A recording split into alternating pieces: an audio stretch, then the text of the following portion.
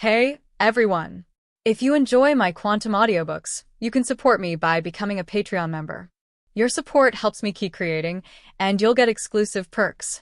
You can also access my audiobooks directly through Google Drive. Check out the link in the description. Now, let's get started.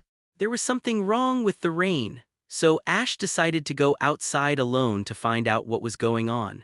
He only brought Pikachu with him, and at the same time he turned on his wave guide to prevent himself from getting wet. When they reached the depths of the forest, Ash said to Pikachu, "Pikachu, do you feel anything?" Because he also had some perception. According to Pikachu's ability, he could also feel it directly. Pikachu nodded, but judging from Pikachu's expression, it shouldn't be a bad thing, because if it was a sense of danger, Pikachu's cheeks should be flashing with sparks, but this time he looked very relaxed. Boom! A thunderbolt fell from the sky, illuminating the dark scene on the other side, and another familiar figure appeared from the hand. Ash looked closely and immediately reacted. "It turned out to be you, Suicune. This rain must be caused by you." That's right, the figure in front of him was Suicune, the incarnation of the North Wind among the three sacred beasts. The last time I saw it, it was just a blue figure, but this time, Suicune appeared in front of Ash and Pikachu in its true form. Its figure is very light, with blue hair on its head, a white ribbon on its neck, and a royal blue decorate on its forehead. The blue and white patterns on its body represent the image of water and wind. In the legend of the Johto Region Alliance, Suicune is like the North Wind normal, running around everywhere, and his responsibility is to purify the polluted water quality. Ash couldn't help but stroke its hair with his hand and said, "Suicune, what's the matter?" Suicune looked at him and suddenly pointed at him with his eyes. Ash suddenly thought of something, took out the Ho-Oh feather that the system rewarded before and said, "Are you here for it?"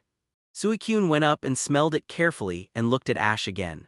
The next moment, a water ball suddenly appeared in Ash's other hand. When he looked closer, he found that it was a bell. This bell is the size of a fist, translucent and blue, but it doesn't ring when you shake it. Isn't this the clear bell? Ash naturally knew what this thing was, but why did Suicune give him this thing that could summon the Phoenix Lord? Was it just for his own sake? This question can only be proven by time. Well, in fact, Suicune has disappeared. Congratulations to the host, you have received the Suicune's gift, the clear bell. The intimacy between the host and Suicune rose to green. Intimacy. Could it be that this is the relationship between me and Suicune? Ash couldn't help but think. It's just the intimacy with Suicune. The benefit of this intimacy is that if the host needs help, Suicune will come to you at the first time. To put it bluntly, it's just to add a helper for yourself. Ash said as he took back the clear bell and the feather of Ho-Oh, and then he and Pikachu returned to the house again. It is worth mentioning that although the plot deviated from the original trajectory, Zyogang's Zubat still evolved into Golbat, which did not change much. The next day, after the rain stopped, Ash and his friends said goodbye to Anna and continued their journey. "Zyogang, what do you think about yesterday?" "Feelings? Could it be that Miss Anna and I?" "Don't think too much, I just want to ask if you have any feelings about Miss Anna's career." Touched, Zyogang seemed to like the feeling of helping Anna treat Pokémon last night. Just then the ground began to tremble. Ash looked back and found that a Tauros suddenly rushed out of the woods. Ash and his friends quickly hid. "Ash, look." Following the direction pointed by Misty, they saw an old man walking leisurely on the road where Tauros was moving. If they didn't stop Tauros, the old man would definitely be knocked away. Ash didn't have time to think about it and threw Heracross's Pokémon ball directly. "It's you, Heracross." "Heracross, fly to the old man as fast as you can." After Ash gave the order, he said to Zyogang and Misty, "Let's hurry up and follow him." So they took a shortcut and rushed over. Ash ran the fastest, and after seeing the old man also took out his Pokémon ball, Ash took a step forward, gave the old man a handsome back and smiled slightly. "Grandpa, give us young people some opportunities." "Heracross, block it for me." Heracross stood still with his hands open. When Tauros rushed over, Heracross caught Tauros's horns with both hands, although his body was constantly retreating. Tauros's speed slowly slowed down. Use Focus Blast to calm him down. Heracross's right hand condensed a white light 710 bullet and hit Tauros' forehead directly. Tauros screamed in pain and then fell down. Later, the trainer of this Tauros also rushed over, thanked him repeatedly, and took Tauros back. After asking, it was found that this Tauros was frightened by Beedrill's needles and then went berserk. The old man standing behind Ash saw the performance of Ash and his Pokémon, and a gleam flashed in his eyes and said, "Little brother, your Heracross is very well trained, please be sure to come to my house." Oh, looking at the old man like this, I guess he must have encountered something. Ash seemed to think of something and said. Soon, they followed the old man to a private dojo. What will happen next? Please look forward to it. The dojo of this old man is a bit similar to the private dojo of Uncle Muramasa that Ash and his friends met before, and it is even larger than the dojo of Muramasa. This is my home. The old man brought Ash and his friends to a large courtyard. It looks so grand here, Zyoging couldn't help but admire. 1-2, at this time a sound came from the yard. What's that sound? Misty asked in confusion. Hearing this question, the old man said with regret, "It's my granddaughter Wang Kao who is doing some useless training. In fact, my home is a dojo specializing in fighting-type Pokémon with a long tradition of the sect Genzo Ryu." The old man seems to be very proud of his family. Although his granddaughter Chigusa's performance really disappointed him, he is still very proud of his sect. In this world, Genzo Ryu is a sect. As soon as you enter the door, you can see many fighting-type Pokémon. The one who led them in training was a girl who looked about the same age as Ash. There was also a Pokémon standing next to her who looked like he was wearing a bamboo hat. "Is that Kaburo your granddaughter's Pokémon?" Ash asked, and the old man nodded. Kaburo, the inverted Pokémon. Qualification: Deepening Blue. Ability: Intimidation, Unyielding Heart, Hidden. Moves learned: Double Kick, Triple Kick, Rapid Spin, Tackle, Focus Energy, Close Combat. Moves that can be learned: Detect, Fake Out, Low Sweep, Brick Break, Mind Reader, Counter, Feint. Evaluation: the third evolution of Baling, which belongs to the balanced attack and defense Pokémon who can use both fists and kicks, has a dance and a smooth kicking technique. Song's current strength has not been fully developed.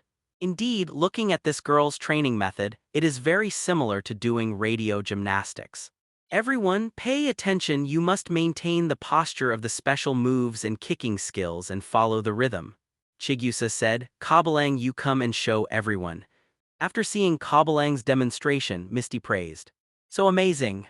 Ash shook his head. "If you don't pay attention to your own strength and only pursue the moves, once you meet someone with similar strength, you will be beaten back to your original form." Fighting is not a performance for others. The old man was obviously very dissatisfied with Cobblang's performance just now. After those people left, Chigusa said, "Grandpa, who are they?" "I finally found my successor." Ash patted Ash on the shoulder while saying this. Ash himself was a little surprised. Is it really okay to say this? "Grandpa, are you so opposed to my inheriting your gym?" Although Chigusa was surprised, he quickly reacted. "Hahaha, you can't inherit my gym with your current material. Why? Your is just an ordinary fighting dance, which is completely useless in actual combat." Tilde nonsense, my fighting skills are also very useful in actual combat. "Impossible." "Why is it impossible?" "Since it is useless, it is still necessary to verify that you are right through fighting," so Tian Kao pointed his head at the air. "Ash, since you want to be the successor of our gym, beat me first and then take out your own fighting Pokémon to judge." "I accept the challenge, but I have to make it clear in advance that inheriting the gym has nothing to do with me." Ash replied, "It's decided to be you, Heracross." Speaking of fighting Pokémon, Ash remembered an Infernape that his predecessor had captured by Xiaola. This guy liked to steal his hat when he was Mankey. Later, in order to get good results in the P1 fighting conference, he left it with a trainer uncle named Anthony. However, since Ash is no longer the original Ash, it is necessary to take his Pokémon back. After all, he is its trainer. It feels irresponsible to leave Salison there. Anyway, I told Professor Oak that Infernape will be taken back sooner or later. Ash was used as a shield. The thing is, this grandfather has a school called Genzo Ryu which specializes in fighting-type Pokémon, but his granddaughter Chigusa only focuses on the contestability of moves and does not focus on actual combat, which makes this grandfather very dissatisfied. As a result, our protagonist Ash was pushed out. Then things happened as everyone expected. Chigusa was very dissatisfied with Ash as the heir, so she proposed a battle. Ash naturally accepted, and he sent out the only fighting-type Heracross at present. When Ash's Heracross appeared again, the grandfather's eyes lit up again. Although he had seen this Heracross once, when he saw it this time, he found that Heracross's momentum was very strong, and it can be seen that its fighting consciousness is not weak at all. The battle was about to break out, and at this moment a person suddenly came from outside. "Is anyone there?" Everyone looked together and found that a tall and strong man walked in. 810 I am Shirou, who is currently training as a samurai. I would like to invite a master from the famous martial arts school Genzo Ryu, which has a long history, to fight with me 10 times. After hearing Shirou's self-introduction, the old man began to be a little surprised. Chigusa seemed to have thought of something and asked, "I want to ask you, are you the one who has been looking for a fighting-type Pokémon gym to challenge recently? I defeated the master of the gym and replaced the badge with a sign. So far I have obtained 9 signs. This will be the 10th sign I have obtained." Shirou is very confident in his achievements, and his words reveal a kind of pride. "Why do you want to do this?" "I want to open a fighting-type gym. Doing so will reflect the value of publicity. Although this method is a bit difficult to accept, it is also the most efficient method." So, the old man gladly accepted his challenge. Shirou sent out Shawarang, and the old man's Pokémon was Machoke. Just when they were about to fight, the old man and Machoke both sprained their waists, which was embarrassing. At this time, Chigusa wanted to take the initiative to fight, but the old man didn't want her to fight, but instead signaled Ash to let him fight. Ash gave a helpless look, meaning, "Please, I'm just watching the fun, okay?" Suddenly, Ash realized something and said, "Heracross, use horn attack to fly to your southeast to attack." Before everyone reacted, they heard a scream.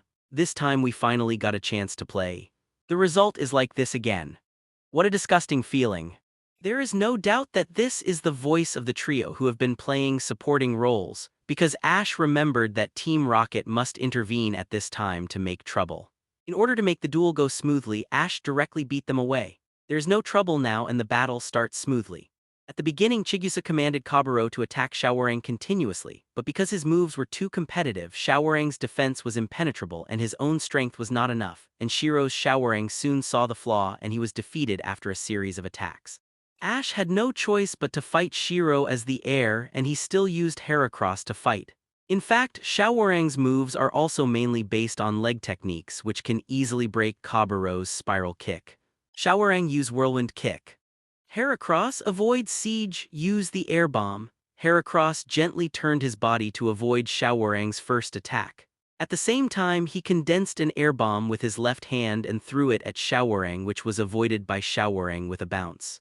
Shawarang used jump kick. Because Shawarang is in the air now, Shirou asked him to use jump kick so that the power can be maximized.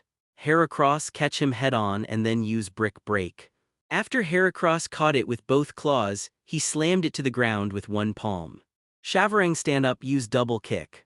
It must be said that this Shawarang's physical fitness is indeed high. After it stood up, it directly kicked with double kick. Heracross dodges the first kick without waiting for Ash's order. When the second kick comes, it actually spreads its wings and flies up, then turns into a residual image, and then Shawarang is hit by Heracross's horn. "What a strong, independent fighting consciousness," Chigusa exclaimed. The last blow, Mega Horn. After Ash's order came down, Shawarang was tackled again and its fighting ability was healed.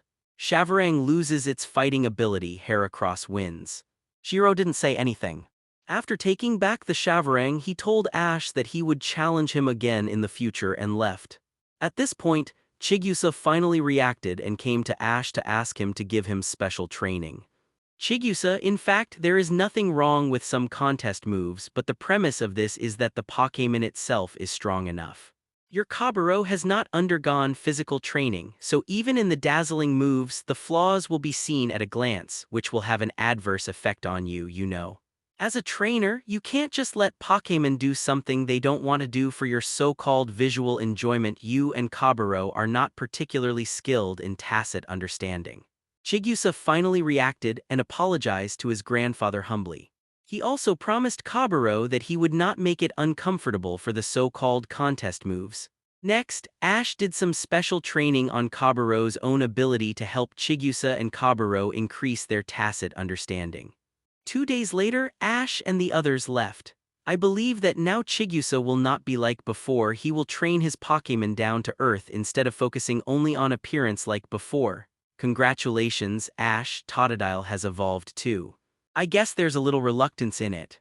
The thing is, when passing by a forest, Ash looked at it and decided to stop and give Totodile some intensive training.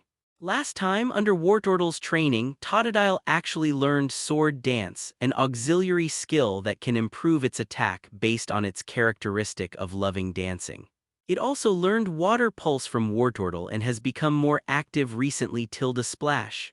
After learning about this, Ash decided to exchange Totodile and send Snorlax back. This big guy had taught it some very powerful moves before, so it would be good to let it go back and consolidate them.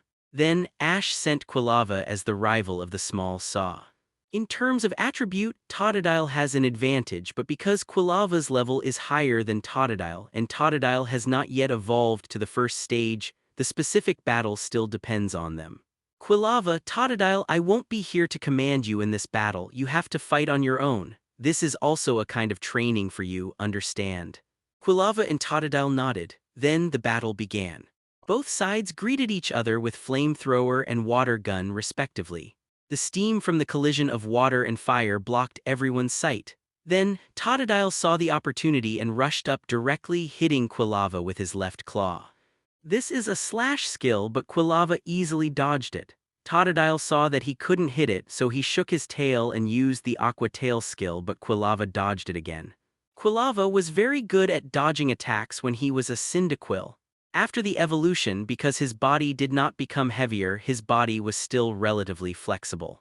Ash let him practice his agility more so that when he evolved into Typhlosion it would not be so easy. Quilava easily dodged Totodile's successive attacks, whether it was hitting with his hands, biting with his mouth, or flicking his tail. He didn't touch Quilava at all. When Totodile was a little tired, Quilava rushed and knocked Totodile away. Although Totodile was knocked away, he still had a fighting consciousness. He saw the opportunity, opened his mouth, and prepared to use Ice Fang. As a result, Quilava wrapped himself up and covered his whole body with flames, so the effect of Ice Fang was naturally gone. Then, Quilava spun again and knocked Totodile away with Flame Wheel. By chance, the burning effect came out again and Totodile felt that he was about to fall down. Totodile, stand up. Are you willing to be defeated by the reverse attribute rival? Ash's words awakened Totodile. It stood up tremblingly, shouted loudly, and emitted white light all over its body. Then, Totodile's height gradually increased, and there were off-white patterns on its belly. The bone plates on its head, back, and tail also became sharper. Okay, the battle ends here. Seeing that Totodile had evolved into Croconaw, Ash had achieved his goal, and Croconaw's physical strength was not enough after the evolution, so he stopped the battle, asking for Flower 0. Then, the scene at the beginning appeared. This time, the Johto region's 3 major families have completed the first stage of evolution. They are now at a riverside ready to take a rest. Croconaw, after this evolution you have to learn some ice skills and your teeth will become more powerful. Crunch and Ice Fang must be strengthened, understand? 1. Then, Ash began to teach it the 2 skills of Blizzard and Freezing Beam. As for Icy Wind, he would teach it after it was proficient in these 2 skills. 0.00. On the other side, Misty was also playing with her water Pokémon. It is worth mentioning that Misty's Staryu has evolved into Starmie because Ash gave her a water stone last time and she let Staryu evolve. When Misty's frog swam, it slowly moved away from them. At this time, a stronger frog appeared beside it and it knocked Frog into the water with 1 punch. After Frog struggled, it came directly behind Misty as if it was very afraid of this frog. This frog is really too cruel, Misty said bitterly. After all, the character of the frog is a bit violent and the fighting instinct makes it look fierce. Ash brought Croconaw and Pikachu to Misty's side after seeing the situation. What happened to my frog? Hey, you are a bit unreasonable. That's right, your frog just ran behind you and hid after being hit by my frog. You are too timid, that's why your frog has never evolved. You just don't have enough experience. The thing is, when Misty's frog was swimming in the water, it met a very arrogant frog. Without saying a word, it hit the frog. As a result, the trainer of the frog was also the kind of arrogant and unreasonable person. Not only did he not apologize, but he also bit back. Then the scene at the beginning appeared. After hearing this, Ash couldn't help but stand up and say, "I thought 320 was a good trainer for you. I didn't expect you to be so ridiculous." After hearing what he said, Shifu said angrily, "What do you mean by this? It's obvious that you don't know how to evolve. There are two ways to evolve frog. One is to use water stone to evolve into a water and fighting type frog. The other is to use King's Rock to teleport and evolve into bullfrog. It is not a matter of level and experience points, as you said. I think the reason why you don't know these two ways of evolution is because this frog was captured when it was frog. No wonder it looks uneducated." Ash was speechless about this kind of person. Ignorance is not wrong, but it is wrong to show off after ignorance. After being provoked by Ash's words, Shifu said to him angrily, "Stop talking nonsense. If you have the ability, fight with my frog. I think the battle should be saved for the Seeking Fishing competition later. Then I will defeat you fair and square."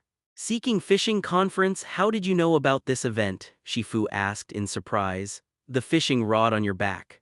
And I have heard that Seeking Fishing Conference is an event often held in Johto region, specifically to attract fishing enthusiasts or trainers like Misty who are more passionate about water-type Pokémon to participate, right? I didn't expect you to know so much. However, if you really come to participate, I will definitely beat you." After Shifu left, Misty asked, "Ash, are you serious? Just follow and see, won't you know?" Ash shrugged and said. Sure enough, following Shifu's footsteps to the venue, there are indeed many trainers carrying fishing rods, and they are accompanied by the Pokémon they brought with them to participate in this fishing competition. The scene here is a small pond with lush aquatic plants where many well-developed Magikarp live. As for the rules, they are similar to the insect catching conference. You can bring your own fishing rod or rent one. You can catch many Seekings within the specified time, but only one can be put into the conference's special lake ball. As for the winning method, it depends on the weight of the Seeking you put into the lake ball. The heaviest one wins this time. The prize is a very exquisite Seeking trophy in addition to a year of chocolate. After seeing it, Misty made up her mind and said, "I have decided I will participate in this fishing competition, and my partner is this mosquito frog. Then I will participate too, and I will use this Croconaw."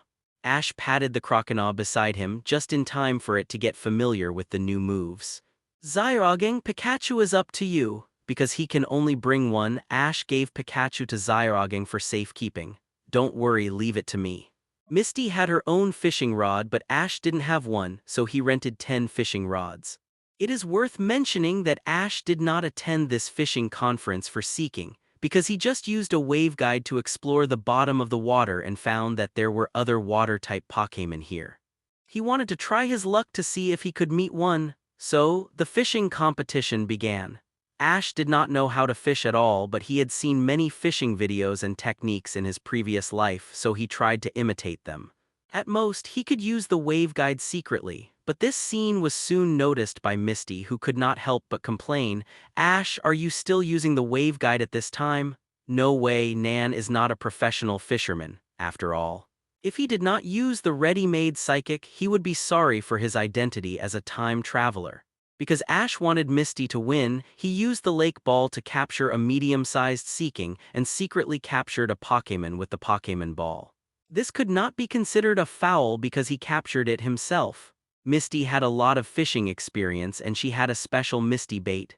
Influenced by her luck, she caught a super large Seeking which was over 50 kilograms. In the final evaluation, Misty's Seeking weighed 56 kilograms. Although Shifu was the first to catch a Seeking and the size was not small, it was 55 kilograms, 1 kilogram less than Misty's, so 1.4. The winner this time was Misty. "How about it? I defeated you fair and square this time," Ash said to Shitian with Misty. "I lost this time, but I will definitely win back next time," Shifu said. A year of chocolate was obtained. This thing will have a great effect in future cooking, and it is also a good choice to use it as a snack. In this way, Ash and his party continued to move towards the direction of Yuanju City. Ash and his team, who were aiming for the Johto Region Alliance, continued to move towards their next target, Yuju City. On this day, they came to a Pokémon Center in a town. "Is Zyogeng checking if anyone has sent him a letter?" Misty said while eating with Ash at the Pokémon Center. "In terms of this kind of attentiveness, we are indeed not as good as him," Ash answered while taking care of Ralts. In fact, the original Ash was not as attentive as Zyogeng. Since he crossed over, he has slowly changed this bad habit. Now, since Ralts has been staying by his side, he has also learned to become patient and attentive. Ralts was also very happy to be with Ash. He looked like nothing out of place on Ash's head every day, although the color was a bit funny. 24. At this time, Zyogeng suddenly shouted, "Wow, Miss Vivi sent me an email." "Miss Vivi, is she the Pokémon breeder Miss Vivi we met in the beauty street?" Misty said uncertainly after hearing Zyogeng's words. Looking at Zyogeng's expression, it should be, Ash thought for a while and said, "This matter can be traced back to the Kanto trip." At that time, Zyogeng met Vivi and was instantly obsessed with her. Later, because of some things, Vivi gave Vulpix to Zyogeng to take care of. At the beginning, it was agreed that the next time we met, we would return Vulpix. It seems that now is the time. The reason why Ash has an impression in addition to the memory of the previous life is mainly because she has beautiful green long hair, which is very beautiful, so it is a little more impressive. What did she say? She said she will be in the Pokémon breeder competition held in Burrow Town this time and she is looking for a partner now. Zyogeng said to Ash and Misty after looking at the email, "Although it is a long way to go, I still want to go." "Of course, how can I miss such an important occasion?" Ash clapped his hands and said with certainty, "Zyogeng, we will go with you. Who said we are companions?" Misty nodded. So, they came to Burrow Town according to Zyogeng's idea. "The Pokémon here are very beautiful. It is worthy of being the town that will host the Pokémon breeder competition." Misty looked at the cute Pokémon everywhere and couldn't help but praise. Ash looked and found that some Pokémon were dressed in strange shapes and paid too much attention to the appearance, which was not a good thing for the Pokémon itself. On the contrary, Pokémon like Vulpix, which are outstanding in natural aspects such as inner attractiveness and hair color, are the most impressive. "Beauty contest? Zyogeng, do you want to dress up Vulpix?" Misty suggested, but Ash shook his head secretly. Obviously, Misty still didn't know much about this. "No need, Miss Vivi's Vulpix can be dazzling even without dressing up," Zyogeng said confidently. "On the contrary, you, with your current appearance, must be very rude." "I'm prepared for this," Ash said, took out a bracelet, and when he put it on his hand, a green light flashed and Ash in formal clothes appeared in front of Zyogeng and Zyo. Seeing their surprised eyes, Ash said, "I'm like this, aren't you ready?" Zyogeng's figure flashed, and as a result, Zyogeng in a white suit and holding a rose appeared in front of them. As for Misty, she changed into a nice dress under Ash's arrangement. To be honest, it was a bit uncomfortable to wear this dress for the first time, but for Zyogeng, she was still very willing. Suddenly, Vulpix broke free from Zyogeng's arms and ran forward. "Vulpix, where are you going?" Ash and others quickly followed the direction Vulpix ran, and then they saw a very beautiful girl. Dressed in white with green hair and delicate face, "Isn't this Vivi that Zyogeng has been thinking about?" Vulpix jumped directly into her arms, unable to stop charming. "Miss Vivi." Ash and Misty were the first to meet her, and then they saw that Zyogeng was following slowly behind, obviously nervous. This guy was very active when he went up to flirt with other girls, but he fell behind at this critical moment. Ash didn't want to say anything about this. "Ash, Misty, long time no see," Vivi greeted them with a smile. "Miss Vivi, this is a little gift from me, please accept it." Zyogeng covered his face with a bouquet of roses and handed it over tremblingly. When he finished speaking, his face was already red. Ash sighed helplessly. How could he retreat at this time? Vivi is the female character that is most related to Bakugo. Although Bakugo is lecherous towards Nurse Joy and Officer Jenny, it also reflects the type of partner that Bakugo wants to find, that is, a big sister. Vivi is the female character that matches Bakugo best since he joined the team, but only before the original arc. After the original arc, that is, in the Super Generation arc. There is another girl who has a good impression of Bakugo. If things go smoothly, Bakugo can probably announce that he is no longer single sneaky joy. But now, Ash wants to add fuel to the fire. Whether it will succeed or not depends on fate. "Hello, Miss Vivi." After Ash greeted Misty, Ash directly pulled his arm and said, "Miss Vivi, Bakugo has something to say to you." "Bakugo, this is a good opportunity, don't miss it." Then Ash let go of Bakugo and took Misty back a step. "Ash, what do you mean?" Misty asked, puzzled. "Just watch it later," Ash said meaningfully. "Miss Vivi, this is a little gift from me, please accept it." Xiaogang said hesitantly and handed the flower over. At this time his face was already red. After Vivi accepted it, she said to him, "Thank you, I am really happy to see you again." She laughed happily. No, Miss Vivi, Vulpix and I get along very well. Now, according to the agreement, I will return Vulpix to you, really, thank you very much." Xiaogang bowed lightly to thank Vivi. "I should say thank you, seeing that Vulpix is so lively and healthy now, you must have taken very good care of it." "Are you really going to return Vulpix?" "After all, they have already said it in the email, and parting does not mean that we will never see each other again." Ash suddenly stood up and said, because he saw that although Xiaogang was usually positive, he got stuck when it came to this kind of time. No wonder he couldn't find his true love. "I think this is the way to go. Since Vulpix has been returned, Xiaogang, as a half-trainer of Vulpix, you should take Vulpix to participate in this beauty pageant, which can be regarded as a perfect end to your memories." "I wonder what Miss Vivi thinks?" Ash's words were undoubtedly behind the scenes, otherwise it would be unreasonable to be intercepted again. "This is a good idea, Xiaogang. I will participate in the beauty pageant with you and Vulpix will definitely be very happy." Obviously, Vivi agreed with Ash's suggestion. "Two people, Miss Vivi and I." Xiaogang, who was already flushed, suddenly had blood rushing up and was about to fall on his back. Ash quickly caught him from behind and said in his ear, "You'd better not make any mistakes. I can only help you so much, it's all up to you from now on, understand?" After saying that, he secretly pinched him to cheer him up. "What's going on? I'm checking the sheen of Ninetale's fur in the sun, we're all very focused. Can you please be quiet for a moment?" At this moment, a sudden shout attracted Ash's attention, and he saw a boy arguing with Misty, who lowered her head and looked a little disappointed. It turned out that when Ash was holding Xiaogang, Misty suddenly saw a Ninetales with very shiny fur and she was immediately attracted.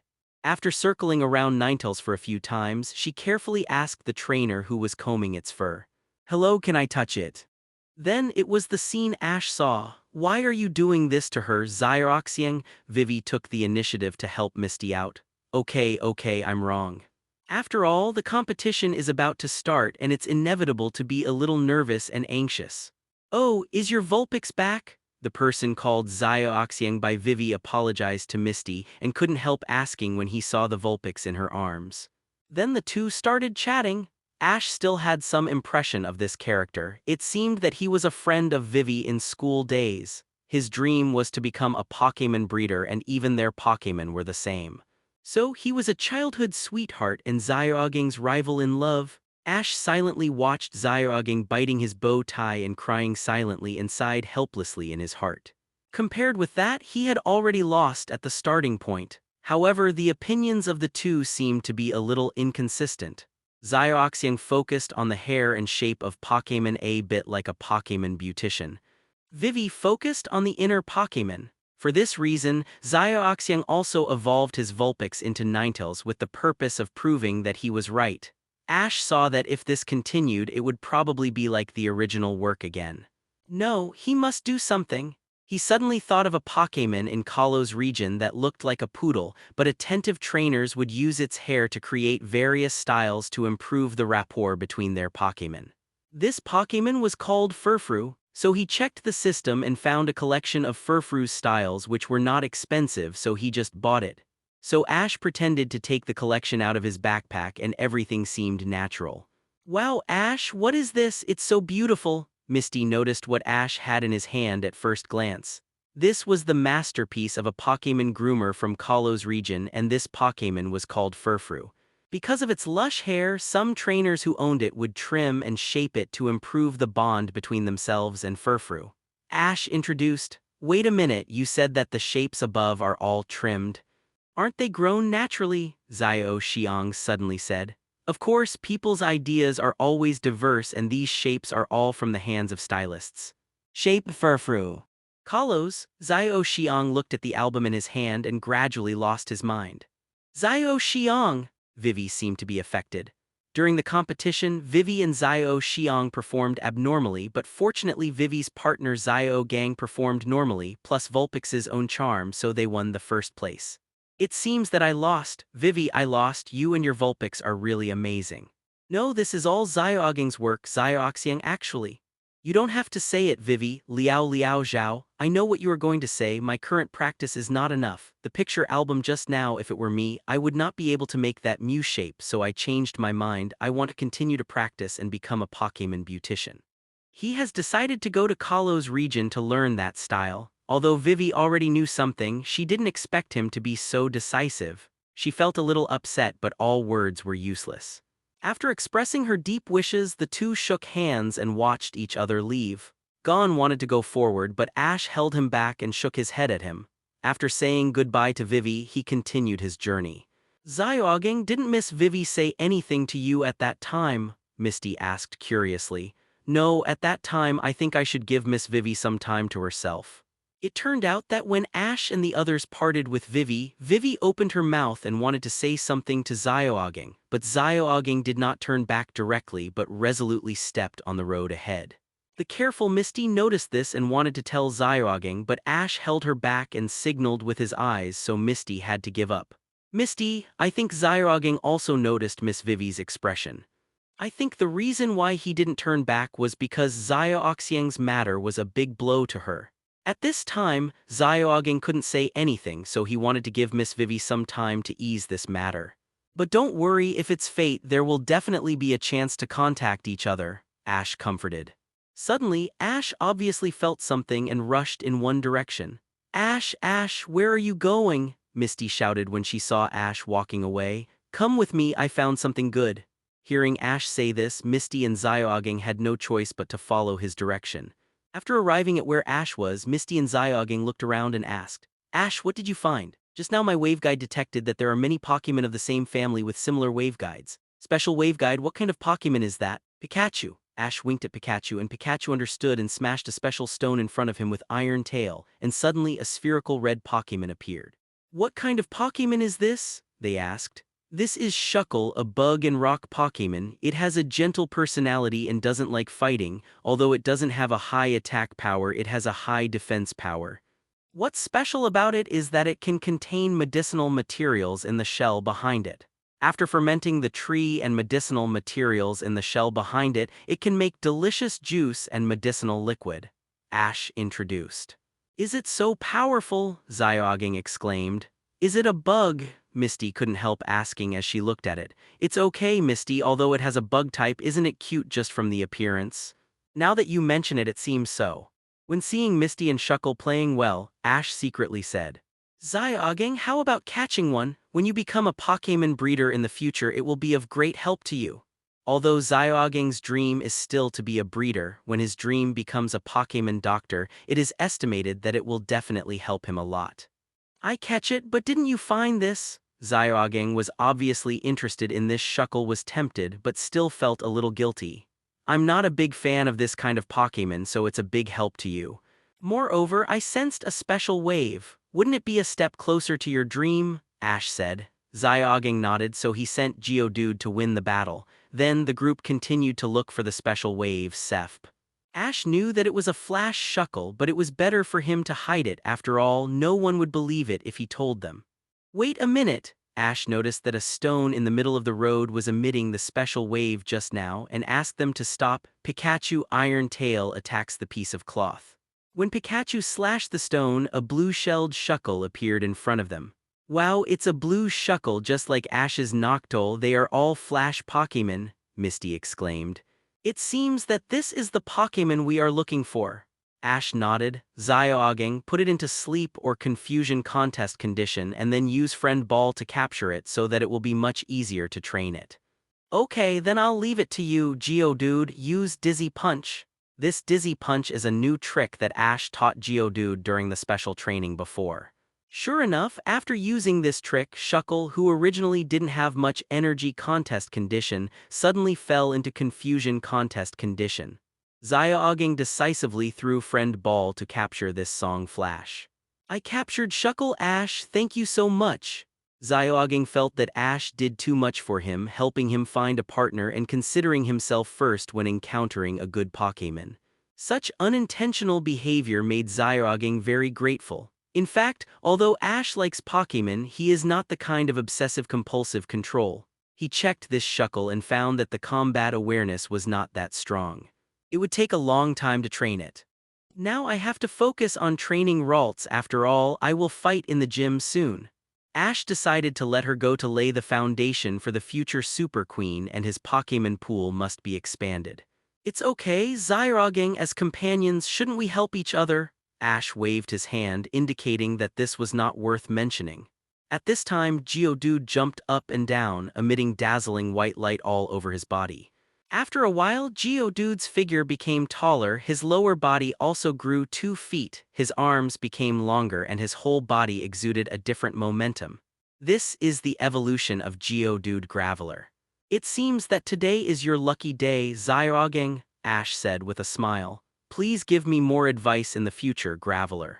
Oh, have you captured that special Shuckle? Just when they were still happy, a sudden voice interrupted them.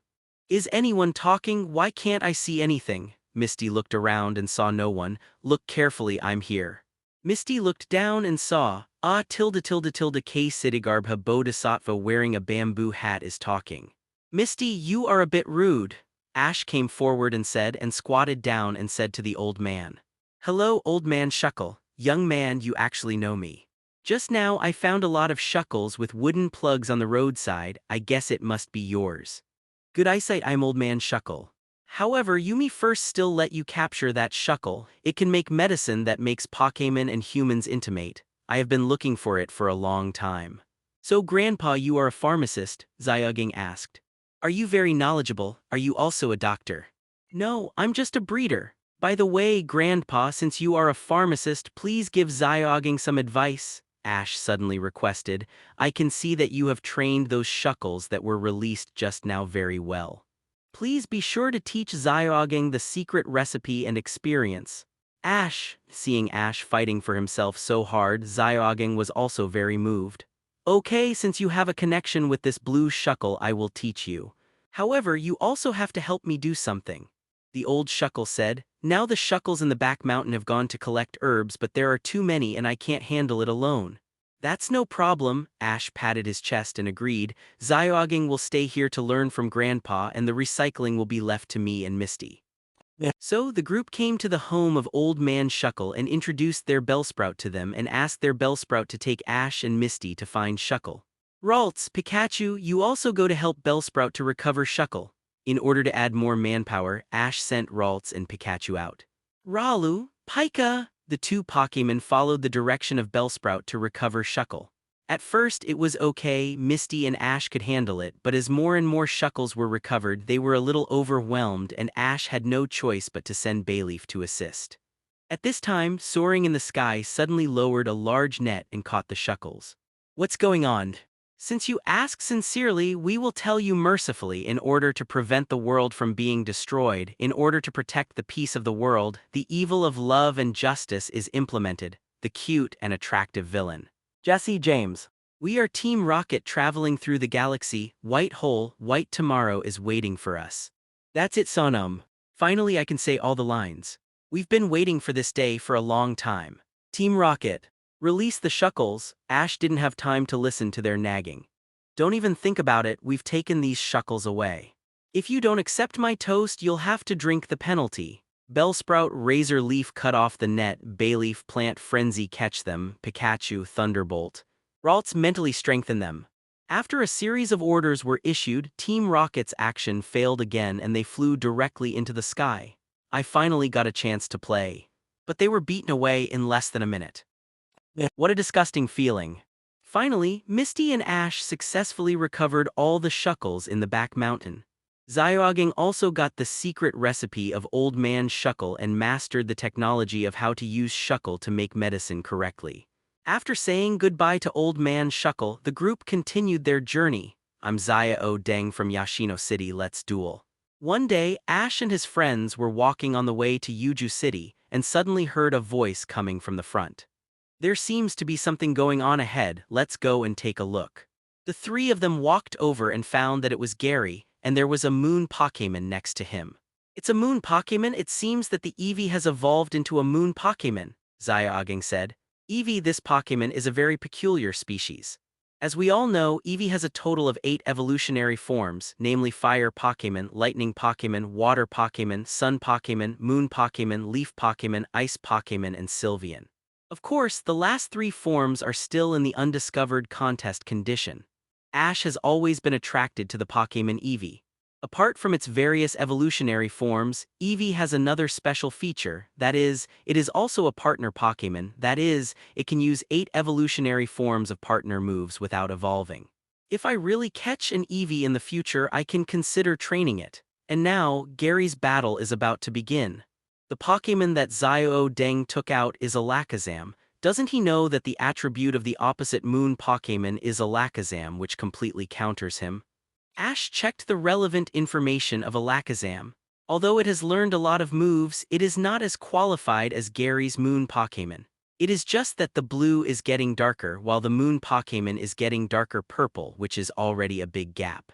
Alakazam, use Zap Cannon. Moon Pokémon dodge. The moon Pokémon is very fast and directly dodges Alakazam's Zap Cannon.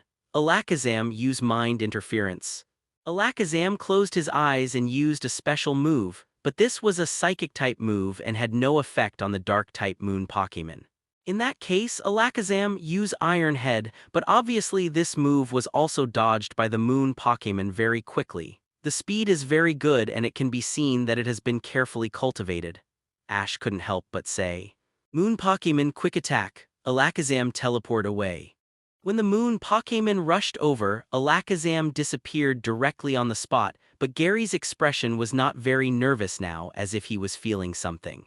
Alakazam, use the Destruction Death Ray now. Moon Pokémon avoid.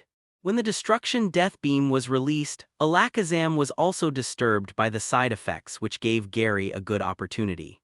In the end, he defeated Alakazam with a hidden power. After Zyoging left, Ash came forward and said to Gary, Gary, your moon Pokémon is very well trained. It's Ash, I didn't expect you to come here too. How about a fight? Of course I'd love to.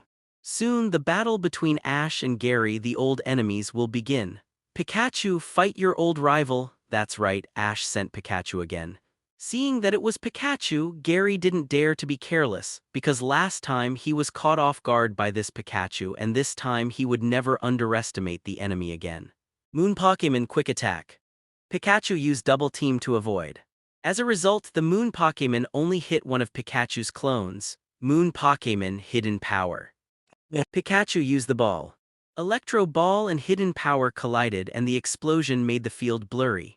Pikachu, rush in and use Volt Tackle. Pika Pika Pika Pika. Pikachu kept running forward, emitting strong sparks all over his body. Oh no, Moon Pokémon, get out of the way. Unfortunately, it was a step too slow after all. After the collision, it was affected by static electricity and the Moon Pokémon could not move. Finally, it was knocked to the ground by Pikachu's Thunderbolt. Ash, you really have become stronger, Gary sighed. Gary, when you have time, practice more Dark-type moves of Moon Pokémon. I watched the battle just now. In addition to the advantage in attribute, your Moon Pokémon also has an advantage in speed. However, you haven't learned many Dark-type moves yet. Is it because the Moon Pokémon has just evolved and you don't know how to use it? Point 0. Hearing Ash say this, Gary was stunned at first but also nodded. Yes, what Ash said was true. Do your best. I look forward to fighting with you at the Silver Conference. Ash stretched out his hand. After seeing this, Gary smiled slightly, stretched out his hand and shook his hand together. I hope we can have a duel without regrets. Then, the two of them parted ways. After arriving at the Pokémon Center, Ash secretly let Pikachu teach the Rocket Trio who wanted to make trouble a lesson while they were not paying attention. I don't even have a chance to appear this time. What a disgusting feeling. Ash is communicating with Professor Oak. He asked Professor Oak to teleport Alakazam over and teleport Slowpoke, Croconaw, and the newly captured Pokémon at the fishing conference back. Currently, Ash's lineup includes Pikachu, Ralts, Quilava, Bayleaf, Alakazam, and the newly teleported Noctowl. After resting overnight at the Pokémon Center, they set out again. On this day, Ash and his friends came to a valley with beautiful scenery. The valley has fresh air and pleasant scenery and is a good place for sightseeing. For Ash, this place is a good place for special training because he knows that the next place is the Valley of the Wind, so he teleported Noctowl here before. According to Professor Oak, Noctowl received devilish training from Pidgeot in Professor Oak's laboratory. On the one hand, it was training in speed, such as Pidgeot flying in front and letting Noctowl chase behind, but basically being left behind and eating dust. On the other hand, it trained the owl in the use of flying skills, and from time to time they would test the effectiveness through battles. As a result, 390 was naturally crushed by Noctowl unilaterally. However, in this crushing it also learned many moves such as Air Slash, Wing Attack, Fierce Hurricane, and Yansai. Just when Ash was about to release the owl, the group saw a very powerful Ledian flying freely in the forest and avoiding all the trees. What a powerful Ledian! Misty couldn't help but praise. Although Misty was afraid of insect Pokémon, there were different types of insects, such as Ash's Heracross and the beetle and ladybug Pokémon in front of Ledian, which she was not afraid of. They followed the Ledian to the valley, and suddenly a strong wind blew from the valley, blowing Ledian back. After seeing this, Ash immediately stopped Ledian's actions, of course, using his own wave power to help it stabilize its body. His wave power is not just as simple as communicating with Pokémon. In a word, his wave power is like a technology tree which may not necessarily light up any special skills. This time it was confusion that was lit up. Pidgeotto stop.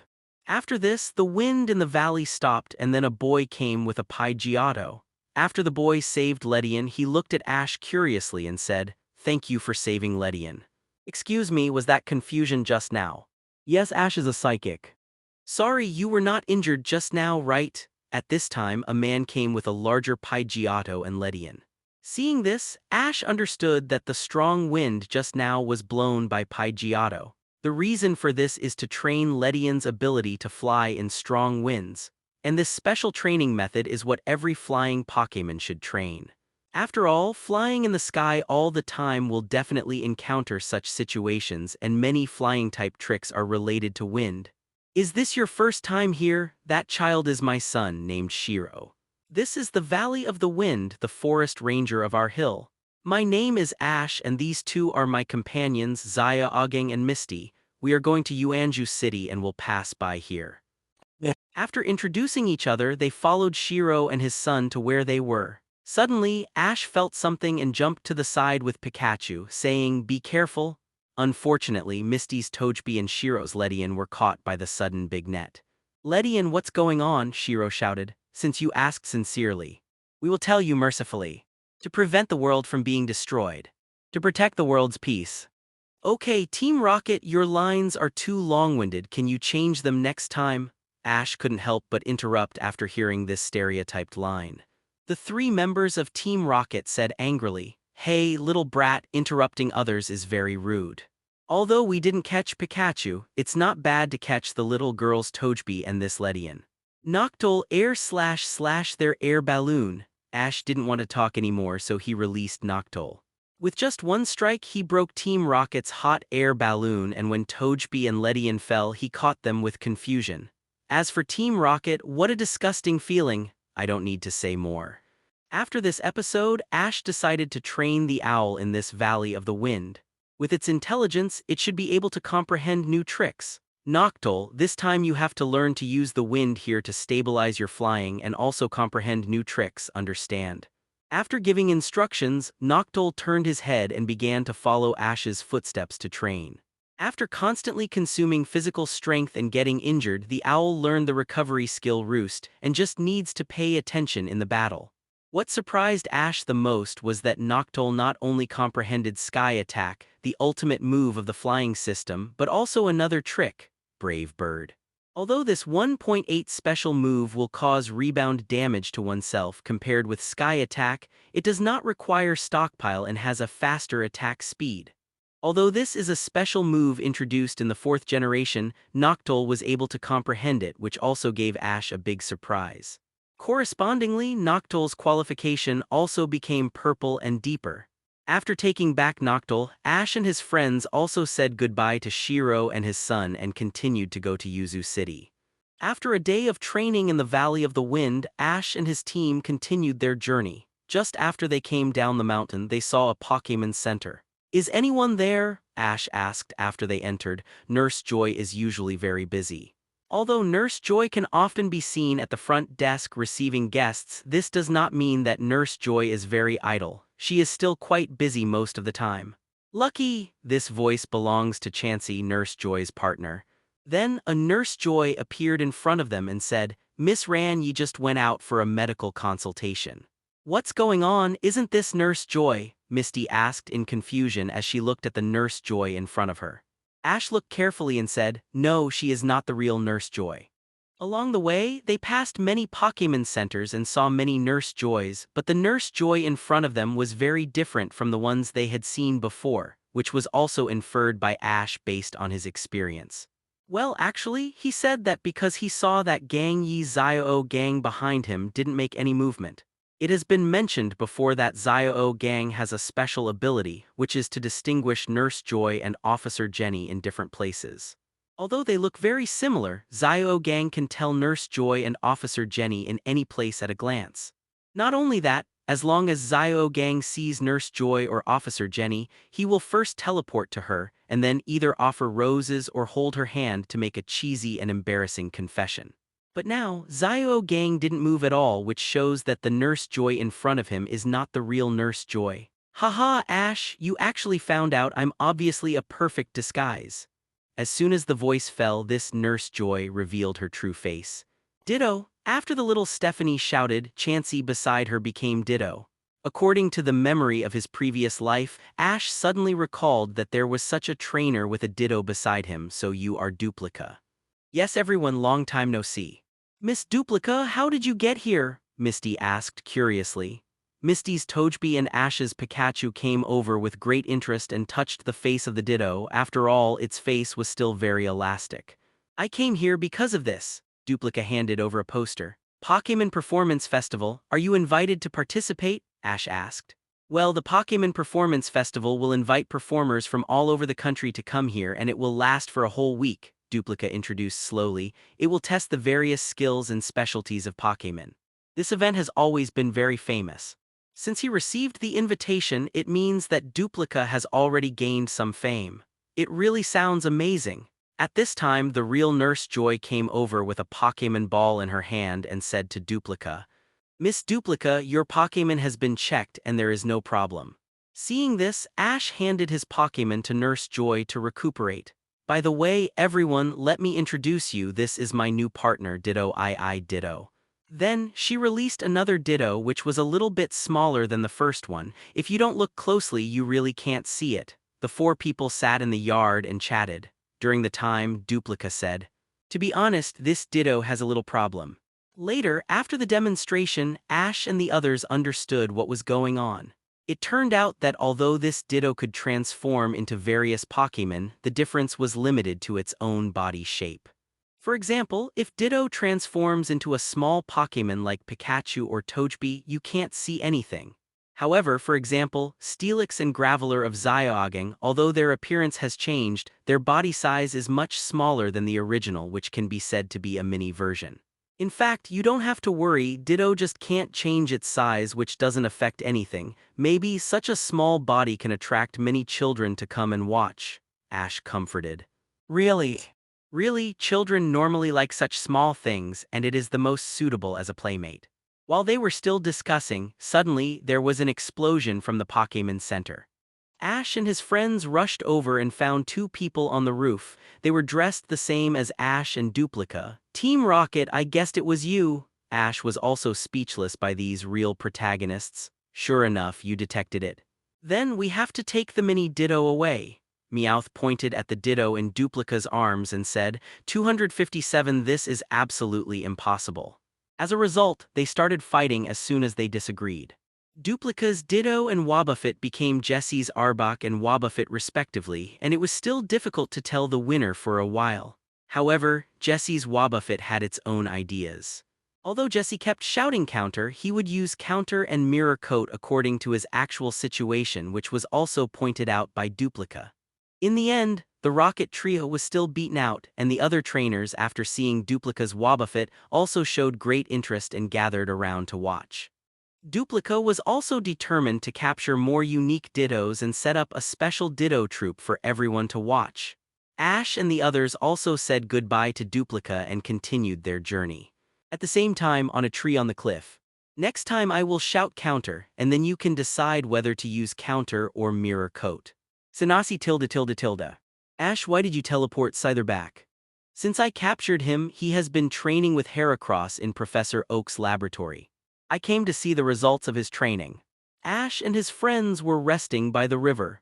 During this rest time, Ash decided to exchange Scyther, who he had captured at the insect catching conference, to see how he was training. I heard that after Scyther was teleported back, he had been fighting with Heracross. As a lone warrior of the insect race, constant fighting is the greatest exercise for himself. During this period of time, Scyther's progress has also been visible to the naked eye. Not only has he learned a lot of new moves, but what surprised Ash the most is that Scyther's hidden ability Unyielding Heart is about to awaken, which means that he can fully awaken this hidden ability after evolution. This is also the first Pokémon under Ash to awaken a hidden ability. After letting Pikachu and Scyther fight for a while, Ash said to him, "Take a break, Scyther, and then find a suitable opportunity for you to evolve." Scizor is also the Pokémon that Ash has dreamed of for a long time.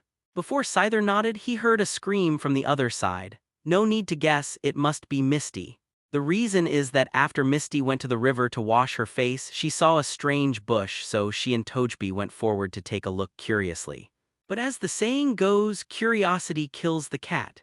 It doesn't matter if she saw it, Misty was so scared that her soul flew away, and then there was that according to Misty's personality, this growl is probably a bug Pokémon. Ash brought Scyther and Zyoging to take a look and saw Misty shivering on the side. There was a big spider hiding in the bushes and the color was still relatively bright. "Misty, are you okay?" Zyoging asked.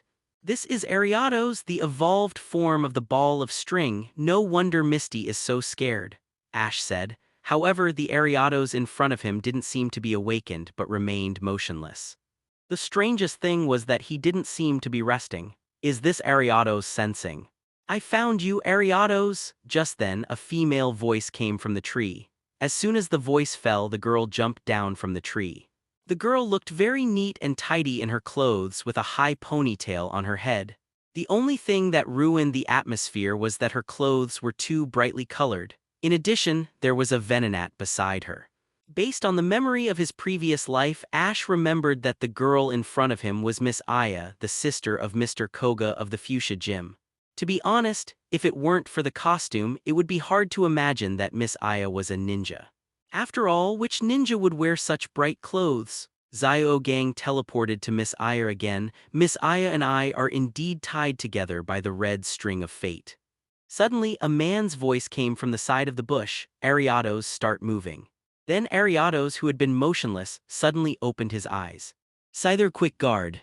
Almost at the same time, Ash also gave an order and Scyther flashed to block Ariados' attack path to prevent it from attacking first, but Ariados also reacted quickly, spitting out a spider silk to swing to another tree, preparing to attack again.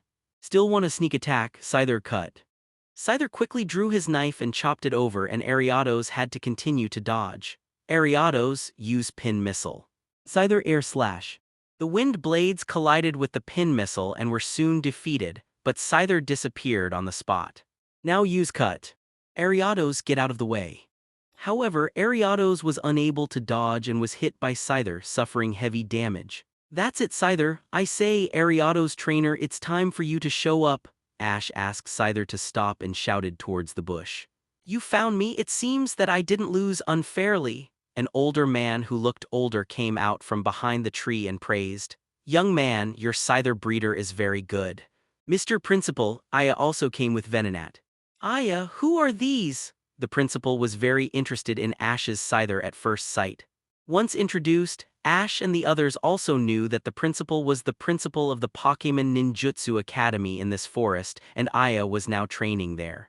At the principal's kind invitation, Ash and the others also came here. Well, actually, it was Zioaging who strongly requested to come. I wonder what will happen in the Ninjutsu Academy. Let's look forward to it. Ash's Scyther is also on the verge of evolution, and it only needs an opportunity to evolve. And now this opportunity has come. I just met an Ariados. Although it is much faster than the normal Ariados, it's still lost after fighting with Ash's Scyther. Coincidentally, there is a Pokémon Ninja Academy nearby. Miss Aya happens to be training here. The director happens to be the owner of this Ariados, and she is also very interested in Ash's Scyther. So, at the invitation of the director, Ash and the other three came to this Ninja Academy. Let me say here that although Miss Aya is personally brought up by the director, her strength is still not enough. At Venonat's current level, she is still not as good as Ariados. The group followed the director and Aya to this 440-yard. After entering the yard, we saw many trainers with their Pokémon. Ziogang couldn't help but sigh. There are so many Pokémon. Misty was a little uncomfortable if for no other reason. There were a lot of bug Pokémon here. In our Pokémon Ninja Academy, there are many trainers who work hard day and night to learn various Pokémon ninjutsu. The headmaster introduced Ash and the others. Indeed, many skills of Pokémon have a bit of ninjutsu style, such as Pineco, which Ziogang captured, has a move called Spikes, but has not yet mastered it, and the most direct. Ash's Scyther's double team is the Shadow Clone technique. But the most representative one is the Greninja of Kalos region, which is a copy of Ninja, especially after the Bond evolution with Ash. Water Shuriken and Kainai cut both borrowed ninja elements in it. And for it, Ash is also determined to get it. Miss Aya, I've decided I want to be your apprentice. Needless to say, this must be the nonsense that Ziogang said in a fit of excitement in order to get closer to Miss Aya. When it comes to pursuing a young lady, Ash only has a thumbs up to Ziogang because words cannot describe it. Coincidentally, Ziogang's words also reminded Aya, so he said to Ash, Ash, do you want to experience the school for a day? I think you will definitely gain something, right, Principal? The principal originally wanted to watch Ash's battle again, and when he heard Aya say this, the principal immediately nodded in agreement. Then, Ash and the other three changed into the ninja uniforms specially worn by the academy, which looked a bit like ninja. The blue ninja uniform Misty wore was very suitable for her because it could outline her figure, which made Ash stunned for a while. Unexpectedly, Misty still had some material. As for Ash and Ziogang, one was red and the other was yellow. According to the introduction, the red uniforms mainly teach the battle subject of Pokémon, the yellow uniforms mainly teach the technical subject of Pokémon's special move level improvement, and the blue uniforms mainly learn the beauty subject of beauty and weight loss. Then the three of them separated. I don't know why, but when I saw Misty's back, I felt like mourning for her. Then, Ash's premonition came true. Although it was a beauty course, it was beauty with the silk thread of the ball of thread, which was undoubtedly a huge blow to Misty, and the result was that she was entangled by the silk thread. However, if she saw the water sliding training about Starmie, she would probably be interested. Zioagang's side was relatively smooth. His partner was Pineco, and they practiced the use of special moves, letting Pokémon use special moves to break the air balloon on the ground. Zioagang's Pineco also mastered the Spike's special move, breaking all the air balloons. Zioagang's Pineco once again self-destructed for Celebrate. Ash's side must have been a practical practice. Ash, I've been looking forward to fighting you again since the last duel. I think so too, Miss Aya. I will fight with all my strength this time. Aya sent out Venonat and Ash naturally used Scyther, but Ash took something out of his pocket. Miss Aya, I said I would fight you with all my strength again. This is my strength. Then he handed the metal film to Scyther and Scyther touched. The light of evolution flashed. Scyther's figure became taller and his double swords turned into huge pliers. His whole body was covered with metallic luster, forming armor, and the original green turned red. The red flash, Scizor appeared. Scizor looked at his new body and his eyes exuded a terrifying intimidation. Okay, the battle can begin. Venonat use Poison Barb. Scizor Bullet Punch. Scizor's pincers swung quickly to block all Poison Barb. Scizor use Quick Attack. Seeing Scizor rushing over, Aya ordered, Venonat avoid and use Stun Spore. Scizor jump up and use Air Slash. After Venonat dodged the first attack, it released Stun Spore, but at this time Scizor was already in the air, and a series of wind blades hit Venonat and was directly hit. In the battle now. In the end, Venonat still lost the ability to fight. I still lost to you, Ash. Aya took back Venonat and shook hands with Ash. Thank you, Miss Aya performed very well too. Ash, I didn't expect your Scizor to perform so well. Can I help you train him? Don't worry, I will return him before the Silver Conference. After seeing Scizor's performance, the headmaster felt that Scizor's potential was unlimited, so he made this request. Originally, Ash didn't want to agree, but when he heard him say that he would return it before the Silver Conference, he agreed. Okay, I look forward to Scizor's transformation in the future. In 5.2, Ash left Scizor here, which is similar to training Charizard in Charizard Valley. Scizor will become stronger here. As for Misty, she ran out directly after a beauty class. Later, after seeing Starmie's training, she let her Starmie train and learned the skill of water sliding. After a day of rest, Ash and his friends said goodbye to Miss Aya and the headmaster and continued to go to Yuzu City. The Rocket team is lost now. I say, Ralts, you're a bit too harsh. Ralu. The story is like this. Ash and his group continued to move towards the direction of Yuzu City. On the way, they met a Pokémon that looked like a dragonfly. This Pokémon must be naughty by nature and likes to play pranks. It directly flew away Ash's hat and Ralts, who was resting on it. Ash found that his hat was missing and hurriedly chased it, shouting for it to stop, but no matter how Ash shouted, it was useless. As a result, Ralts, who was lying on the hat, was awakened. When he saw that he was not on Ash's head but was captured, he immediately got angry. First, he activated Confusion to make Yanma unable to move, and then used Psychic to make Yanma fly around uncontrollably, and kept making it crash into trees on the way. It was also a kind of torture for it. Finally, Yanma couldn't stand the torture and fell directly to the ground, and Ralts took this opportunity to return to Ash with the hat. After Ash rushed over, he saw this scene and couldn't help but smile bitterly. Then there was the scene at the beginning. Yanma Thin Wing Pokémon. Ability Acceleration Perception Hidden. Qualification Light Purple. Learn moves. Quick Attack Double Team Uproar Wing Attack Sonic Boom Supersonic Screech. Can learn moves. Hidden Power Aerial Ace Steel Wing Ancient Power Pursuit Detect U-Turn. Evaluation. It is a Pokémon with only a trainer, but because of its naughty nature it caused a lot of trouble, so it was forced to be released. Because it comprehended Sonic Boom, so its qualification has been broken. After reading its information, Ash has already remembered this part of the plot.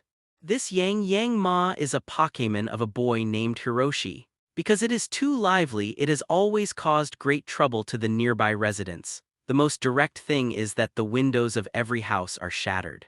So, everyone hoped that he would release Yanma. Although his family made glass, they couldn't stand such a torment. However, he had a deep relationship with Yanma and was reluctant to let it go. But in the end, he followed the public's opinion and released Yanma. Not long after, Hiroshi came over and wanted to subdue Yanma, but he couldn't do it. In the end, he put it back in the Piquet ball with the help of Ash. Thank you so much, I'm Hiroshi. I'm so sorry that my Yanma has caused you trouble. Hiroshi kept apologizing. It's okay, is this Yanma your Pokémon? Ash asked. Then Hiroshi took them into the town where his home was. Seeing the scene here, Ash understood why so many residents hated Yanma. The vibration of its wings would shatter the glass and Hiroshi would also be affected. He would twist after being called a naughty child. In desperation, Hiroshi went through many psychological struggles before deciding to release Yanma. Are you also reluctant to let go of Yanma? Ash asked. Hiroshi nodded. When you become Yanma's trainer, you must be prepared to train and educate it. Ask yourself, are you really ready? Hiroshi nodded and shook his head after hearing this. Don't rush to answer, don't release Yanma first. Think about it carefully after you go back. Then tell me the answer when you have thought it through, okay? After seeing Hiroshi leave, Zyuogang asked, Ash, you also want to subdue that Yanma, right? I admit that I like it very much, but I can't just steal it away like this. Ash shook his head. Then, as usual, they came to the Pokémon Center. To be honest, the Pokémon Center is the only place in this town with intact glass. However, it didn't take long before he found that many people came to Hiroshi. The reason was that two strange people came to help them install the glass that was shattered by the Yanma, but it turned out that these glasses were ice cubes and melted not long after. Later, no one knew who said that Hiroshi did not release the Yanma at all. Then, some residents began to look for him. After seeing this, Ash immediately helped everyone out, and at the same time he also exposed the identity of the Rocket Team trio. Needless to say, the next scene, Ash used Bayleaf to knock the Rocket Team away. And Hiroshi, after experiencing what happened just now, began to become gloomy in his heart. He looked at Ash, and Ash also understood what he meant, so he took him to the 10 plains. It seems that you have thought it through. Well, with my current strength, I can't convince my father and the people in the town to cultivate the Yanma. I don't want to really abandon it, so Ash, please help me take care of it. After saying that, he gritted his teeth and handed over Yanma's Pokémon ball. Ash took it, touched his head, and said, I promise you I will make it play to its strengths. Then, I'll leave it to you. After saying that, he ran back. Ash could clearly see a tear slipping from the corner of his eye. This is too much of a blow to him, Misty said sympathetically. Although it's a bit heartless, this is undoubtedly the best way to deal with it, isn't it? If Yanma continues to stay by his side, it will not be a good thing for him, his family, and the residents of the town. In other words, Hiroshi's current ability cannot stimulate Yanma's potential but will only delay it. There is only pain for Yanma here, Ash said word by word. Misty and Zyuogang sighed and had nothing to say. Ash looked at Yanma's Pokémon ball and murmured, Give me more advice in the future, Yanma. Ash, did you teleport Oddish here? Misty said, looking at Oddish at Ash's feet. Well, I haven't had time to train it properly since I captured it last time, so I thought I could train it properly. Ash looked at Oddish, who was playing well with Bayleaf, and couldn't help saying. The main reason was that he had been practicing with Bulbasaur in the backyard of Professor Oak's laboratory before, and it was almost time for it to evolve. Didn't you see how lively it is now? This time, Ash wanted to let his Pokémon evolve when it should so that he could learn more moves and formulate more tactics based on the diversity of moves. Okay, after crossing the mountains in front, we will slide to Yuanju City, Zyuogang said to them while looking at the map. Is it finally not far away? Ash said with great anticipation. Hey look, there are a lot of Pokémon ahead, Misty said, pointing to the front not far away. Indeed, looking around, there are many Pokémon including Sunflora, Gloom, Vileplume, Bellossom, Perez, Bellsprout, Weepinbell, and other Pokémon. Wow, there are so many grass-type Pokémon. Oddish and Bayleaf beside him were also very happy, and they couldn't wait to play with them. It's Oddish and Bayleaf, great, you actually have two grass-type Pokémon. At this time, not far behind them, a little boy with a Skiploom said in surprise, Hello, my name is Zyuoshi. After the boy introduced himself politely, he continued, Excuse me, are you going to the city of Yuju to challenge the gym? Hello, my name is Ash, this is my companion Zyuogang and Misty. This is Pikachu and the one above my head is Ralts. Ash also introduced himself, Yes, we are indeed going to Yuju City to challenge the gym. Can you have a duel with my Skiploom? If it's a duel, I won't refuse.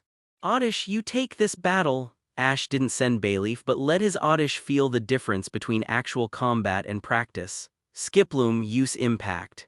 Skiploom's impact was very fast, but Oddish dodged it lightly. Ash shook his head. Zyuoshi, normally the ultimate move of Impact is used as a sure kill. If you use it at the beginning, there is a high probability that your Pokémon will fall into a disadvantageous stage. Oddish, use Razor Leaf. Skiploom double team avoids. It must be said that Zyuoshi's reaction was also very fast. As soon as the order was issued, Skiploom took action and Razor Leaf hit only a clone. Oddish, let's use double team too. Soon, Oddish's double team had the same number of clones as Skiploom, and the two sides were also confronting each other. Clones are not supposed to be in battle. Oddish, use Bullet Seed. All the Oddish spit out Bullet Seed together, hitting Skiploom directly so that the real body was also hit and the embarrassment body disappeared. Skiploom used Leech Seed quickly. Too late, Sludge Bomb ends the battle. Oddish flings Sludge to Skiploom and at the same time falls into the poisoned contest condition. "How is your Skiploom?" Ash asked with concern. "No problem, your Oddish is really amazing." At the same time, he was also glad that he didn't choose that Bayleaf, otherwise he would have been defeated in 2 moves. At this moment, Oddish jumped up and down, emitting dazzling white light all over his body. Then appeared a flower and leaf on his head, eyes closed, and nectar like saliva flowed out of the purple corners of his mouth. It was the evolution of Oddish Gloom, Gloom Weed Pokémon. Ability Chlorophyll. Qualification Deepen Blue. Learned moves: Razor Leaf, Mega Drain, Bullet Seed, Sludge Bomb, Sweet Scent, Acid, Poison Powder, Stun Spore, Sleep Powder, Petal Dance, Impact. Learnable moves: Sun Blaze, Protect, Giga Drain, Seed Bomb, Energy Ball. Evaluation: Oddish's evolution. It emits a strong odor, but it does not emit a odor when it is in a good mood. The honey at the corner of its mouth will stick to it once it is touched. It is good at dealing with water Pokémon. Because of the different evolution methods, it has 2 forms, Vileplume and Bellossom. It depends on how the trainer chooses. After seeing Gloom's introduction, Ash also said happily, "Please give me more advice in the future, Gloom." Stinky, Gloom also said. The friendship between Pokémon trainers is only formed after the battle. After the battle, Satoshi warmly invited them to his home. After meeting Satoshi's parents, they also started to talk.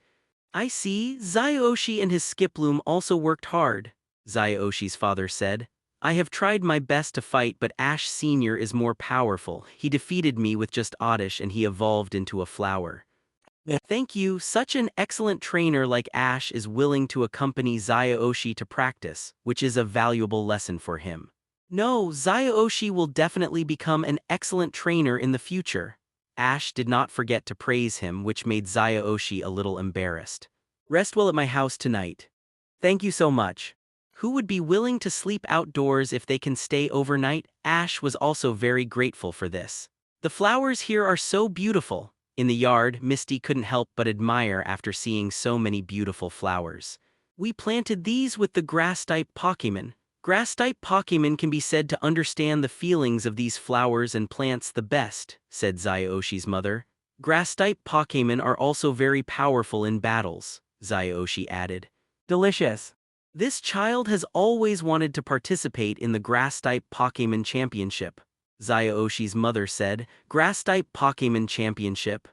Later, I heard from them that this so-called Grass-type Pokémon Championship is about the same scale as the Bug-catching conference and the fishing conference, and there will be generous prizes for winning the championship.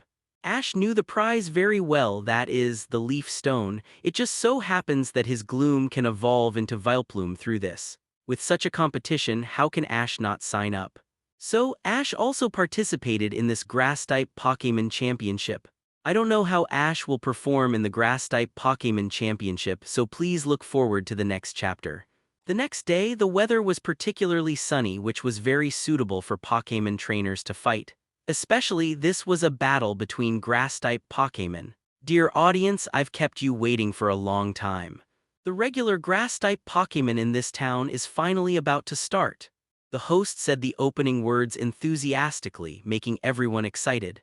In the waiting area, Ash saw many Pokémon trainers and many Pokémon, including Victreebel, Parasect, Tangela, and many other Grass-type Pokémon. Moreover, from the mental outlook, it was also quite good. Wait a minute, it seems that a Pokémon who doesn't fit in with the group was found. Ash saw a Sunflora dressed strangely. Although it looked like, but the sewn patches and claws on the hands made him recognize that it was Meowth from Team Rocket at a glance. As for the trainer, it was Jessie in disguise. Ash also noticed James' words, but he was participating with his Victreebel, a normal Grass-type Pokémon, so if he didn't join the trouble this time, Ash wouldn't expose him. After all, compared to Meowth pretending to be Sunflora, James wasn't cheating this time. "Ash, it's almost your turn," the staff said to him. 817 we should go, Bayleaf. That's right, Ash is using Bayleaf to participate in this competition this time. Because the day before, Satoshi came to find him and said that he hoped he could fight with all his strength, and he would not regret it even if he lost. So Ash sent Bayleaf, the strongest in his team this time, and he had learned a lot of tricks before, and it was time to test the results. After Ash greeted, he came to the battle site. The next contestant is Ash, who signed up temporarily this time. It is said that Ash also got good results in the Indigo Plateau Conference. I wonder what kind of exciting battle he will bring us this time. Although I don't know how I learned that I participated in the Indigo Plateau Conference, I became noticeable after introducing myself like this. The first round of Rival's name is unknown and his Pokémon is Gloom. Go, Gloom, flower dance. Bayleaf used poison powder. When the petals came to it, the purple poison powder also went to Gloom, and Gloom's face was obviously a little bad. Take advantage of this moment, use the energy ball. As the laurel leaf opened its mouth, an energy ball hit Gloom, and after the explosion, Gloom lost the ability to fight directly. Too strong, just 2 moves and won the first game. Because it happened too quickly, the commentator was also stunned, but the quality of the commentary still allowed him to tell the final result of the game. For a while, everyone was full of expectations for whether Ash could win the championship. The next battle is between Satoshi and his Skiploom and the mysterious trainer who signed up for this time, Mr. K and his Victory Ball. This battle was James's legitimate participation, so Ash did not expose him, but James' performance really surprised him. Because, at the beginning, James's Victory Ball used Vine Whip and Razor Leaf to force Skiploom to follow its rhythm. In the end, Satoshi used his Skiploom's weight advantage and double team to defeat Victory Ball. Okay, the next game is Ash's second game. His rival is the mysterious beauty contestant Miss M, who made a brilliant appearance. Sure enough, Ash looked at Jessie, who was already dressed up, and Meowth dressed as Sunflora. Since you want to play, I will play with you. Go ahead, Meow. No, Sunflora used Tickling Attack. Bayleaf Energy Ball. Before Meowth could get close, Bayleaf's Energy Ball hit him directly, completely destroying his disguise. What is going on? The commentator said puzzledly. Since you ask sincerely, we will be merciful and tell you, in order to prevent the world from being destroyed, in order to protect world peace, stop, Team Rocket, can you change your lines next time? You are not tired of saying the same lines all the time, but we are tired of it. Ash quickly interrupted their opening remarks. Hey little brat, it is very rude to interrupt others. We took the Leaf Stone here. The Rocket Trio had to show their true colors and headed for the tournament prize Leaf Stone. Don't even think about it, Bayleaf. Leaf Storm. Bayleaf used Leaf Storm to knock the Rocket Trio out. What a disgusting feeling. This is the only sentence that I never get tired of hearing, otherwise I always feel that something is missing.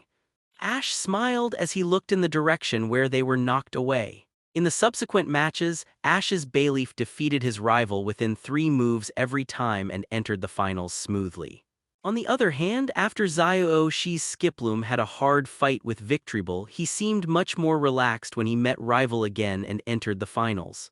I didn't expect our second match to come so soon, Ash said. I will definitely work hard this time and won't lose to you again, Satoshi said firmly. Skiploom used double team. Bayleaf used Leaf Storm on a large scale. Facing the siege of Skiploom double team, Bayleaf used Leaf Storm directly on the spot and hit those shadows, and his real body was also knocked away. Take advantage of the victory and use Energy Ball. An energy ball was shot at Skiploom, who had just landed, and Skiploom fell to the ground again. Skiploom, don't lose. You and I have been working hard until now, and we will never give up until the last moment. Looking at Skiploom, who was beaten without any ability to fight back, Satoshi kept calling it to stand up. The wounded Skiploom did not give up and slowly stood up, and at the same time the flower on his head began to emit a bright light. Oh, have you realized the Sunshine Flame? Bayleaf, we will also use the Sunshine Flame. The 2 Sunshine Flames collided in the middle of the field. The only difference was that Bayleaf's firing speed was faster. Skiploom lost his ability to fight and Bayleaf won. And the winner this time was Ash from Pallet Town. Ash won the championship this time, and the prize was a trophy and 30 leaf stones. Recalling the care that Satoshi's family had given him and his companions yesterday, he gave 5 leaf stones to Satoshi. Satoshi was also very happy. After encouraging him, Zyaaji and his group said goodbye to Zyoshi's family and continued to head towards their destination, Yuanju City. After going through so much hardship, we finally arrived at Yuzu City. Look, Yuzu City is ahead. Zyaaji pointed to the city ahead and said, "It's so big!" Because they were looking down, they could see at a glance that Yuzu City was very large and Misty couldn't help but sigh. Zyaaji looked at the introduction book in his hand, then pointed to a tall tower and said, "That's the representative bell tower of Yuzu City and Yuzu Gym is nearby." When I heard about the gym challenge, I started to get excited. Ash said excitedly, "Okay, let's go to the Pokémon Center first and then go to the gym." Go to the Pokémon Center. What are you going to do? Misty asked. Of course, I exchanged the owl.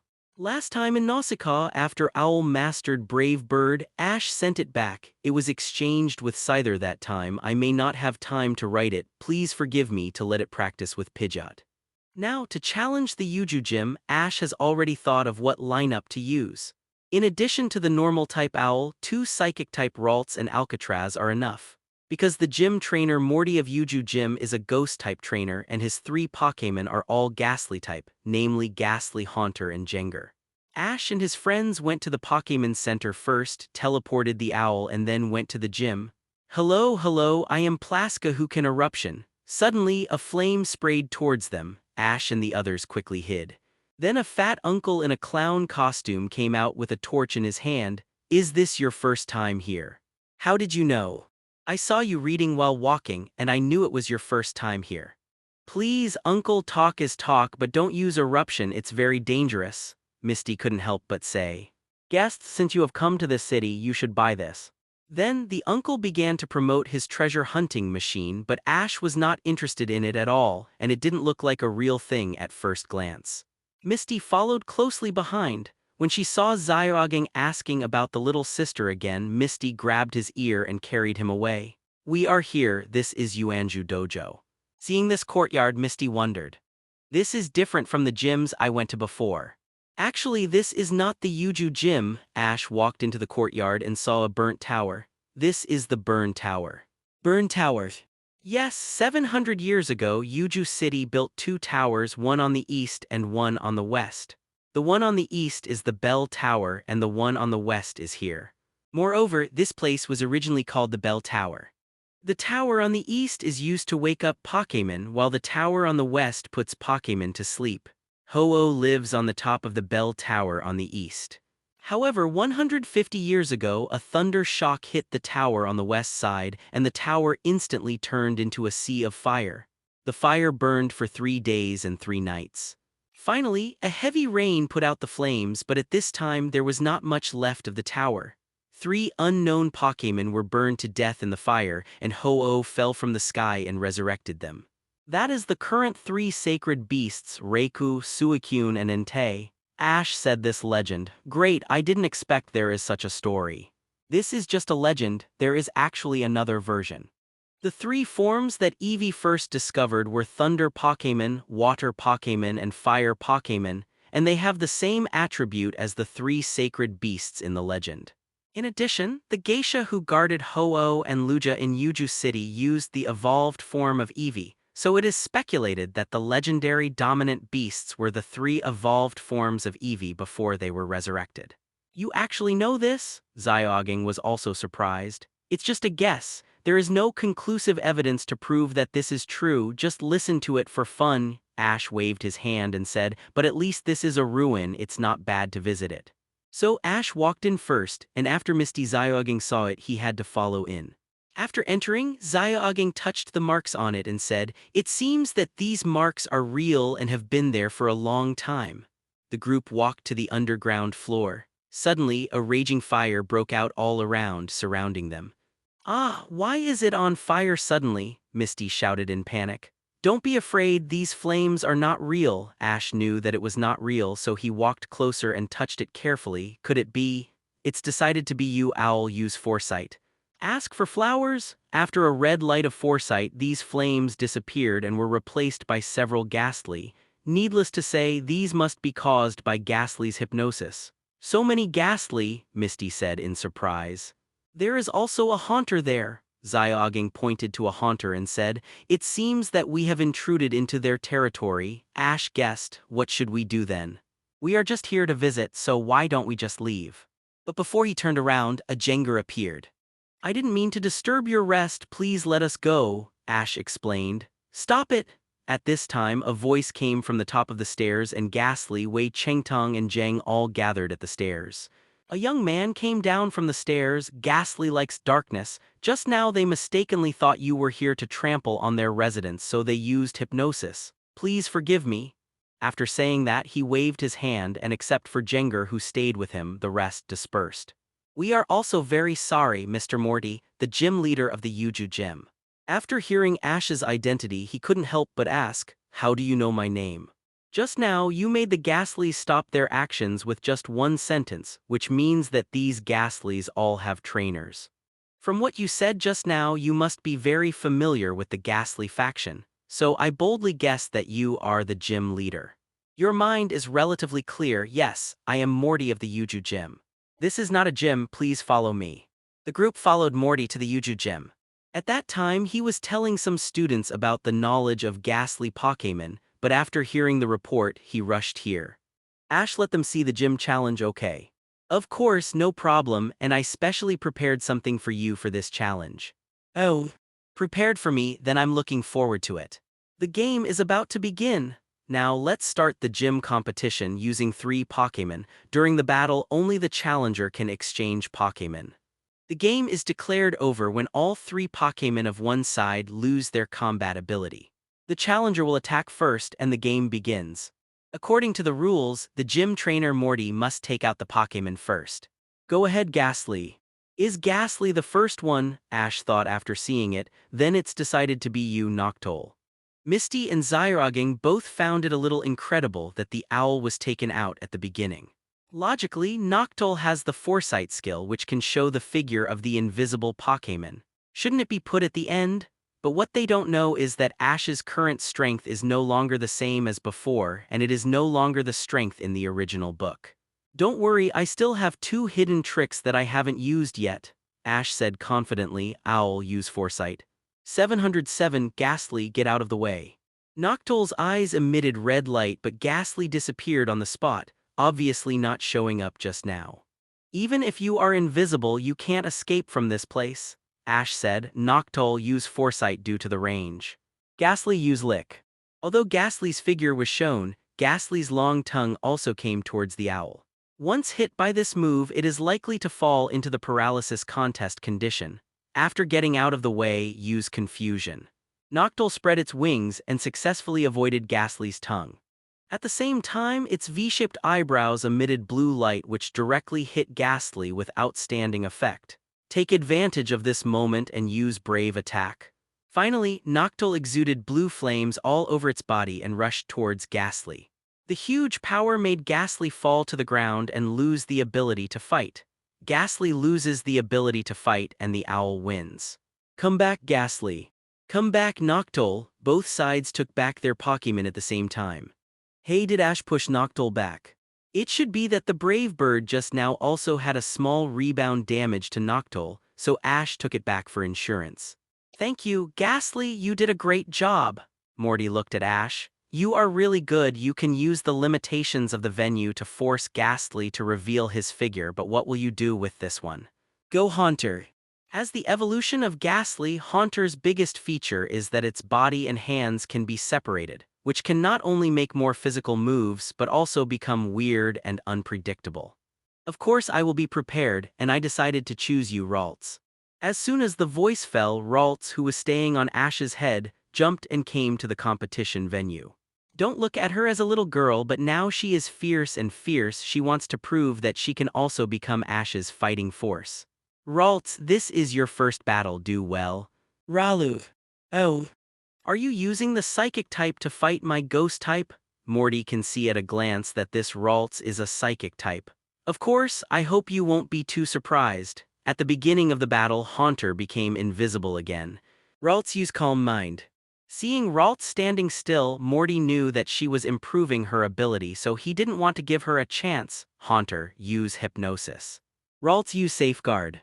Haunter's eyes glowed red in the dark, but Ralts pushed his hands up, and a magical protective shield appeared around Ralts. Obviously, Ralts was not affected. It blocked it. Haunter Confuse Ray. Ralts used Fantasy Ray on Confuse Ray. Confuse Ray and Fantasy Ray hit each other. Although Ralts was a little confused, he recovered quickly after the improvement of Calm Mind, while Haunter was not so fast. Ralts used Flash.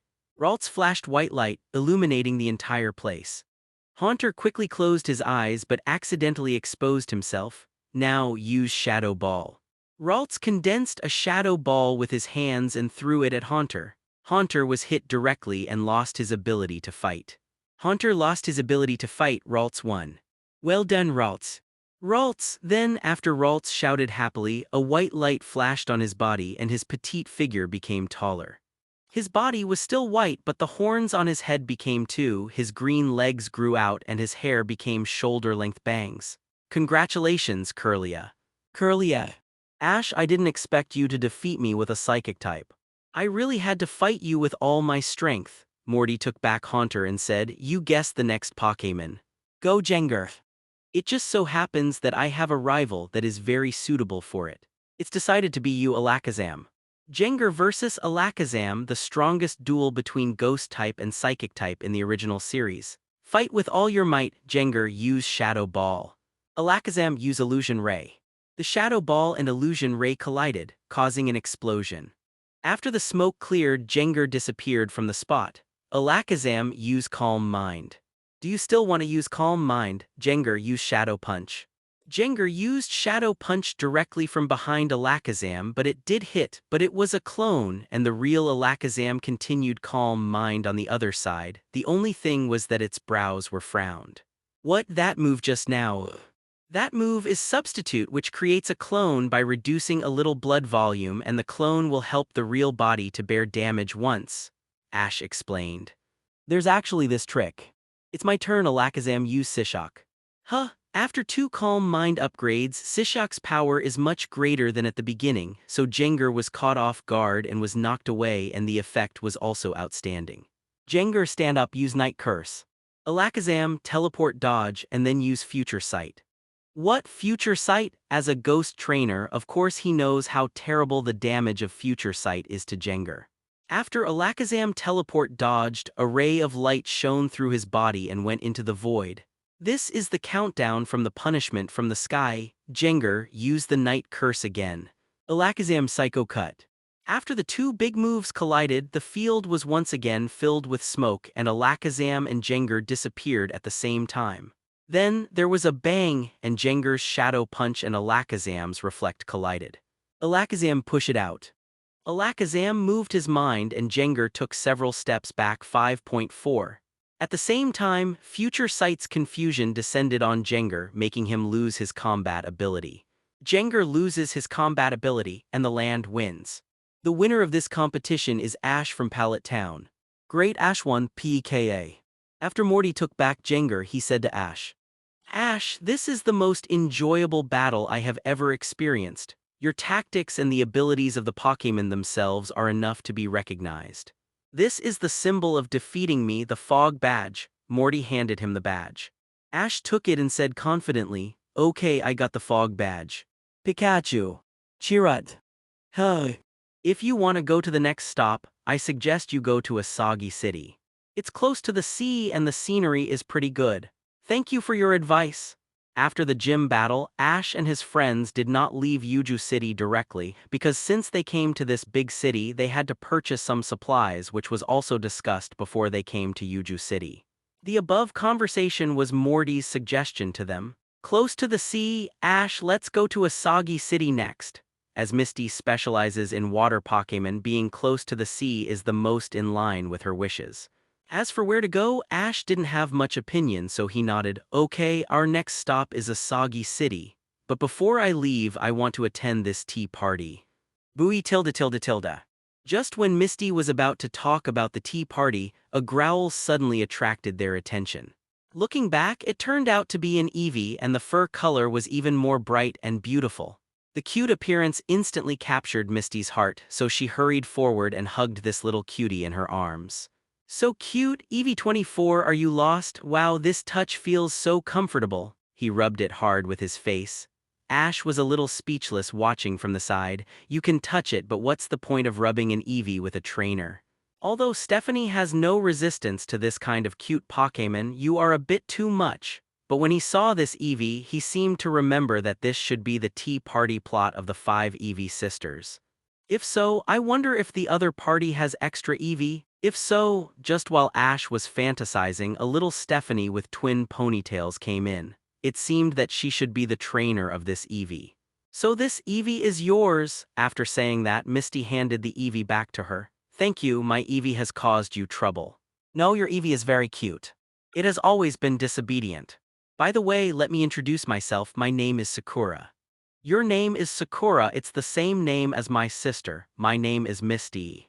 Then the two girls began to chat enthusiastically, and Ash and Zyoging could only be a leer on the side. I didn't expect that they could chat so quickly, Zyoging sighed. Girls' friendship is easy to chat, and besides, they may really have common topics.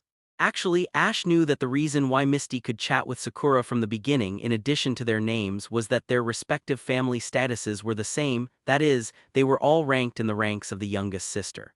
In addition, when the sisters introduced themselves together, they did not often bring themselves along, so they got along very well from the beginning.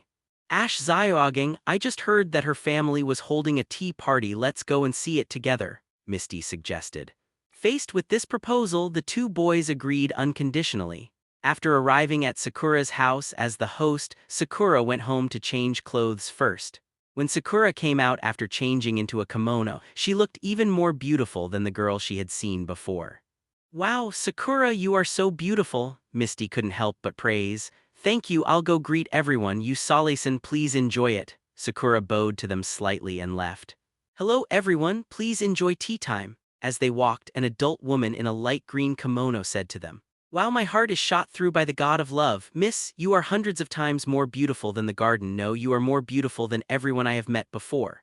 After seeing this mature woman, Zyoging teleported and began the disgusting confession. After this episode, they continued to walk forward and suddenly found a woman in yellow clothes who was completing an illustration. It's done. This is the art of flower arrangement. Ah, my heart is shot through by the god of love again. Miss, you are hundreds of times more beautiful than the flowers in this vase. No, you are more beautiful than everyone I have met before. Here it comes again. Ash covered his forehead. It was simply unbearable to watch. As they continued to stroll, a beautiful piano sound suddenly rang out, and Misty was immediately attracted. What a beautiful piano sound. Following the sound of the piano, she found a woman in aqua blue clothes playing the piano there with a very elegant posture which was very ornamental at first glance. Ah, my heart has been shot through by the god of love again. Miss, you are hundreds of times more beautiful than this piano sound. No, you are more beautiful than everyone I have met before. Please, this is the third time. Are you going to fire a map cannon? Ash smiled bitterly and looked at him with a pig-like face, thinking in his heart, it is better to find a partner for Zyoging as soon as possible. Maybe he will be more honest. This is the tea room, let's go in. The group finally came to the tea room. Misty didn't care about Zyoging's appearance, and Ash was looking forward to how Zyoging would be embarrassed in a while. Welcome, a woman in dark blue clothes said to Ash and them. Please give me your guidance. Ash bowed to her out of politeness. Please don't be too nervous, just try to relax, the woman said gently. Ah, my heart has been shot through by the god of love again. Miss, you are hundreds of times more beautiful than this tea set. No, you are more beautiful than everyone I have met before. For the fourth time, Misty finally couldn't bear it anymore and grabbed his ear and said, Your heart has been shot through 4 times. It is already full of holes. The elder sister of this tea house performed a tea ceremony with a very graceful figure. Ash could feel that this tea must be abnormal. The tea is ready, please taste it. Ash slowly brought it up and took a sip. It was indeed bitter at first and sweet later, and it was extremely mellow. That taste is simply endless. As for Zyoging, he drank it all in one gulp. After Ash saw it with his peripheral vision, he was also speechless. This is simply like Zhu Beiji eating ginseng fruit. He didn't know what it tasted like. My sister's tea is delicious. Zyoging really needs a partner. The reason for this is that when he entered tea time, he met 4 beautiful older sisters. As a result, Xiaogang was so excited that his heart was pierced by the god of love. This young lady was so beautiful. Ash felt that he should find a partner for him in the future, otherwise he would be embarrassed. After finally reaching the main hall, Xiaogang felt a little more stable. "Misty, is the tea my sister brews delicious?" At this time, Sakura walked in and said, "So she is your sister?" Misty was surprised, but Ash had expected it. Instead, he glanced at Xiaogang to see how this big brother would react when the 4 sisters came together. "I am the eldest sister here, my name is Mickey," the woman opposite introduced herself. "Not only me but also other sisters." At this time, the other 3 women who had met before came in one after another. The woman in green clothes introduced, "I am the second daughter, my name is Kuni."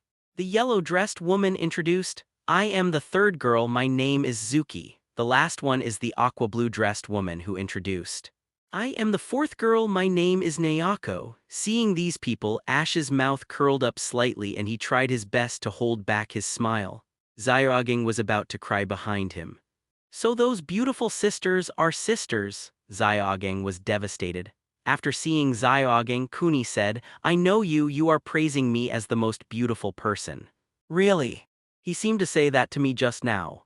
"He said that to me too." "He said that to me too." Puff! Upon hearing this, Ash couldn't hold back anymore and accidentally spit out the tea he just drank, but his face was facing the door so he didn't stain it.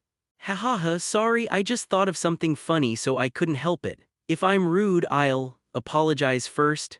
Ash just finished speaking and then covered his mouth and laughed secretly. "Xiaogang, you really are," Misty said tiredly. "Is it wrong to praise?" Xiaogang squatted aside and drew circles and said, "Then your way is easy to be misunderstood. If it were someone else, you would be beaten. We are the 4 Eevee sisters from the famous Zhu City." "It's the 5 Eevee sisters, okay," Sakura scolded from the side. "It's 4 sisters and an additional one.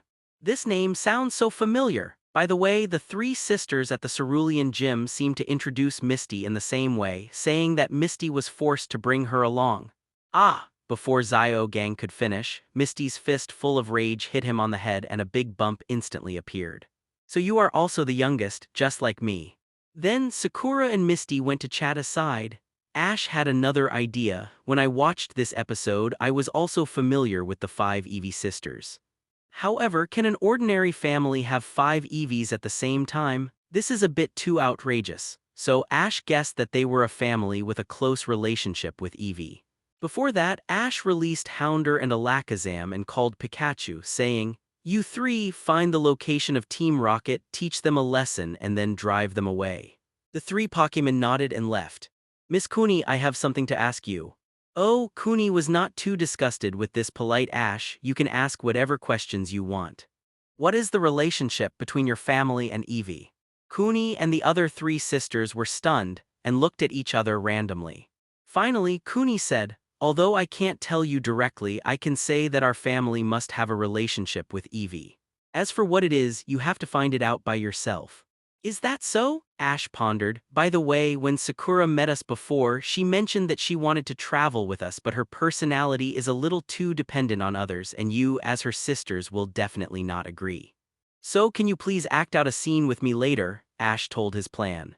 The 4 sisters nodded and said, "That's fine, we will try our best to cooperate with you, but you don't go too far." "Don't worry, I know my limits, just let Sakura know something." Soon, Pikachu and the others came back and they successfully beat Team Rocket away, so there were no troublemakers. On the other hand, Misty also told Sakura about her idea, which was to be proposed after the dance tomorrow, and Ash pretended to agree. The next day, the 5 sisters also performed a dance. The only flaw was that Sakura made a little mistake, but it was harmless.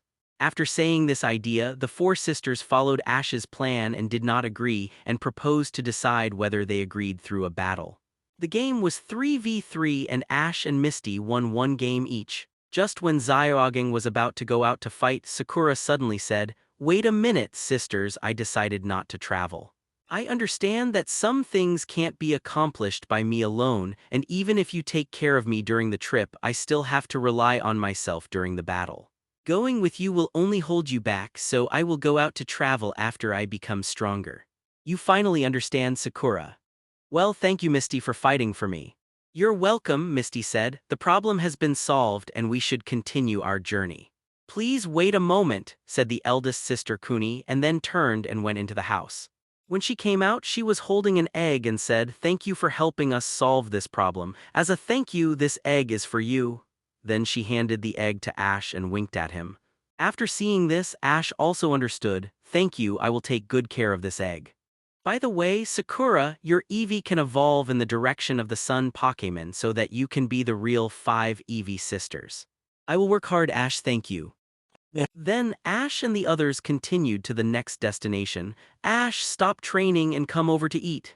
In the forest, Zyoo gang made lunch and called to Ash, who was training in the distance. Okay, I got it, Ash responded.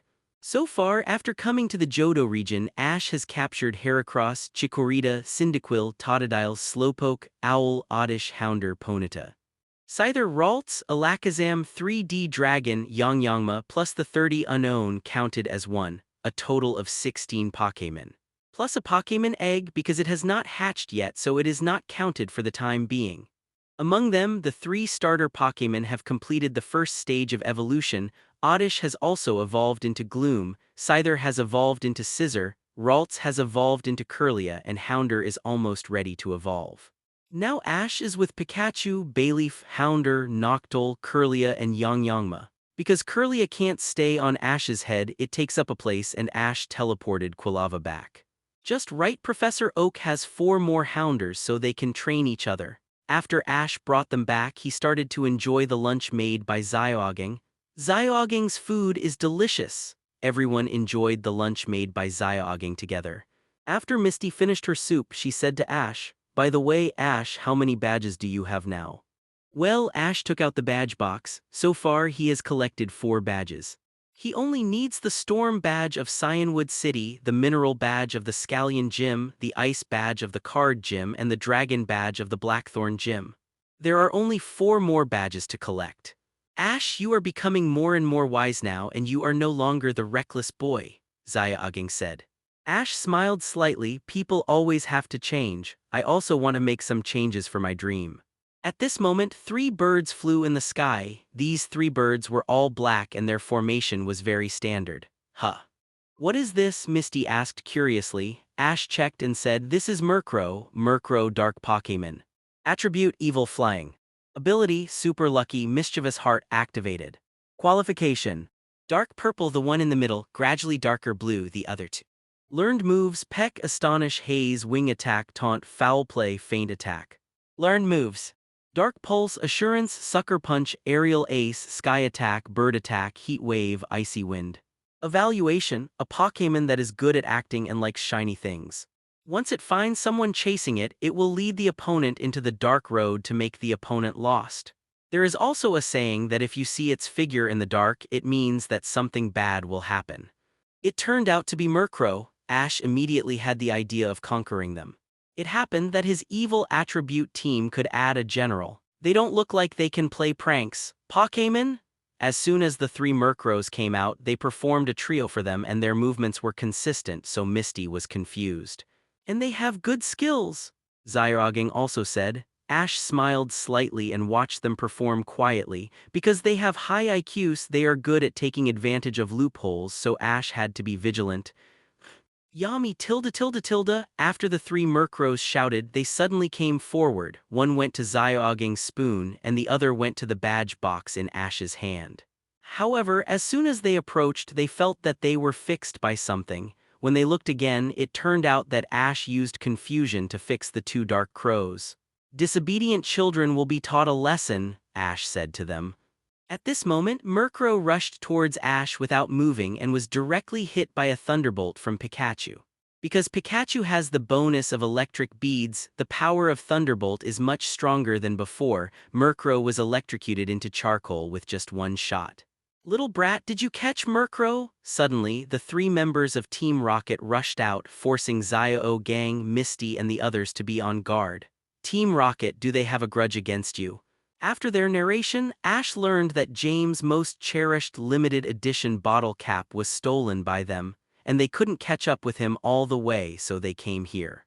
"Okay, I'll help you solve this matter. Let's stop fighting today, okay?" Ash proposed a condition. Team Rocket nodded. So, led by the remaining 2 Murkrows, Ash and the others came to Murkrow's nest and successfully found James' bottle cap. However, Jessie and Meowth went back on their words and wanted to attack Ash's Pokémon, but were sent away by Pikachu with a thunder. As for the boss of the Murkrow, he was subdued by Ash with a Pokémon ball, and the remaining 2 Murkrows were also successfully subdued with Ash's soft and hard words. "I never thought that the legend of Remoraid is true." "You don't have to be depressed, Misty. Aren't there plenty of good water-type Pokémon? This one is not a big deal."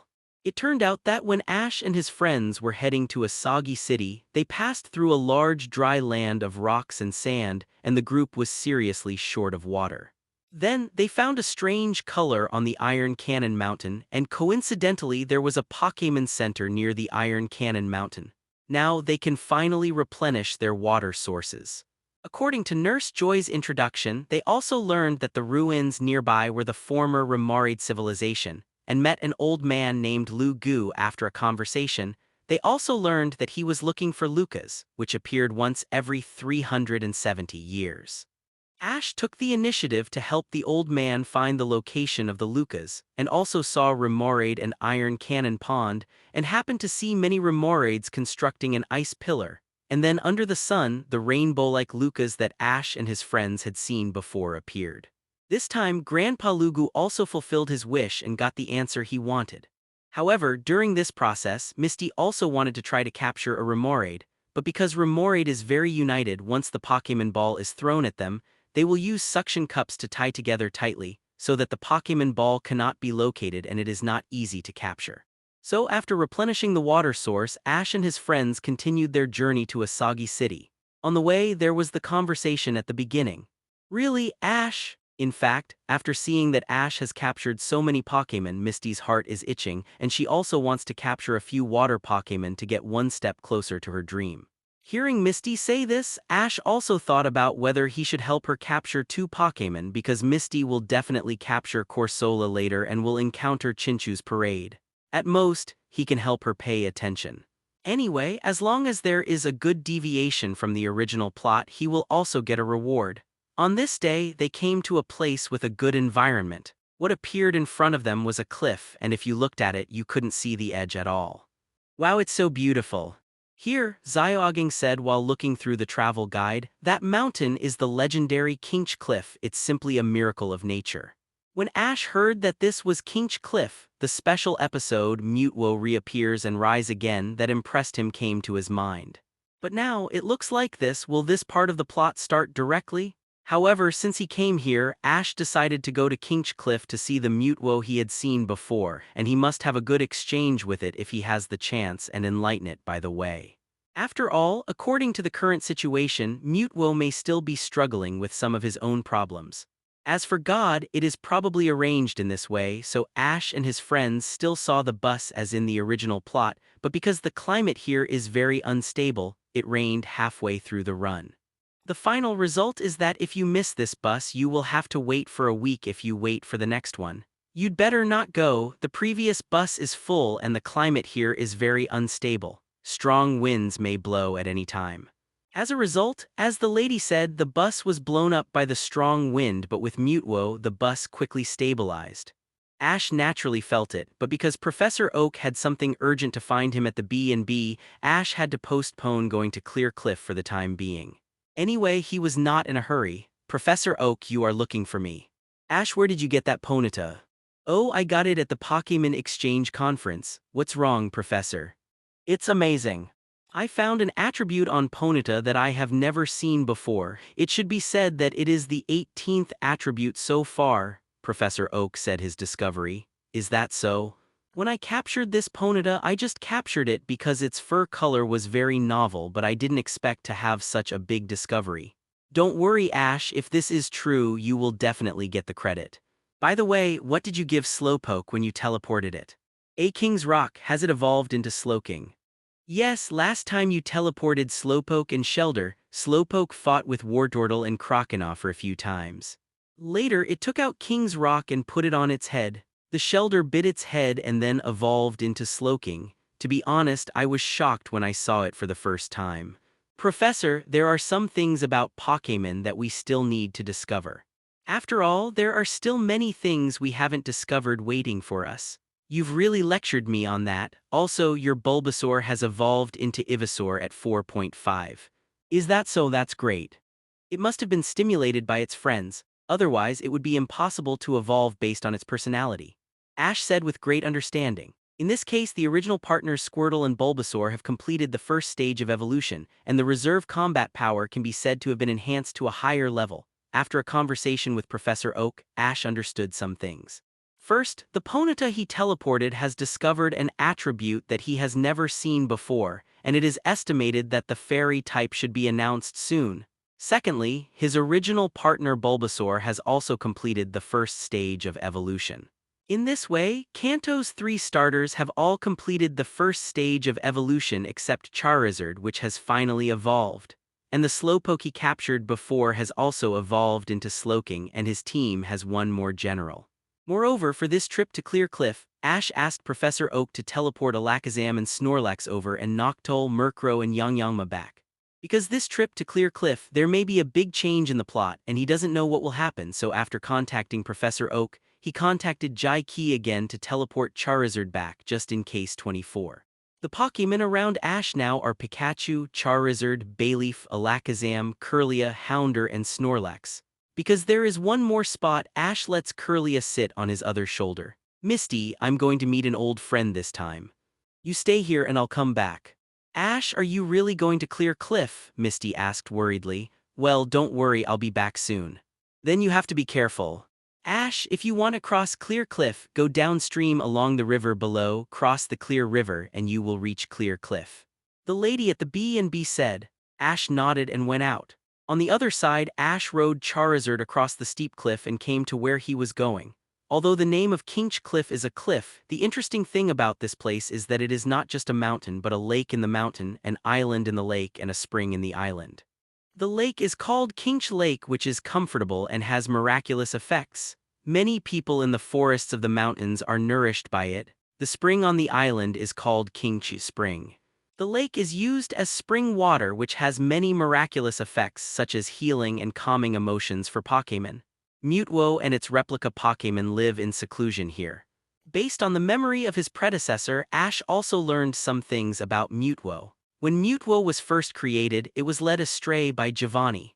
Later, after breaking through Giovanni's confinement, it came to the new island where it was born.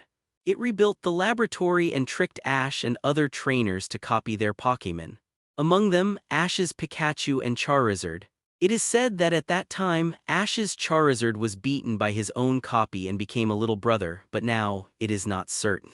At that time, his predecessor almost paid the price of his life to stop the meaningless fight between Mewtwo and Mew. This time, I don't know what the scene will be like when I see Mewtwo again. With this expectation, Ash came to the top of the clear lake. Pikachu! Pikachu called out, and Ash immediately felt a rush of electricity coming towards him. Charizard was disdainful and stretched out his claws to block it easily. Charizard is no longer the same as before. He can naturally sense the terrifying breath. At that time, it felt powerless to resist. If the opponent moved his mind, he would retreat. However, Ash was not nervous. He patted its neck and said, "It's okay, Lao Peng, you go back and rest first." After taking back Charizard, Ash saw the Pokémon that had just discharged them. It turned out to be a Pikachu, but compared with Ash's Pikachu, it was very alert. Ash walked slowly towards it. The replica Pikachu fired Thunderbolt at him, but Ash easily blocked it. Then he squatted down and said, "Don't worry, I won't hurt you." As he spoke, he took out Pokémon food from his pocket. This is food for electric Pokémon. It is sold very cheaply in the system mall. Sometimes it is specially given to Pikachu. The replica Pikachu smelled it, picked up one and ate it. After feeling that it was delicious, he grabbed the thing in Ash's hand and ate it in big mouthfuls. After seeing it, Ash smiled slightly, touched its head and said, "Don't worry, there are more if you want to eat." "Pika Pika," Pikachu also said on the side. "Human, you are here. Mewtwo came out of the cave on the island and looked at Ash and said. Seeing this, Ash also stood up and said, Mewtwo, since we last met, your contest condition has been getting better and better.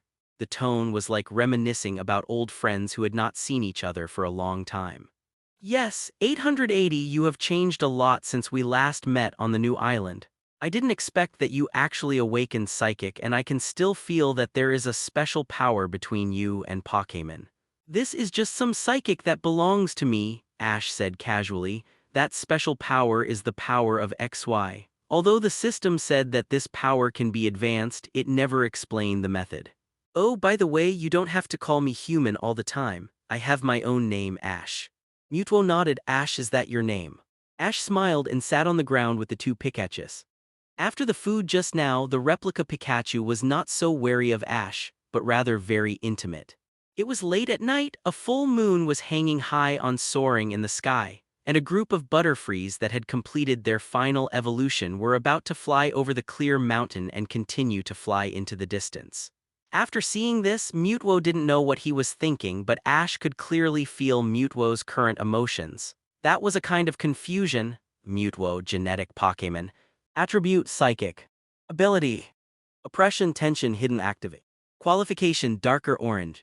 Learned moves, Confusion, Disable, Swift, Ancient Power, Agility, Psycho Cut, Shadow Ball, Safeguard, Psychic, Amnesia, Precognition. Learnable moves, Aura Sphere, Mental Breakthrough, Destruction Light, Light Screen, Protect, Drain Punch, Psychic Terrain, Calm Mind. Evaluation, as a Pokémon artificially created in the original work because it was previously controlled by Giovanni, it has an extreme distrust of human trainers. At the same time, it has super high intelligence and its own copy Pokémon army. Since the last incident, Mewtwo has fallen into confusion and urgently needs someone to guide it to establish the right concept. For the latter sentence, Ash felt that the system was telling the truth. After all, Mewtwo is not native in the fundamental sense. Pokémon is just a puppet. Although it is out of control, it cannot integrate into this world for a while, so its thoughts are a little different. Ash, just when Ash was thinking about how to phrase it, Mewtwo interrupted his thoughts. What's wrong, Mewtwo? Do you think we have the right to survive? Of course, you are sitting next to me now, right? That means you survive in this world. But look, Mewtwo pointed at Butterfree and Pidgey who were flying. They are Pokémon, they are life. But what about us, myself and the Pokémon I created? We are not real lives. How can we survive? Ash, can you answer me? After listening to this, Ash finally understood that Mewtwo still couldn't let go of the so-called replica in his heart. Originally, it was thought to be a replica of Mew, but Mewtwo was unwilling to accept this identity and fought with Mew. Ash tried to stop them and almost lost his life. Ash didn't answer him directly but looked at the two Pikachus beside him and asked, Mewtwo, do you see any difference between these two Pikachus? Mewtwo looked at the two Pikachus. One was on his shoulder and the other was eating special food for electric Pokémon and was lying in Ash's arms with great enjoyment. Without waiting for Mewtwo to answer, Ash asked the replica Pikachu to come in front of Mewtwo with the purpose of letting it speak its inner thoughts. After seeing Ash nod, the replica Pikachu came to in front of Mewtwo. Pikachu screamed a few times. You mean living here is like being in prison? The clone Pikachu nodded. But we are all Pokémon that are made, not real Pokémon. You are wrong, Mewtwo, Ash said slowly. They are not tools that are copied but lives with flesh and blood. Whether they are made or born, they have been independent individuals since they were born in this world. Pikachu's thoughts just now are also its most real thoughts. This is completely what it thinks and I didn't interfere. So they are real Pokémon, they are alive, and they have the right to live in this world. Pikachu, Ash's Pikachu echoed. Just when Ash was still counseling Mewtwo, another beautiful but a little reckless lady came to the bus stop. In addition, the Rockets trio also followed from behind, wanting to ride their own hot air balloon to cross the clear cliff. Zyogeng and Misty were always worried about Ash, so they wanted to reach the clear cliff by using the Rockets' hot air balloon, including the young lady from before.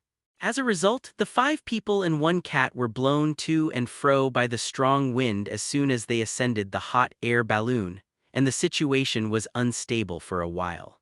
Everyone was trying to stabilize themselves, but no one noticed that the young lady from before took out an infrared telescope while everyone was not paying attention to check the situation on the island in the middle of the lake. Then they found Mewtwo and Ash. Mewtwo confirmed. "I am Domino, the elite unit of the rockets on standby ready to go."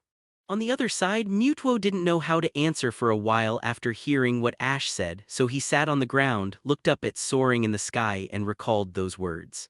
Ash knew that with Mewtwo's current thinking, it would be impossible for him to figure it out in a short time, so he had to rely on practical actions to further change his mind.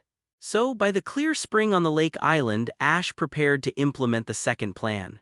He took out the special food for psychic Pokémon exchanged from the system mall, handed it to Mewtwo and said, "Here, let me give you this to try." And he also liked this place very much because the spring water here seemed to have a magical effect. After Ash drank a sip, he felt relaxed all over, his mind was clear and the system sounded. It is detected that the host has greatly improved all aspects of physical fitness after drinking the water of the clear spring. With just this short sentence, Ash felt that this spring water had a great effect, so he secretly memorized this mysterious and beautiful place. Maybe it will come in handy in the future. Having said that, Ash naturally knew that he would not be able to convince Mewtwo with just his mouth like Naruto, so he used food, which was something that could be received, to further bring himself and Mewtwo closer. The system's mall sells a variety of Pokémon food as well as a variety of tools for making Pokémon food. If you are in the wild in the future, it will be a very good choice. Mewtwo saw the Pokémon food he handed over, and because he subconsciously trusted him, he took it in his hand, tasted it lightly and was immediately fascinated by the deliciousness. Delicious? After Mewtwo praised, he quickly finished all the food Ash had just given him, and after eating it he still felt a little unsatisfied. Ash smiled slightly and took out some more food and handed it to him. Sure enough, no matter what era or person in front of delicious food, it is not worth mentioning. Even if Mewtwo is a Pokémon with high IQ, it has only been created for less than a year and cannot withstand the captivate in front of delicious food. However, this happy picture will soon be broken. Ash keenly felt that many human spaceships were flying here and there were many red lights to better find Mewtwo's location. Mewtwo also felt it, and after eating the remaining food in his hand, he looked at soaring in the sky and said, "Ash, this may be fate. I didn't expect Giovanni to move so quickly, but you are you, and no one can control you." Ash encouraged. For Giovanni, this is a noteworthy figure. His Pokémon is also very strong. What impressed him most was that he had a Beedrill. I wonder if there is a chance to fight, but now is not the time to think about this. Pika, Pika, Pika! Copy Pikachu suddenly left Ash's side, came to Mewtwo and kept shouting. "Are you saying that we have no choice but to fight now, to protect the place where we live? Is this no longer a battle but a war?" Mewtwo translated it. Copy Pikachu nodded. Ash smiled bitterly and looked at Copy Pikachu. "I didn't expect that you, a little guy, are so eager to fight. My Pikachu is not as fierce as you." Pikachu! While Ash was looking at the spaceships, he also noticed a hot air balloon. It was obviously Team Rocket's hot air balloon with Team Rocket Trio and Zyogeng and Misty on it. As for the yellow-haired girl, I don't know when she escaped on the glider. Ash shook his head helplessly. Mewtwo, bring them here too.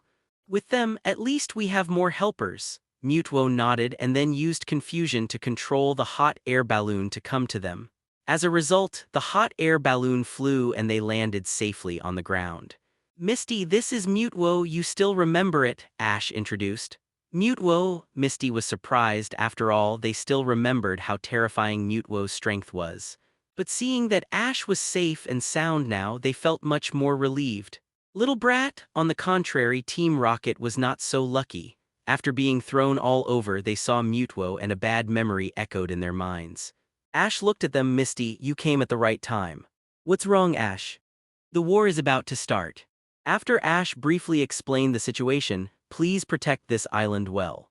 Mewtwo and Team Rocket will definitely have a face-to-face confrontation with the professor. We must ensure that there is no worry." As he said that, he released Bayleaf, Alakazam, Houndour and Snorlax and said to them, "I sent them to help you guard this island. Before that, Houndour, don't suppress yourself. Then Houndour exuded white light all over his body and was replaced by the majestic Houndoom. Mewtwo looked at them. They are very reliable. When the time comes, Mewtwo, your Pokémon will obey Alakazam's command. Alakazam, can you? Who? Alakazam nodded firmly. This guy is very reliable. After Mewtwo praised, he looked at Ash in embarrassment. Are we really going to fight? Mewtwo, are you afraid that you don't belong? After all, you have to face the person who created you. Ash pointed out Mewtwo's concerns. Mewtwo looked at Ash in surprise and then nodded. Don't you have me now? We eat together, fight together, aren't we partners? Ash patted its shoulder again and gave it an affirmative look. Mewtwo recalled everything he had just done with him and nodded, which was recognition. Then, get ready to fight. Compared with Ash's Pikachu, the copy Pikachu is a little bolder in character. As a copy Pokémon that often accompanies Mewtwo, it is the most able to understand the situation. Moreover, in terms of personal thinking, it is also stronger than other Pokémon. So when Ash and Mewtwo were still deploying strategies and organizing Pokémon to take refuge, the copy Pikachu secretly began to organize some Pokémon to escape from this place. Little did they know that all this was seen by Ash. It turned out that Ash knew that the copy Pikachu had very strong ideas and often mingled with Mewtwo, so he kept a watchful eye on this copy, and the result was really what he expected. Mewtwo, if you still don't understand what I said to you before, then come with me and you will know after watching this. So Ash and Mewtwo came to the top of the mountain where Pikachu was and looked at it. Because Ash has the ability to understand Pokémon language, he can naturally understand what they are saying. If we continue to stay here, we will definitely be captured by humans and used as experimental materials. We can only take this opportunity to escape. But if we escape, where can we not escape to? The vast world, the ends of the earth, where can we not go? The world is so big, there is always a place for us to survive. Most of the Pokémon gathered here by Pikachu's clones are water-based. Perhaps it is the yearning for the ocean in their blood that allows them to respond to the escape plan of the clone Pikachu. Mewtwo just watched them cross the lake and did not stop them. Mewtwo, you saw this scene just now. Not all Pokémon think exactly the same as you do, Ash said while he was thinking. You are right. Some are willing to leave and some are willing to stay. If they stay here, I will use my own power to protect them. Of course, if they leave, I will not stop them. Even if they are all created by me, I have no right to interfere with their freedom. So, you understand they are not tools but lives with their own independent thoughts, living lives. Ash wanted to fundamentally change Mewtwo's prejudice against replicas, so he let him see this. Then what should I do about their freedom? No one can restrict their freedom. When they leave here and integrate into the natural environment, they are truly wild Pokémon in name. They may meet a trainer like me, or reproduce like your armored rhinoceros. This is life. After listening to Ash's words, Mewtwo's heart was stirred. Looking at his figure, he said in his heart, just like my meeting you, it is also a destined fate.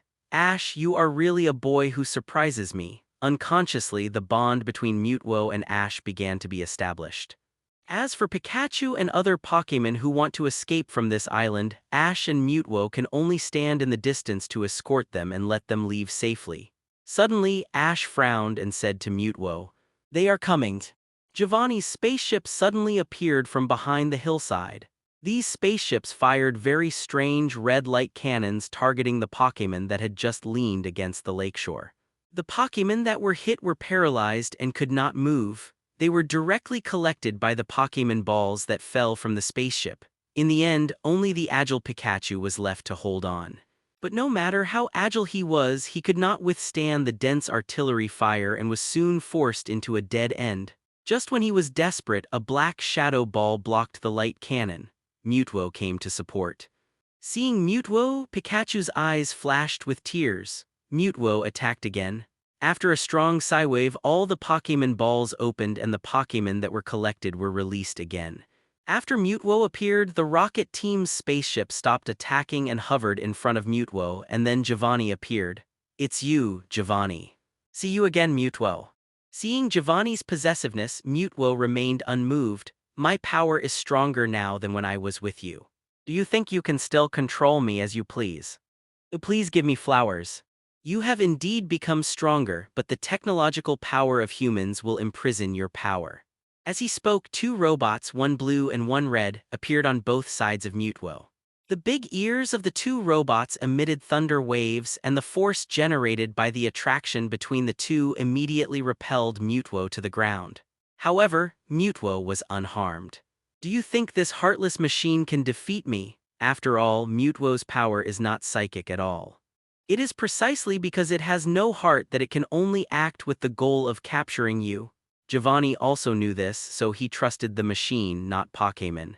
The output power of the two robots increased, but Mewtwo once again resisted this power and burst out a powerful confusion, forcing the two robots back again and smashing them against the mountain wall. Giovanni was not surprised at all after seeing this. You are right. A machine without a heart can't hurt you at all, but because you have a heart, you also have weaknesses. It is true that I have no chance of winning in a head-on fight with you, but the real battle stage is that island. And you have more companions than these. Following the direction of Giovanni's finger, a large number of helicopters and spaceships approached the island, and Domino, who appeared earlier, also took off with the flying device on his back. What is that? Giovanni was surprised after seeing the incredible scene.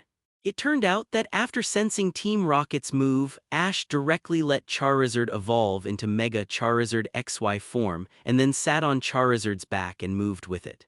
Charizard, let's go use Flare Blitz. With Ash's shout, Charizard's original golden dragon flames turned into dark blue flames and crashed into the spaceship in the center. With a bang, the spaceship was smashed into pieces. As for the island in the middle of the lake, most of the Pokémon have completed their refuge song has a few powerful Pokémon around Alakazam and other 4-song Pokémon. 527 They have set up ambushes at important checkpoints. As long as Team Rocket dares to come in from those entrances, what awaits them is the attack from the Pokémon. Ash personally attacked this time, mainly to find the main person in charge of this operation, because he knew that as long as the leader was controlled, the rest of the Rocket team would be like a group of trash fish and have no attack power. After knocking over the spaceship, Ash continued to look for the leader. According to his memory, the leader seemed to be a woman. Then, Domino was seen around the corner. When Domino saw Ash riding Charizard, she subconsciously wanted to escape but was stopped by Ash. Hey little sister, it's not impolite not to say hello when you first meet. Who are you? Domino asked. At this time her communicator was also turned on so Giovanni could also hear the conversation over there. I'm Ash from Pallet Town. Ash, are you going to be an enemy of Team Rocket? What do you think? Ash smiled slightly. Then Giovanni felt that there was no sound over there. With his mind, he must have guessed that Domino was now controlled by Ash. In fact, the reason why Ash and Mewtwo have an advantage is not only because of the right time, right place, and right people, but more importantly, Ash's Charizard has established a strong bond with him and has the power comparable to that of a mythical beast. After being subdued by Ash, Domino was very unwilling and threatened. Boy, do you know what you are doing. Big sister, you don't seem to understand your situation. To be honest, your Rocket team is indeed very powerful, but to be honest, except for your boss Giovanni and the 4 executives, I really don't take the others seriously. Besides, now that you are in my hands, it is equivalent to not having a bargaining chip to threaten Mewtwo. Do you think he still has the heart to care about you? From the beginning to now, Giovanni has not spoken, and it seems that Ash has been right. After tying her up, Ash threw her to the Rocket Team trio. This big sister is in your hands. Give her the lines that you often get beaten up. Hey, leave it to us. Team Rocket is the best at this kind of work.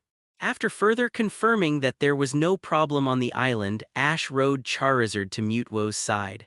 At this time, the two robots could not do anything to Mewtwo unless Mewtwo walked in by himself. But this is impossible. Uncle Giovanni, I had the honor to visit your Takua gym last time, but at that time you had already left, which was really a pity. Hearing Ash's relaxed words, Giovanni wanted to eat him alive. Ash, right. I have to admit that you are very capable, but you still have to travel after all. As long as Mewtwo stays with you, you will be in danger at any time. Aren't you afraid? Afraid? If I'm afraid, I don't deserve to be Mewtwo's partner. Besides, I welcome you to come to me at any time. As he said, Ash stretched out his right fist. After Mewtwo understood, he made a fist with his left hand and touched it lightly, showing his attitude. At that moment, the bond between the two people deepened again. Mission failed, Liang. This was the last order from Chengshu. Mewtwo, you will be mine sooner or later. After saying this, Giovanni led the troops away, and Domino also said the phrase "what a disgusting feeling" very well, and it can be seen that the trio has worked hard to train them. Mewtwo, I remember you have the ability to delete memories. Mewtwo nodded, and then a blue light flashed in his eyes. It seemed that nothing had happened, but the Rocket Team's troops had completely forgotten about what happened today. Ash, your Charizard has become much stronger, your Pokémon are all very good, and I feel like there seems to be some kind of connection between you and me. Ash said, that's a bond. Bond, what a magical thing. Later, Ash used the clear bell that Suicune had given him before to summon Suicune to help purify the water quality, which made this place better. Ash, through the battle just now, I understand. Even if it is a copy, it is also a Pokémon and it has the right to live with this world. They can also enter the human world. It seems that you finally figured it out. Ash, I want to follow you in 4.3 and see more of the excitement of this world, Mewtwo suddenly said. What? Not only Ash but also Misty and Xiaogang were shocked.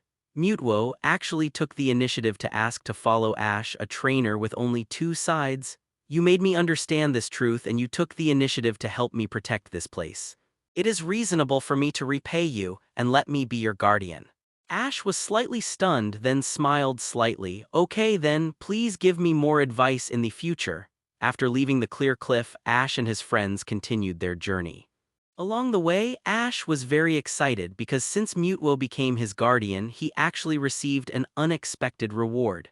Congratulations to the host, you have captured Mewtwo and the XY power has been upgraded to become the Pseudobond power.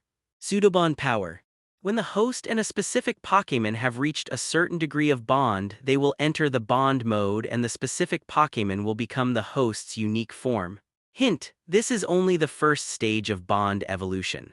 If there is a suitable opportunity, the bond power will be upgraded to the real bond power again. Congratulations to the host, you have captured the first legendary beast, achieved the achievement of capturing legendary beasts and received 10 Master Balls, 15 Ultra Balls and a Psychic Special Move list. Seeing these rewards, Ash felt that the previous losses were nothing because in order to capture Mewtwo, Ash specially exchanged a Master Ball from the System Mall at 24. Although it was a little expensive, he still bought it. As a result, the reward this time was 10 Master Balls, so it was no problem for him to capture the beast he had always dreamed of. At first, Misty and Brock were a little scared about capturing Mewtwo. After all, the previous incident had a great impact on their hearts, but Ash took the initiative to let Mewtwo contact them. After a period of adjustment, Misty and Brock also changed their impression of Mewtwo. Now, they are still in a forest. The world of Pokémon is so natural and beautiful that you can walk into the forest almost every now and then. Click click. As they were walking, suddenly Misty heard a little sound. This sound seems to be the sound of a camera pressing the shutter. Ash looked in the direction of the sound and saw a person squatting behind a bush taking pictures of Bellossom. After a closer look, he found that the person looked familiar. You are Archer. Based on Ash's previous memory, he recognized that the boy was Archer who loved photography. After hearing Ash's voice, Archer turned around and looked at Ash and the others. Ash, I didn't expect to meet you here. Archer and Ash and the others have a long history. After all, they once fought together and formed a very good friendship. Ash, long time no see, you have become taller and more handsome. No, you are much more energetic. How are you doing recently? Of course I am, I took a lot of photos of Pokémon on the road. After saying that, Archer took out a photo album which recorded the photos he took during the journey. Huh, Ash, is this your Eevee? Noticing the Eevee on Ash's shoulder, he was instantly melted, so he took out the camera and took a series of photos of it. Well, it hatched from an egg and I paid close attention to it during the process, Ash said proudly. No wonder it sticks to you so much. By the way, Archer, what Pokémon did you come here to take pictures of? Ash also remembered that this encounter triggered the plot of Articuno on the snowy mountain. I don't know if there is a chance to capture it. After all, as one of the 3 sacred birds and an ice type that Ash's team urgently needs, it is reasonable to pay attention to it. I came here because I heard that Articuno appeared nearby. Articuno, Ash and the other 3 were surprised. Is the news reliable? Ash asked cautiously. He couldn't guarantee that his crossing would not trigger a butterfly effect. It's true. I heard that someone saw Articuno nearby recently. Ash nodded secretly. It seems that the situation has not changed much. Wait a minute here, did you forget something? Just then, the Pikachu on the shoulder seemed to notice something and reminded Ash. Everyone looked up and found that something had fallen. When it fell to the ground, it was found to be a frozen Sunkern. After seeing it, Zyoging hurriedly said, "This Sunkern is frozen in the ice. It should be thawed out immediately." Then Zyoging hurried forward and wrapped it with a towel. "Archer, is there a Pokémon Center or a house nearby?" Ash asked.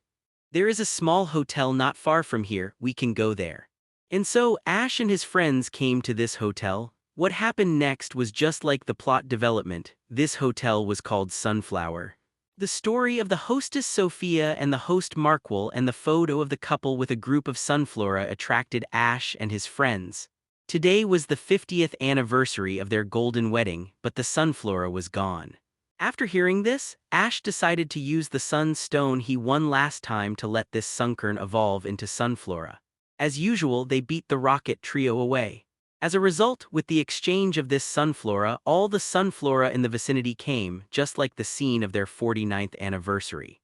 Under Archer's photography, the old couple completed their 50th wedding anniversary photo. Articuno's traces are not so easy to find.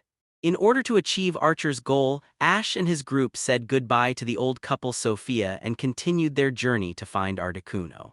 Now they have come to a forest again. No matter how many times, Zyoging's food is still as delicious as always. Archer couldn't help but exclaimed after eating Zyoging's food. Yes, Zyoging's food tastes good no matter how many times it is eaten, Ash praised on the side. When Misty was about to eat, she suddenly noticed something in the grass, so she couldn't help but turn her head to look over. After Ash noticed it, he asked, "Misty, what's wrong?" "Ash, do you feel any movement over there?" Misty even pointed over there with her finger. Zyoging and Archer looked over there and found nothing and said to Misty, "No." "Misty, did you see it wrong?" Ash knew she was telling the truth because he saw from the corner of his eye that Misty's food was gone, but he didn't remind her but waited quietly. Misty looked for a while but still didn't see anything, so she didn't care. However, when she turned around, she found that her food was gone. "Ah, my food is gone," Misty said in surprise. "It must be that thing that appeared in the bushes and took my food away." This time, Ash checked with the waveguide and found that there were 3 identical waveguides and then said to Misty, "Don't worry, Misty, I know who took your food." "Ah. Ash, did you know so quickly?" They were all surprised. Ash smiled slightly and led them to the bushes that Misty pointed to before. When they parted the bushes, they saw 3 Swinnubs eating Misty's food. "Huh. What kind of Pokémon are they?" "This is Swinnub, a pig Pokémon with both ice and ground attributes. They like to live in cold climates, but their most well-known ability is to find underground springs, especially hot springs," Ash introduced. "Can you find hot springs? That's amazing." Misty was also shocked by Swinnub's magical ability. "Swinnub, so you came here?" At this time, a person suddenly ran over and it seemed that he was the owner of the 3 Swinnubs. "I'm sorry, my Swinnub has caused you trouble." After knowing the whole story, the person apologized sincerely. "It doesn't matter. By the way, are you responsible for finding hot springs? Otherwise, there would be no 3 little pigs," Ash asked curiously. "Yes, to be honest, I am the hot spring expert tree man and I use them to find hot springs, but I don't know what happened recently. They can't determine the direction when looking for hot springs, and I have been feeling distressed for this. So that's the case, why don't we help you?" "Really, that's great." However, when returning, Jessie of the Rocket Trio heard the news from somewhere and actually came out with 2 other people to try to snatch the Swinnub of the tree man. After being ruthlessly taught a lesson by Ash's Pokémon, he left a sentence, "What a disgusting feeling," and flew away. Of course, he was beaten away. Then, after observing the contest condition of the 3 of them, Ash decided to let the tree man and him have a Pokémon duel. Perhaps it would change their current contest condition. Most Pokémon still yearn for fighting in their hearts. Whether they win or lose, it is another motivation for them. Once the fighting spirit is aroused, it will be much easier to do anything. After Ash's explanation, the tree man finally realized that he had never taken the feelings of the Pokémon into consideration, which led to the current situation. Sure enough, after the battle with Ash, their mental contest condition was much better than before. At this moment, another Swinnub jumped out from the side, staring at Ash with burning eyes. "This Swinnub yours too, Mr. Shyong?" "No, I only have 3 Swinnubs, so if I know, they should be wild." Swinnub, a piglet Pokémon. Attribute: Ice Ground. Ability: Snow Hidden Thick Fat not activated. Qualification: Deepening Purple. Learned moves: Tackle, Mud Slap, Ice Shard, Icy Wind, Blizzard, Earthquake. Learnable moves: Freeze Ray, Protect, Dig, Sand Tomb, Earth Power, Bulldoze, Avalanche, Body Slam.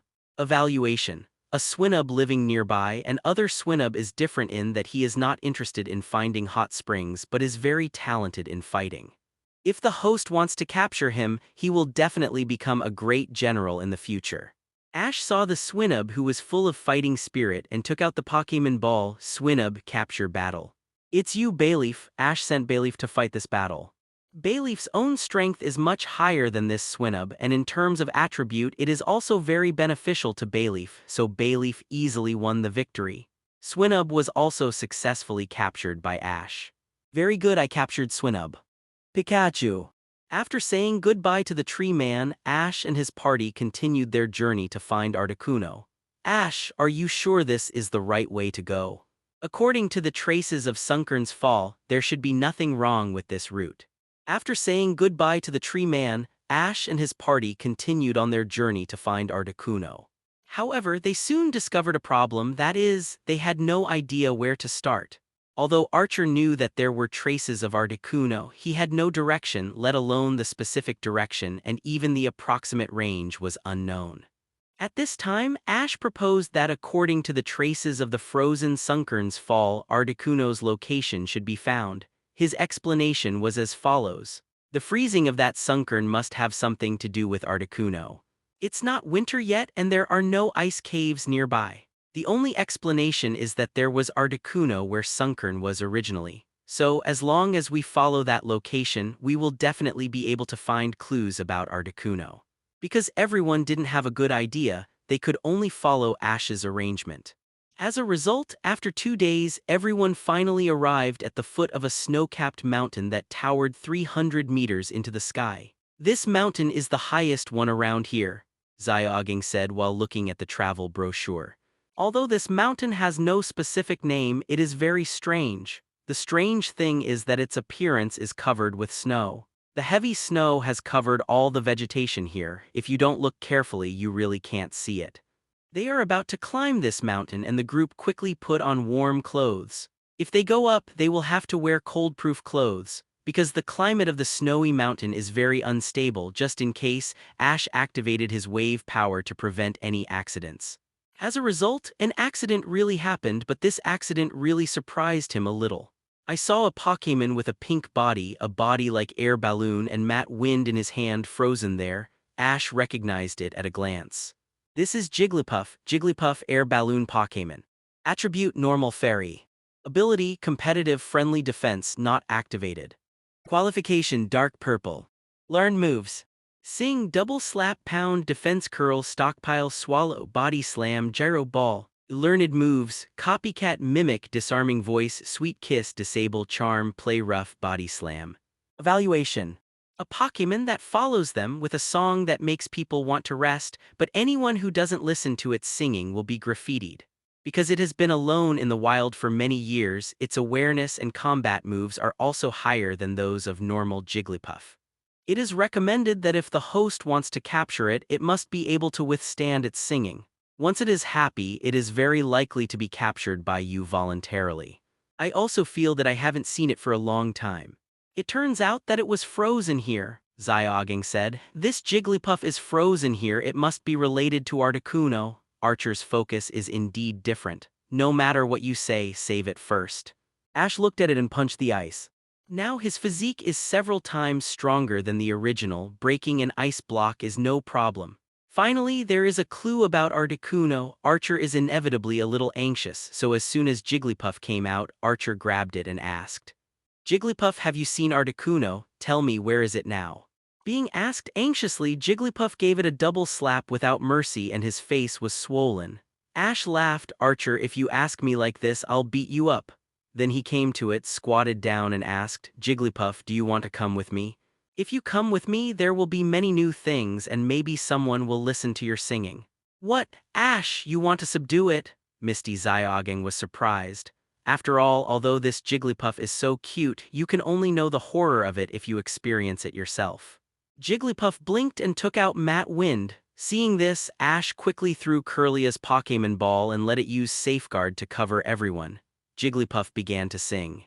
After singing a song, it found that no one present fell asleep but listened to it quietly to the end of the song. I don't know how happy it is, so it jumped into Ash's arms and rubbed his chest with its head. "Then Jigglypuff, are you willing to come with me?" Regarding this, Ash was not afraid either, as he had Chirua by his side, and Bayleaf would also have the skill Safeguard after evolving into Meganium. When the time came, they would not be affected by the singing if they could protect one. "Jigglypuff, Jigglypuff." Jigglypuff nodded happily, indicating that he agreed. "Then please give me more advice in the future, Gong." "Pikachu, Chirua." "Okay, I have captured Jigglypuff." "Pikachu." In this way, the god of song Jigglypuff was successfully captured by Ash. I believe that in the near future, this fairy-type Jigglypuff will definitely play a greater role in him. After taming Jigglypuff, Ash's fairy team has added its first general. Speaking of which, Ash's original team really didn't have any Pokémon of the fairy attribute. As for now, there is a Ponyta with Galar region bloodline and there will be fairy type in the future, as well as Clefairy, Slurpuff and Sylveon from the Kalos region. In short, each attribute will have a full team, which is Ash's goal. Back to the present, after Ash's team added a new companion, they continued to walk up. "Ash, look!" When they walked up further, they actually found a Pokémon Center, which was really timely for Ash and his team. I didn't expect there would be a God Pokémon Center here. There was a sign at the entrance of this Pokémon Center, "Good news, the world's highest Pokémon Center, the last chance for Pokémon to recover." To commemorate, Ash and his friends took a group photo in front of the Pokémon Center. This will be their wonderful time in the future. "Ash, you must find Articuno. I want to take the most perfect photo as close to Articuno as possible," Archer said with determination. "Don't worry, there will be one," Ash said. "Excuse me, are you also here to find Articuno?" At this time, Nurse Joy had already helped them recover their Pokémon. Of course, Officer Jenny was also with them. "Nurse Joy, Officer Jenny, is there any trace of Articuno here?" Archer asked impatiently. Nurse Joy nodded. "There is indeed Articuno, speaking of which the Snow Mountain has a deep connection with Articuno." When talking about this, Nurse Joy took them to the back wall of the mountain and found a small temple dedicated to Articuno. There was also a statue of Articuno engraved inside which looked lifelike. Articuno is the patron saint of the Snowy Mountain. Nurse Joy introduced the legend about Articuno. According to their story, Articuno will not only visit in winter, but also build nests in places with snow all year round, which is convenient for flying everywhere. Then, they also heard about Articuno's deeds of saving people. This is not fabricated out of thin air, but a real thing. On the other hand, in order to get ahead of Ash and his team, the 3 members of Team Rocket climbed the Snowy Mountain earlier than them, but they suffered a lot from the cold because they had no cold-proof equipment. As a result, during the climb, they were harassed by dozens of Spearows, causing the safety rope to loosen and they fell down. They were lucky to fall on a cliff, but it was still very cold here. When they were confused, a blue figure appeared in front of them. Then, they knew nothing. When searching again, Ash remembered that in the original book, the 3 members of Team Rocket first encountered Articuno and were frozen into ice, so according to his memory, Ash immediately found the place where Team Rocket was frozen. After the same violent thawing method, Ash quickly found Articuno's trace, which was on the Snowy Mountain.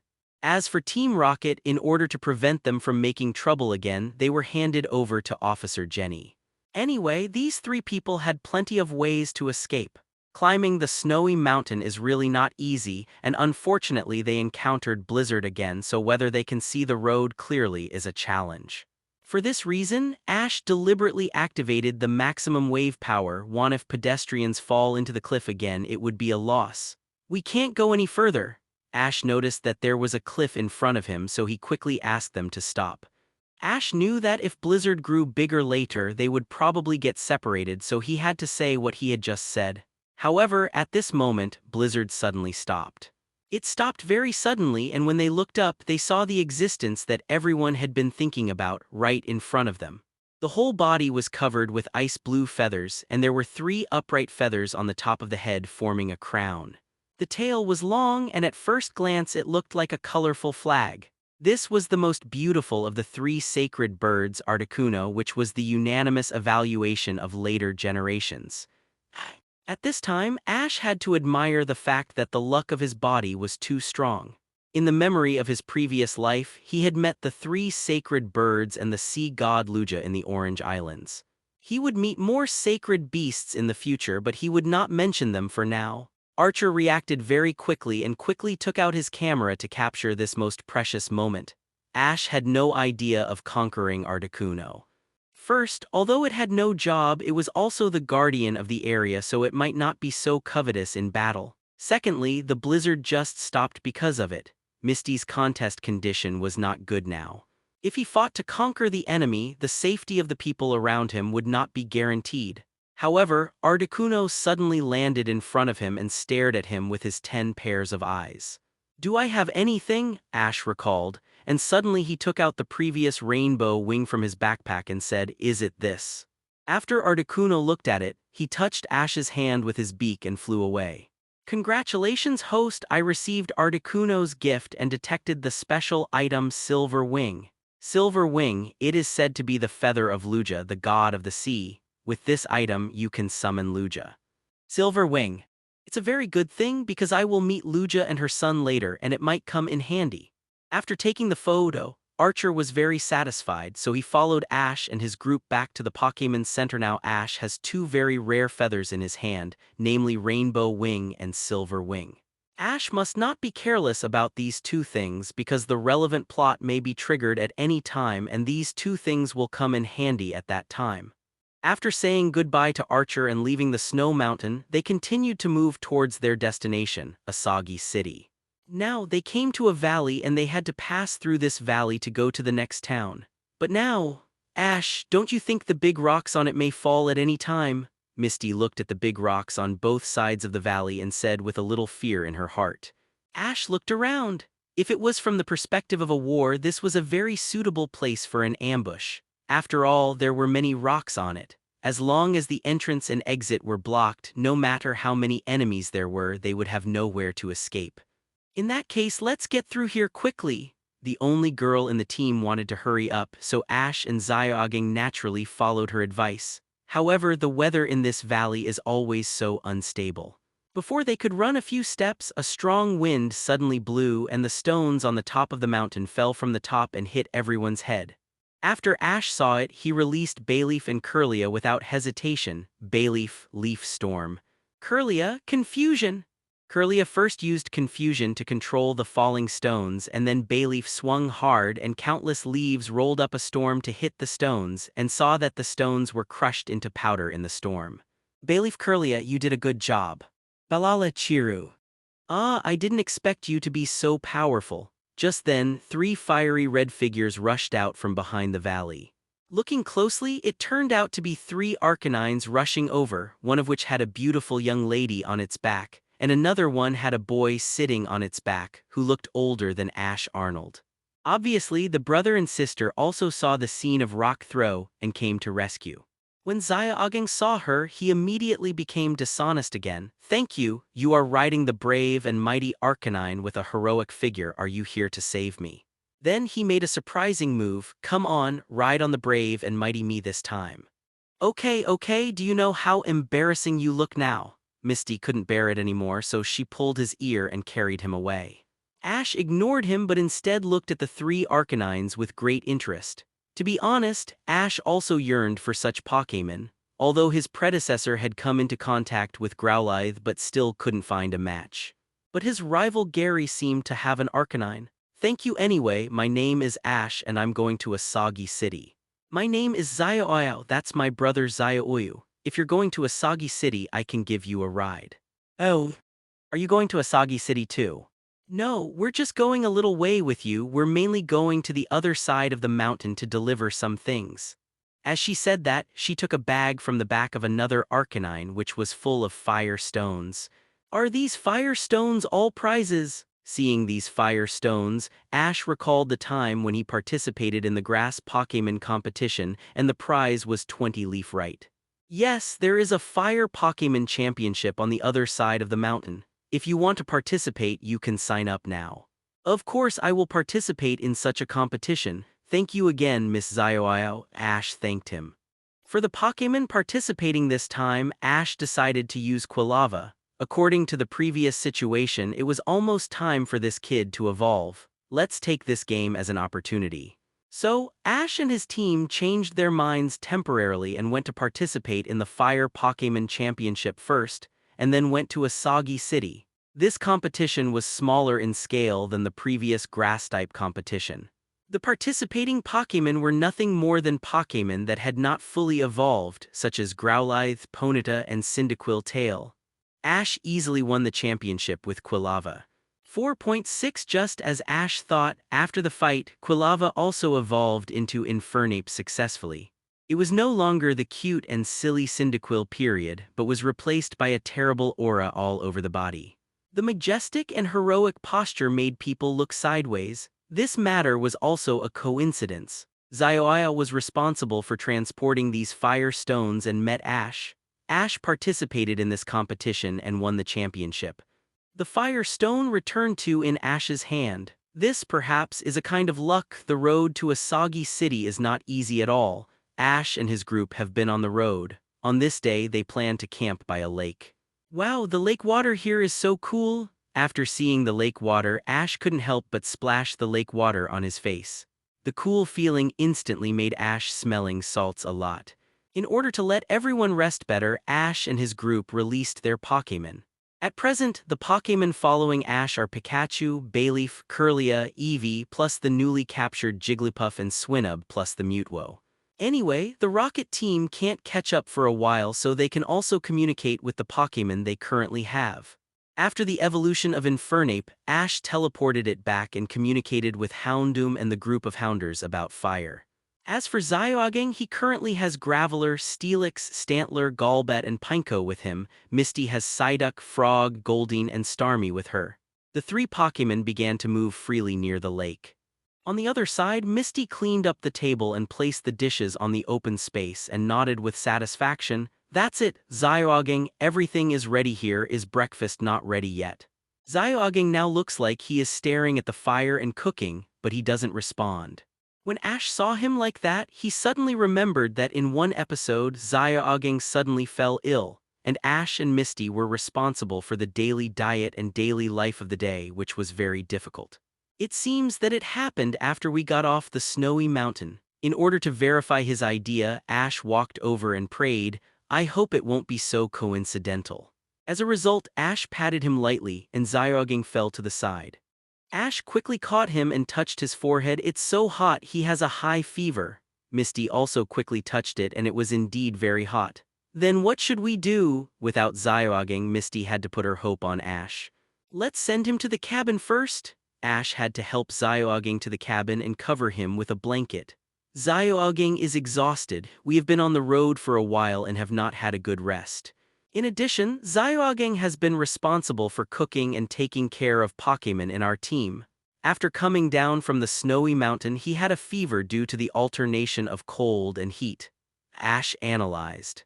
Yes, Zioaging has been helping us take care of these daily affairs along the way. I didn't expect him to fall ill. Let's stay here for a day, wait until he recovers, Zio Leitong said. Well, let him rest for a while. I'm still awake. Zioaging suddenly sat up and said, Zioaging, didn't you fall asleep just now? Who said I fell asleep? How do I look like I fell asleep? Brother, this feature of yours is really easy to be misunderstood. Seeing that Zioaging was about to come down, Ash immediately stopped him and said, Hey Zioaging, you are a patient now, what are you doing down here? I still have to take care of Pokémon, boil water, cook, wash clothes, and some things must be done by me. Forget it, you are in this contest condition now, you must have a good rest, otherwise it will be more troublesome if your condition worsens. As for the things you mentioned, just leave it to me. Okay, if you don't understand anything, just look through the notes in my backpack. Seeing this, Zyoging had to compromise. Although the notes were clearly written, it was still dizzying for someone who knew nothing. Misty was already feeling overwhelmed. It's really a headache, although it's written very clearly, I still don't know where to start. Ash was the same, but he was a time traveler, so he naturally had some experience from his past life to use, but as it is now, it's probably not enough. It doesn't matter, just ask the system when you are in doubt. Ash flipped through it and exchanged 3 abilities, namely Top Cooking Mastery, Top Medical Mastery, and Top Life Skills. The first one is naturally easy to understand, and the last one is the necessary common sense and life skills other than cooking, which is very useful. Of course, the price is that it cost nearly 1/3 of the exchange points. Don't worry, leave everything to me. Ash patted his chest and said, "Can you do it?" Misty was not surprised to doubt it, but she had never seen Ash do these things before, so she couldn't help but feel a little bit unconvinced. If I say it can be done, it can be done. Just do it as I tell you. Pineco and Golbat, you go and check on Zyoging's situation. Tell me if there is any situation at any time. Steelix, Graveler, you and a few Pokémon go to stand guard to prevent the rockets from taking the opportunity to attack. Swinnub, you have a good sense of smell, go and see where there are fruits. Bayleaf, go and see if there are any suitable herbs nearby. Ash assigned the tasks in just a few words and was very organized. Misty felt that Ash was too calm now. Misty, you eat first. The food Zyoging made before is ready. I'll go make some porridge for Zyoging, he needs something light now. After saying that, Ash went to prepare it himself. Misty looked at Ash's busy back and the unknown feeling came up again. After the porridge was ready, Ash brought it over. Misty, try it first to see how it tastes. Okay, let me see how your first cooking turned out. After saying that, Misty picked up the spoon and tasted it gently. It's delicious. I didn't expect that, Ash, you can actually cook and cook so well. Misty couldn't help but praise. Ash smiled slightly. As long as you think it tastes good, I'll add some herbs collected by Bayleaf and cook it for a while. When Zyoging drinks it, he just needs to have a good sleep. I guarantee that he will be fine the next day. Really, that would be great. After the porridge was cooked, Ash slowly brought it to him. Zyoging praised it highly and fell asleep in a daze. Ash, why did Zyoging fall asleep after drinking the porridge you made? I added some herbs that help sleep to the porridge, which can calm the nerves, so that Zyoging can make up for the time he didn't get a good rest overnight. Ash explained, it seems that you know a lot. After washing the dishes and plates, Misty and Ash sat on the grass at night looking at the night sky. Misty, there are only 2 of us here and I want to ask you something, Ash suddenly said. Misty was slightly stunned. What's the matter, tell me. That is, I can understand that you are afraid of Gyarados because you have the shadow of your childhood, but why are you afraid of bug-type Pokémon? It seems that you have no shadow of bug-type Pokémon in your childhood. Isn't Stephanie like this? Afraid of insects, afraid of ugliness, afraid of getting old. The author doesn't know how to say it, this is just my own understanding. Misty, your dream is to become a water Pokémon master, but have you ever thought about it? If one day the opponent knows your weakness and sends 6 bug-type Pokémon to fight you, what should you do? Escape, Ash said seriously. Some things need to be experienced. It's not terrible to have fear, but it's terrible that you don't dare to face it. Let's put aside bug-type Pokémon for now. You must break through the Gyarados level. As a water Pokémon master, you must have your own main Pokémon, and Gyarados is undoubtedly the best choice. It is very likely to become your trump card in the future. Hearing Ash say this, Misty was stunned. She never expected that Ash would enlighten her like this. In the past, Ash didn't ask about these things. Ash touched her head. You will definitely overcome these 2 difficulties. I believe in you.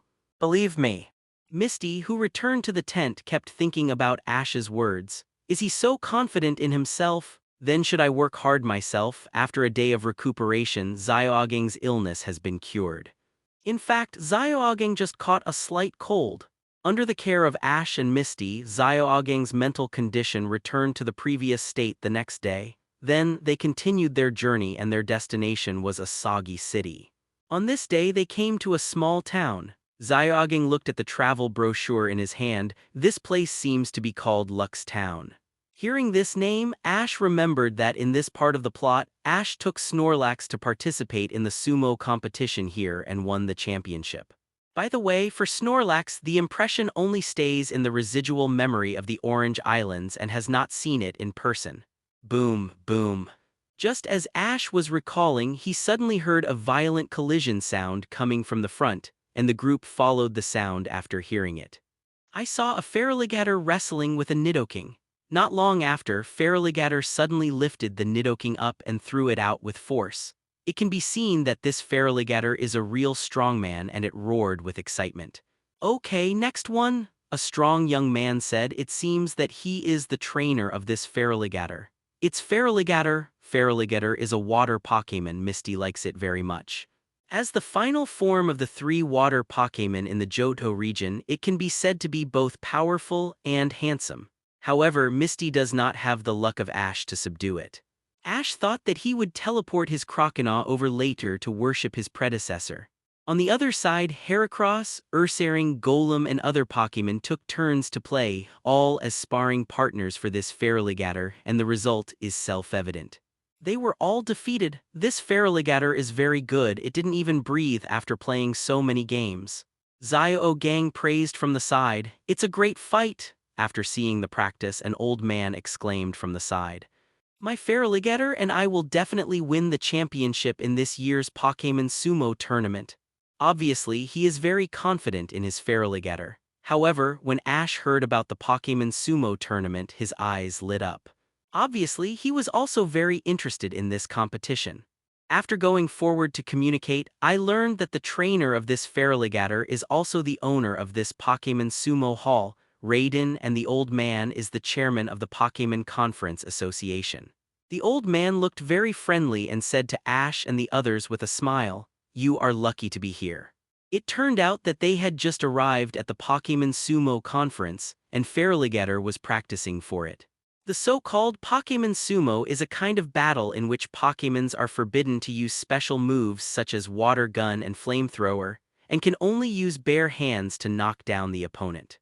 This kind of battle can be said to be the most primitive kind of battle, and it is also very attractive. Looking at Feraligatr, who was practicing pound on a wooden stake, Ash said to the laughing man, "Is it too late to sign up now?"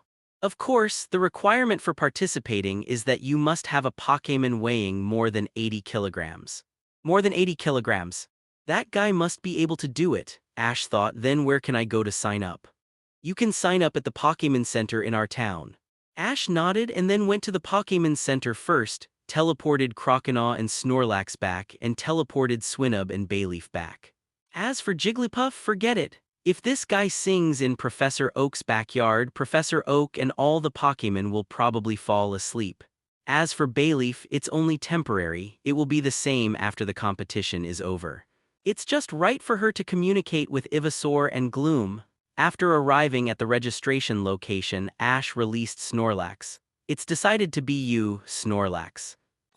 When he saw Snorlax was awake, Ash patted his belly. Man, long time no see, let's cheer for the sumo tournament this time. Kirby. There was a scale at the registration office, which was used to weigh Pokémon. But Ash didn't let it stand on the scale because, judging from its appearance, it was enough to meet the requirements. Nurse Joy, I won't let Snorlax weigh it, it should meet the requirements for participating in the competition, Ash said politely to Nurse Joy, who was in charge of the place, fearing that the scale would be crushed. Well, there is no need to weigh this, just looking at it, it must be more than 80 kilograms. You can participate in the competition. In this way, Ash and Snorlax participated in this sumo tournament. What kind of exciting performance will they have? Please look forward to it. Additional note, Snorlax Sleepy Pokémon. King OK Attribute, Normal. Ability Thick Fat Glutton Hidden. Qualification Dark Purple. Learn moves. Licking Tongue, Tackle, Body Slam, Rest, Headbutt, Destruction, Protect, Freezing Fist, Megaton Boxing, Megaton Jump, Kick. Learnable moves. Transformation, Stockpile, Swallow, Sleep Talk, Heavy Impact, High Horsepower, Giga Impact, Yawn, Block, Arm Punch, Belly Drum, Steel Roller, Terrain Pulse. Evaluation. The talented Snorlax captured by the predecessor Ash not only can swim but also has a more agile speed than its peers. If trained well, it can become the main Pokémon normal trump card. Everyone, this year's Pokémon Sumo tournament is about to begin. Which Pokémon will win the final victory this year? I look forward to you presenting a passionate and intense duel to all the audience. Coincidentally, Ash stood with Snorlax and Mr. Raiden, and Mr. Raiden could tell at a glance that Ash's Snorlax was extraordinary. Ash, your Snorlax breeder is quite good. He had a feeling that this Snorlax would be his most powerful rival. Snorlax is the strongest Pokémon on par with Charizard and Pikachu and is also Ash's most trusted general. No, Mr. Raiden's Feraligatr is also very powerful, Ash said modestly.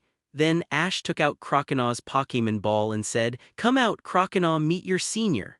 Croconaw saw that the Pokémon in front of him was a few sizes bigger than himself. In addition to Mr. Raiden's Feraligatr, there was another Pokémon that caught Ash's attention, which was a very sturdy Blastoise. If nothing unexpected happens, this rival is likely to be one of the 507. In addition, Ash also paid attention to the movements of the Rocket Trio.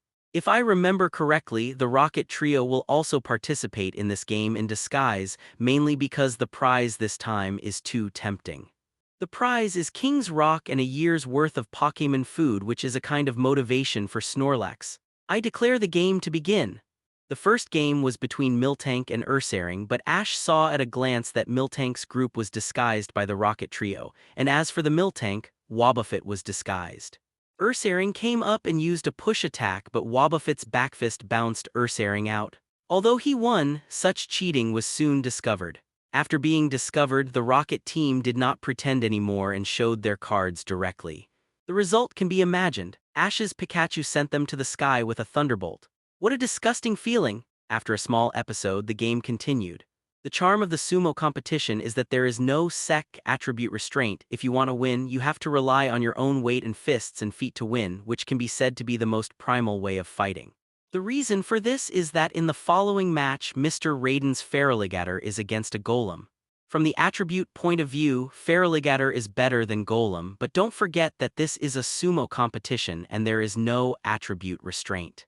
Golem's weight is a great threat to Feraligatr, but during the game, Mr. Raiden suddenly let Feraligatr relax his body so that Golem's weight became a danger to himself, and then Feraligatr found the opportunity and punched Golem in the stomach and defeated it.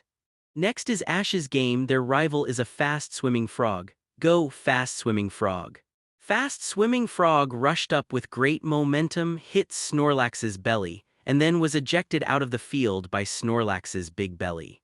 During the whole process, Ash did not issue any orders at all, as if he had expected it. Because of Snorlax's advantage in the belly, so Ash's match went very smoothly and he soon entered the semifinals. Mr. Raiden also entered the semifinals with the help of the powerful Bream. In the top 4 match, Feraligatr faced the Blastoise and Snorlax faced a Machamp. "Ash, see you in the finals," Raiden said to Ash. "Me too. I look forward to playing against you in the finals." The first match was between Feraligatr and Blastoise, and it was also a showdown between the Johto region and Kanto's 3 water-type Pokémon. This battle made Misty feel awkward because both were water-type Pokémon and both were her most desired Pokémon, and she didn't know which one to support. As soon as they came, the 2 Pokémon collided with each other, but it was obvious that Feraligatr was more powerful. Slowly, Blastoise was about to be pushed out, but when he reached the edge of the field, Blastoise relied on his strong hind legs to stabilize himself, and then, under the command of the trainer, he used the steel cannon on his shoulder to counterattack Song, but he dodged quickly. Feraligatr took advantage of Blastoise not turning around and pushed him with a palm. Blastoise stabilized again, then turned around and did an arm thrust. Feraligatr took 2 steps back and was in a critical situation. In the end, Feraligatr still avoided Blastoise's fatal blow with his agile body and punched him Blastoise's chin, and then threw it out. On the other side, Snorlax's match seemed very easy because this was another guy defeated by his stomach. In the finals, Snorlax faced Feraligatr. Feraligatr pushed it out. This time, Feraligatr learned his lesson and pushed it not from the front but from the top. It really worked and Snorlax was slowly pushed out. It's really smart, but Snorlax knocked him away. This time Ash finally gave the order, which was also the only order he gave in this game. Before that, Snorlax fought alone. Snorlax pushed forward with its bulging belly and Feraligatr was bounced out.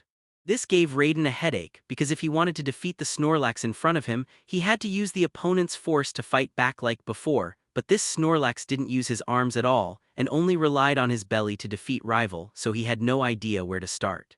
It's time to end. Snorlax jump on the spot and knock him away. Snorlax jumped on the spot and the whole audience trembled. Feraligatr also tried his best to stabilize his body, but what awaited him was Snorlax's impact, and he was knocked out without any surprise.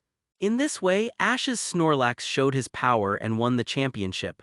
King's Rock was obtained, and as for the food of that year, needless to say, it was eaten up by Snorlax. Later, Ash exchanged for normal energy cubes, which made him give up King's Rock item. It is an in-battle effect item and an evolution carrying item. Effect: when a Pokémon carrying this item uses any attack that would not cause a flinching contest condition and causes damage, there is a 10% chance that the target will be put into a flinching contest condition.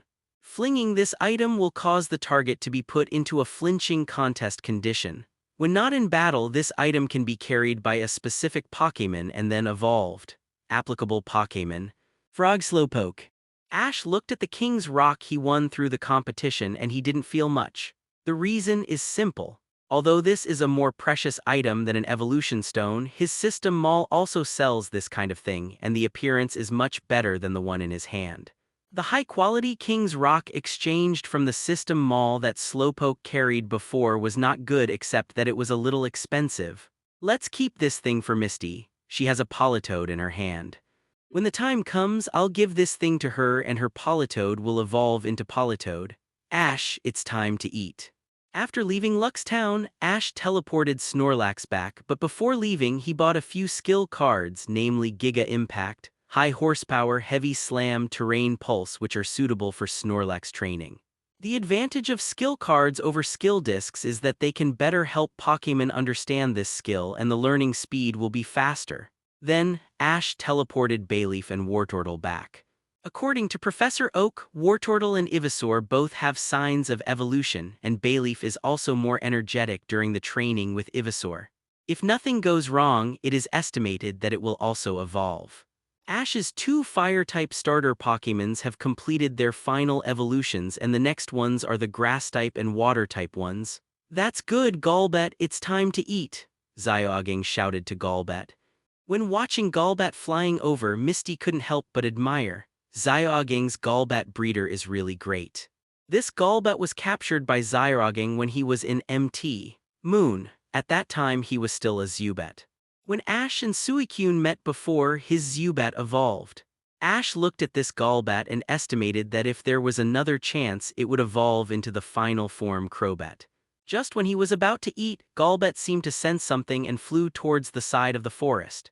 Seeing this, Ash remembered that in the original book there seemed to be a mask and a tin staff which could control Pokémon once worn, and the owner of this thing was Jessie from the Rocket Trio. At that time, only Golbat was out of control around Ash and his friends. Later, after a hard battle, they took back the mask and tin staff and Golbat evolved into Crobat. Thinking of this, Ash and the others took back their Pokémon and followed the direction where Golbat flew. When they arrived, they saw a pretty lady with short red hair. Judging from her clothes, she was a Pokémon researcher and was debugging the machine.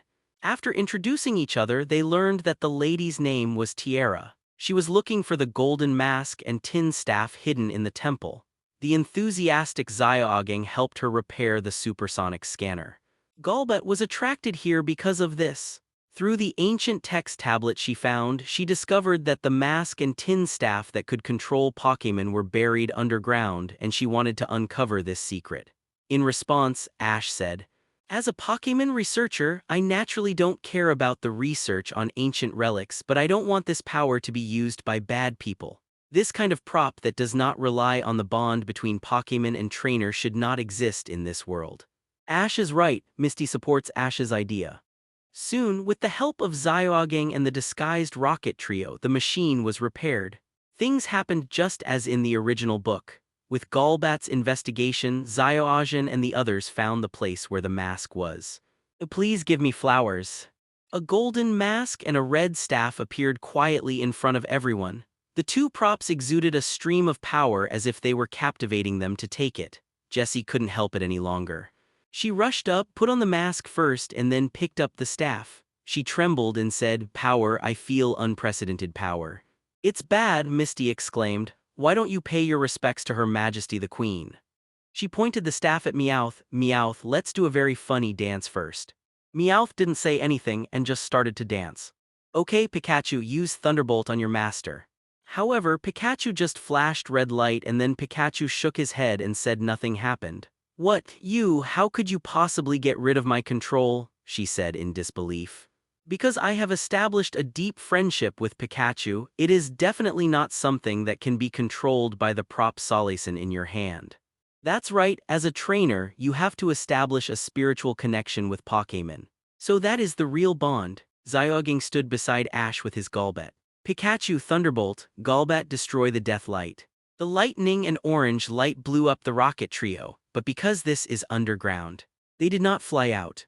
Ash picked up the two props. "I have said long ago that such things are absolutely not allowed to be used, Miss Tiara, I'm sorry." After saying that, before Tiara could stop it in time, the mask and the tin staff were broken into pieces by Ash. Golbat also successfully evolved into Crobat. According to our current route, the White Town is ahead. White Town, is it the town that is called the designated candidate area for historical heritage? After coming out of the ruins, Ash and his team continued to move towards the direction of Asagi City. It is worth mentioning that although Ash destroyed the mask and the tin staff, he collected the fragments and mailed them to Professor Oak. I believe that with his knowledge he should be able to study something.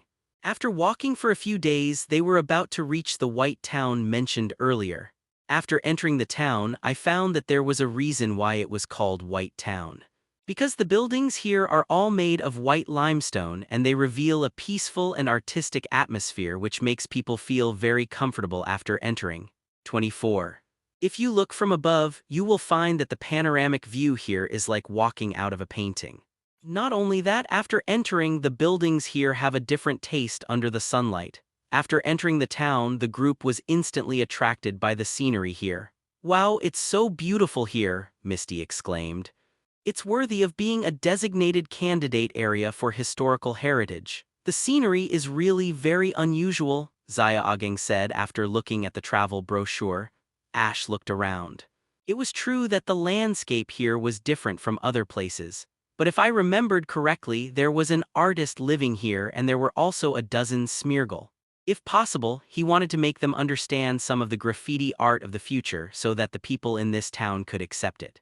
So Ash looked around looking for traces of Smeargle. "Ash, what are you looking for?" Misty asked after seeing Ash's behavior. "I'm looking for something interesting." "Interesting things." Here, Ash happened to see 3 Smeargle painting on the wall, so he pointed to that place and said, "Look, isn't this something interesting?" "What Pokémon is that?" "That's Smeargle, a painting Pokémon whose characteristic is to use the paint on its tail to paint everywhere to promote itself," Ash introduced. "Look at them, it seems like they are painting." Misty pointed at them and said. At this time, a group of people suddenly rushed out, ran towards them and said to them, "Catch them! Why are you arresting us? Your Smeargle has messed up everything here. Please make one thing clear, this is our first time here. Although I don't know what happened here, please make sure before you speak, okay? I'm sorry, my Smeargle has caused you trouble again. I will compensate you for the loss." At this time, an old man suddenly appeared between Ash and the people and apologized to the people. Later, it was introduced that this old man was Mr. Kasi Basquiat, who was an artist when he was young. As for these 3 Smeargle, they are his Pokémon. "So the old man hopes that they can also make a miraculous painting?" Ash asked. "Yes, this is my wish." "In that case, why don't I help you?" When Ash said this, everyone was shocked. "Ash, are you sure you?" "Well, let me show you my hidden artistic cells. Sir, please lend me Smeargle. I promise you won't be disappointed." After talking it through, Ash brought the Smeargles to a wall. "You like to paint on the wall, but the people here don't agree. If you want 783 to be recognized, you can't paint too messy." It must be colorful and not be filled in casually, do you understand? After seeing the Smeargle nod, Ash taught them some graffiti concepts of later generations. Smeargle was good at sketch, and after being taught by Ash he immediately understood. Then, the Smeargles began to create their first real work, which was based on their own prototypes. According to factions, maybe the abstract school has 10 more points, and this work was also unanimously recognized by the people of White Town. Basquiat praised it again and again and expressed his sincere gratitude to Ash. Later, Mr. Orberg's daughter came here and handed the GS ball back to Ash, saying that she had not studied anything, and returned the GS ball to Ash according to the previous agreement. After doing another good thing, Ash and the others continued their journey. After leaving White Town, Ash and his group continued their journey. Now they came to a small hillside and were about to take a rest. What should we do? It's getting late at night, Misty looked up and said, watching the slowly setting sun. There's no other way, we can only camp here, Zyoging said, and then said to Ash, who was training Pokémon. Ash, hurry up, we're going to camp. Okay, got it. At this time, Ash was training Ivysaur, Bayleaf, and Gloom, the 3 current grass-type Pokémon. Professor Oak said before that the 3 of them were very active. If nothing unexpected happened, they would definitely have signs of evolution. So Ash teleported Jigglypuff back and especially reminded Professor Oak of the magical properties of Jigglypuff so that Professor Oak would be on guard, and teleported Gloom over. Ivysaur was captured by Ash when it was originally Bulbasaur. However, it was time for it to evolve, but it suppressed its power and did not evolve. Later, as Ash captured more and more Pokémon in the Johto region, he was constantly challenged. Under the stimulation of Slowking, Wartortle, etc., he finally chose to evolve. Later, Chikorita joined his team. When he captured Oddish, he completed his first stage of evolution in Twister, and his personality was more in line with Ash. Oddish was the junior of the 2 of them. After evolving into Gloom, his strength was also closely behind the 2 of them.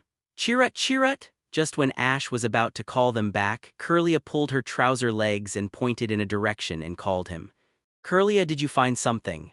Cheerut, Kirlia nodded. Ash looked in her direction and found a herb garden located at the bottom of the hill. The environment was particularly fresh. Kirlia originally practiced psychic here, but she found this herb garden on the other side and told Ash about it. Misty, Zyoging, no need to camp today, I found a good PL, a CE letter 3005. Then, Ash took them to see the herb garden. This is thanks to Kirlia, after all, she found it first. In this way, Ash and his party visited the owner of the herb garden, an elderly grandmother. Everyone called her Grandma Chun.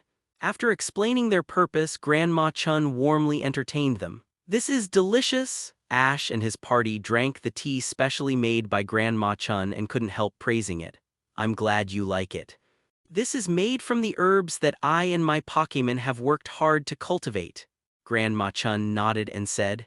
In this peaceful environment, Grandma Chun and his Machoke, Bellossom, and Skiploom live very well, which is really enviable. In this herb garden with the company of flowers and plants, the heart will become very peaceful. As for Ash's Pokémon, they were playing in this herb garden. Pikachu and Eevee were chasing and playing with each other. Kirlia and Gloom were helping Bellossom and Skiploom water the herbs. Ivysaur was helping Machoke loosen the soil for the plants, and Gia was running happily alone. If you don't pay attention, they will get covered in mud. If you don't mind, stay here for one night today. It's rare to have so many people come and let me, an old woman, feel the excitement, Grandma Chun said. If that's the case, thank you very much. Just then, the growl of the Pokémon came, and there were 2 very dazzling lights from Bayleaf and Ivysaur. They were about to complete the final evolution. However, after the 2 of them evolve, their bodies will become huge, and it is easy to destroy this place. It doesn't matter, if the herbs are gone, we can plant them again. The evolution of Pokémon is the most important thing. It seems that Grandma Chun is still very righteous. Even so, Ash still hopes to be perfect. Kirlia, use Safeguard to protect this place to the maximum extent. Bayleaf, Ivysaur, stay away from the herbs as much as possible. You don't want to see this place destroyed. Then, Kirlia spread her hands and used Safeguard to the maximum extent, while Ivysaur and Bayleaf also endured the light on their bodies and kept leaving the herb garden. Finally, with waves of fragrance, the two-song grass master's family began the final evolution. Bayleaf's neck leaves have become 5 petals and the leaves on its head have become 2 stamens. Its body has doubled in size and the fragrance from the petals is intoxicating, while Ivysaur's evolution is that the buds on its back have blossomed into huge buds and its body is slowly growing. Finally, the original spots have become lumps and its limbs have become strong. Combined with the look in its eyes, it is enough to shock people. Ash, these 2 Pokémon of yours are simply amazing. In the future, they will definitely become your main force. Grandma Haru looked at Venusaur and Meganium in front of her and praised enthusiastically. Grandma Haru, there are more surprises for you. Ash took out a leaf stone. Gloom, it's time for you to evolve. Gloom was very happy. Seeing the evolution of the 2 predecessors, he couldn't wait, so he picked up the leaf stone in Ash's hand, and then he began to flash a dazzling white light. After the white light faded, Vileplume, standing on 2 feet with a huge flower on his head, appeared in front of them. The 3 Pokémon looked at each other and used sweet scent together. Meganium also used his unique trick Wang Li Zhao, aromatherapy. The herbs that were accidentally destroyed by them instantly returned to their original state. Venusaur's forelimbs shook on the ground and the grass energy emitted by the flowers on its back was transmitted to the ground. Some herbs actually bloomed beautiful flowers. Meganium and Vileplume were happy for their predecessors. Bellossom and Skiploom had been circling around Venusaur as if celebrating their transformation. The most touching person was Grandma Chun. She didn't expect that just her small act of kindness would bring such a beautiful scene to her herb garden. This is called Ash's boy brought him luck. He will definitely realize his dream. After the incident in the herb garden, Ash's 2 grass-type Pokémons have completed their final evolution. So far, among the Pokémons in Kanto and Johto region, only the water-type Pokémons, namely Wartortle and Croconaw, have not evolved. Therefore, after teleporting Venusaur and Vileplume back, Ash asked Professor Oak to teleport Typhlosion and Wartortle. Now, besides the fixed Pikachu, Eevee, and Kirlia, there are Meganium, Typhlosion, and Wartortle. This is the team around Ash. Just after coming out of the Pokémon Center, I saw a little boy doing hot air balloon training. Ash remembered that this part of the plot was the hot air balloon competition, which should be the rare time when the Rocket Trio participated in the competition openly. However, this idea is limited to Meowth himself, no, this cat. Jesse and James still want to cheat, but there is no good end. Hey, what are you doing? Ash asked, pretending to be ignorant. I'm doing hot air balloon training. Why do you want to do this training? Tomorrow there will be a hot air balloon competition. Of course, I have to practice hard and strive to win the championship in the hot air balloon competition, the little boy said with full fighting spirit. Ash nodded slightly and then turned his eyes to the distance. If I remember correctly, the 3 members of Team Rocket were also making preparations at this time. We are not going to capture Pikachu this time, but to win the hot air balloon competition, Meow. Okay, we will listen to you this time. Why are you so unconfident, Meow? Are you sure you won't cheat? Of course, we will listen to your command this time. In fact, these 2 people have already started to plan how to cheat, and those words are just polite words. Based on what you just said, I only believe Meowth, you 2 are really unreliable. Hearing this voice, the 3 members of Team Rocket turned around subconsciously and saw Ash and the others. Little brat, hi, long time no see. Because Team Rocket didn't do anything bad this time, their attitude was relatively good. Team Rocket, let me borrow your air balloon, I don't have to requisition it anymore. That's right.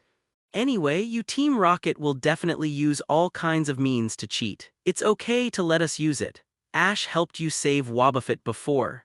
Misty was referring to the time when Team Rocket's Wobbuffet accidentally ran away.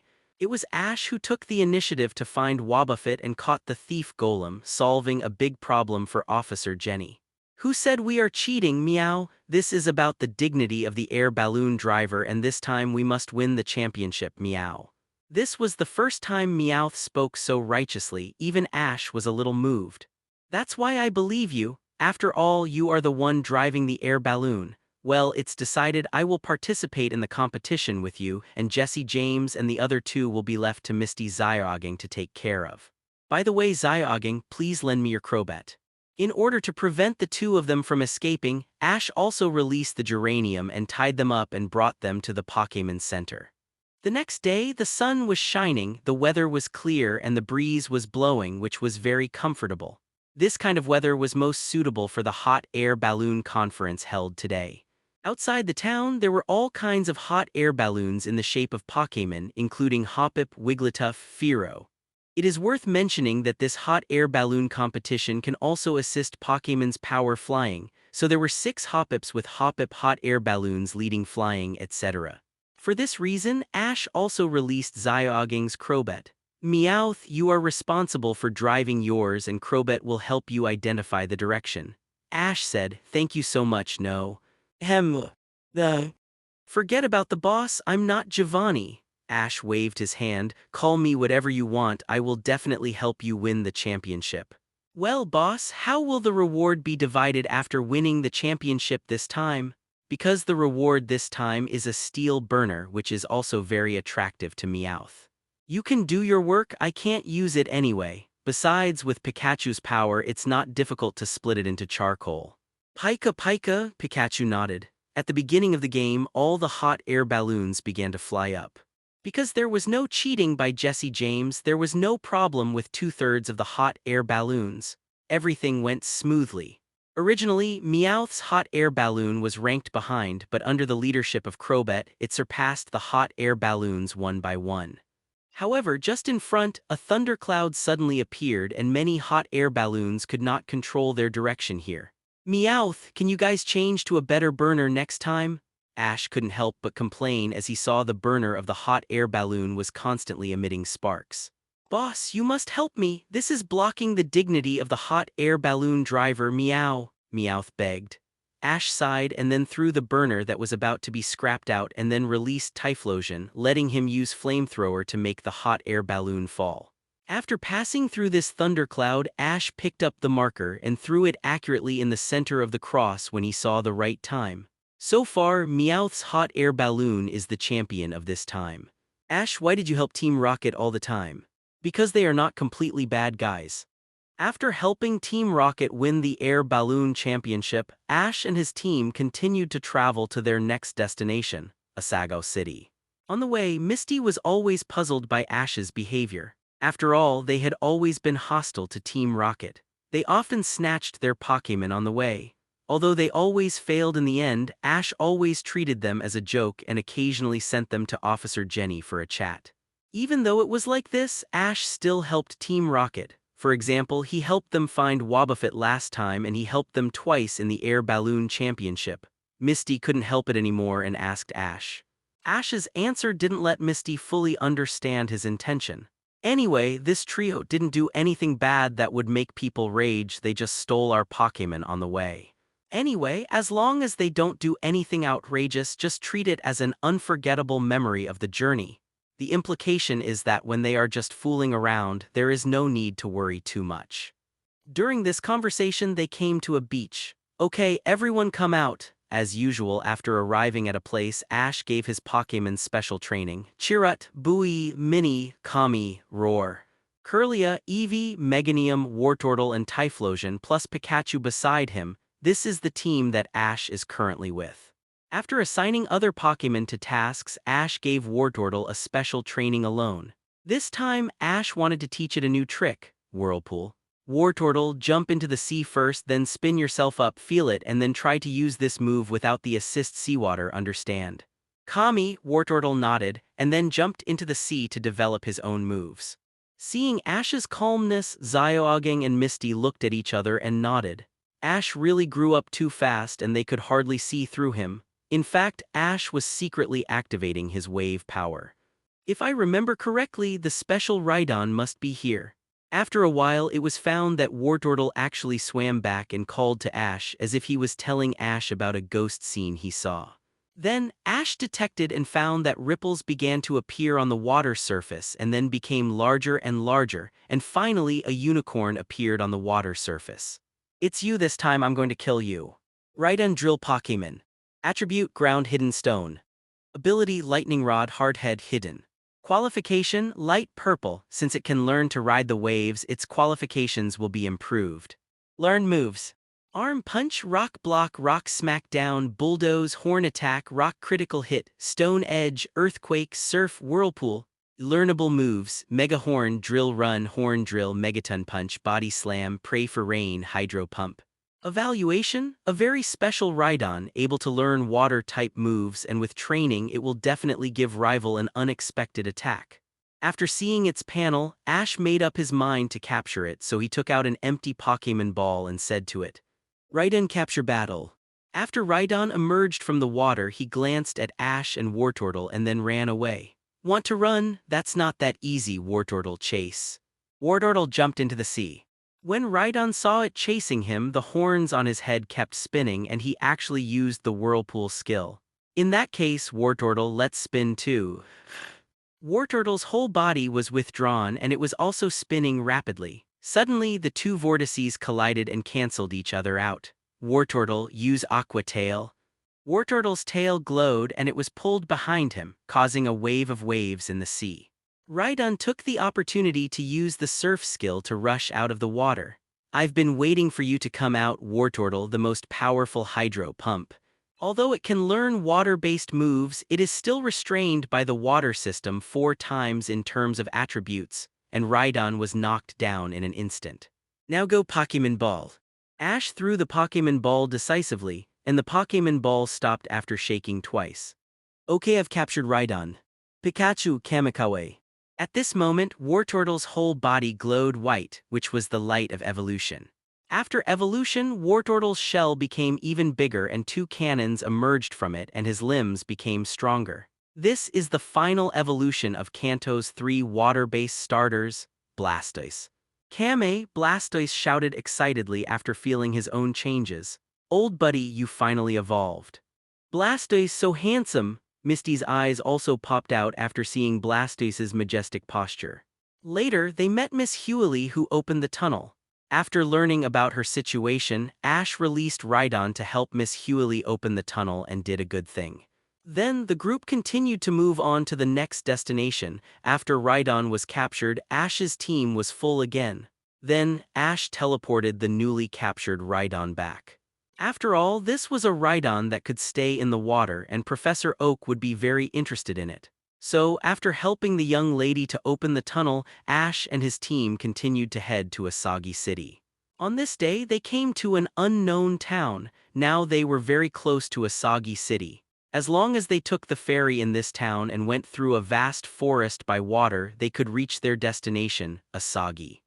However, on 210, they were delayed a little on the way because they met a trainer who wanted to challenge Ash. If Misty hadn't urged him from behind, they might not have caught up with the ferry. "Ash, your fighting style is becoming more and more mature now."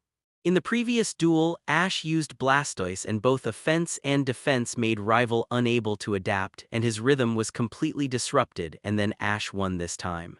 "The more you experience, the more you learn. After all, I want to be a Pokémon master," Ash said confidently. He is no longer that young boy. When he said this, he was very sure that he could do it with the help of the system and his grasp of the plot.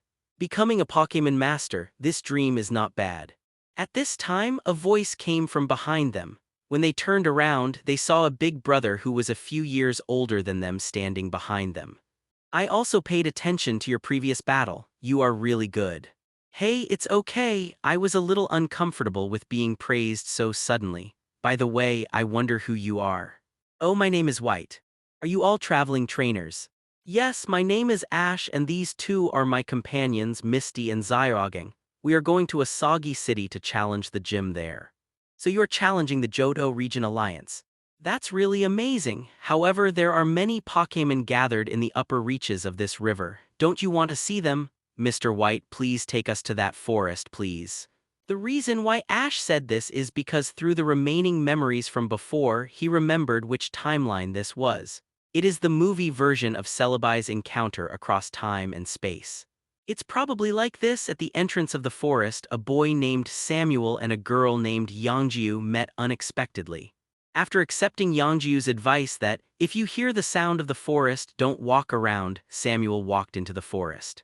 In the forest, Samuel was involved in the power of time travel to protect Celebi, who was hunted by hunters and was brought to the future 40 years later. Samuel may not be familiar, but he will be a household name 40 years later because he is Professor Oak when he was young. Among them, Bixias, who is known as the strongest man in Team Rocket, wants to capture Celebi, but Ash knows that he has a special Pokémon ball called Dusk Ball. Pokémon captured by this ball will be darkened and become his tools. I'm getting off track. Anyway, in order to save Celebi, Ash decided to go and see if he could change anything. If you want to go, get off the boat in front and take my speedboat to get there. It seems that this white is also very hospitable. That would be great. Suddenly, Pikachu seemed to sense something and pointed in that direction and shouted. Ash sensed a familiar and gentle breath. It turned out to be Suicune, whom he had met once before. I don't know if he can follow me after this time. Just then, the voice of the system sounded in my mind again. It has been detected that the timeline has come to the movie version of Celebi's encounter through time and space, and a special task is issued. Task content: Celebi will be captured by Bixias. Please stop Bixias' actions. Task reward: judge according to what the host has done, mysterious and unknown, and get the opportunity to upgrade the system. On the other side, Bixias also found an old hunter. This old hunter was a Pokémon hunter who chased Celebi 403.8 years ago but lost it in a forest. Bixias found the old man through intelligence, and also used the dark Pokémon ball to transform the Bangira and Scizor that the old man captured when he was young. This time, Bixias vowed to catch Celebi, but he didn't know that when he had this idea, he had already been targeted. In addition to the good natural environment, the black technology in the world of Pokémon is also very advanced. For example, the speedboat provided by White that Ash and his friends are riding now. This is not only a speedboat that is very fast on the water but also an airship. It just crossed a large waterfall. Because of this, Ash and his friends can smoothly come to the village where White is, Goi Village. The scenery here is indeed very unique. Of course, it is not only limited to the natural environment but also the human environment is very unique because the people here actually live in tree houses, which looks very charming. After White brought them here, he said goodbye to Ash and his friends. Ash and his friends walked into the depths of the forest. The environment here is very fascinating. The sunlight shines into the forest through the gaps between the leafage, which is very attractive. Not long after, they saw a cave in front of them. As long as they pass through this cave, they can reach the other end of the forest 24. Although they didn't enter the forest on the other side, they could still vaguely see through the stone walls that the forest on the other side was particularly lush, much more lush than the forest they were in just now. Seeing this scene, Ash and the others couldn't help but rush through the cave. At this moment, the voice came from a tree house next to the cave, and then an old lady leaning on a Hoothoot-style cane slowly walked out and asked, I haven't seen you, are you going in? Hearing this, Ash walked out and admitted, yes, if you go in you'd better listen to what my grandma says. The old man was accompanied by a young and beautiful lady. If you look closely, Stephanie looks like this old man. Seeing such a pretty lady, Zyoging couldn't help but jump up again. I will listen to every word you say. I am Zyoging, who aims to be a Pokémon breeder. May I know your names? My name is Miku, the lady replied. My grandma has been guarding the entrance of this forest. Ash knew it as soon as he heard it. This old lady was the one who saw Professor Oak enter the forest when he was young 40 years ago, but she never waited for him to come out. Over time, it became a pain in his heart. However, Grandma Yangjiu picked up the boy's picture book and kept it until now. When you hear the sound of the forest, never move and stay where you are. This is the legend here. If you don't want to get lost in the forest, do it according to the legend. Well, we remember it. Thank you very much, Grandma Yangjiu. After Ash and the others finished speaking, they plunged into the forest. Ash, do you believe in that legend? Misty looked around and couldn't help asking Ash. Well, Ash scratched his chin. I believe it, but I don't. What does this mean? I believe there must be forest sounds here, but I don't believe in the method. As Pokémon trainers, we have to explore the unknown. If I stand still, I can't do it. However, Joe Meow's incident suddenly appeared. A white ripple spread from the depths of the forest and a pleasant bell sounded in everyone's ears. What is this? Is this the sound of the forest? After Ash heard this sound, he immediately took Zyoging and Misty to the source of the sound. Ash looked over there, then he rushed in another direction. When the white ripples appeared, Ash could clearly feel that they came from an ancient altar, but now they have disappeared. The only one left there was a boy who had fainted. "Hey, are you okay?" Ash sniffed his breath and found that it was just an ordinary coma, nothing serious. "Zyoging, let's take him out first." Zyoging nodded, carried him on his back and went to the entrance of the cave. After all, this place was too far away from the Pokémon Center. Ash knew that Celebi must be nearby, but thinking that the boy was important, he did not use the waveguide to explore the surroundings. Little did he know that Celebi was secretly observing them from behind. "Miss Miku, are you there?" Zyoging didn't have time to show his presence here at Miku. The person on his back was important.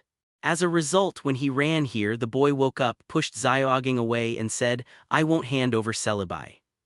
It seems that my guess was not wrong. This person is indeed Professor Oak from 40 years ago, or let's call him Tianda Samuel. When Miku and Yangjiu came down, Yangjiu recognized the boy as the one who disappeared in the forest.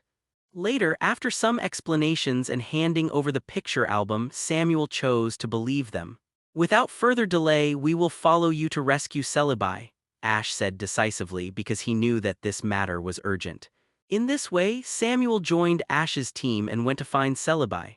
Last time, Ash saved Professor Oak. Now he is called Samuel Oak, who disappeared in the deep forest 40 years ago.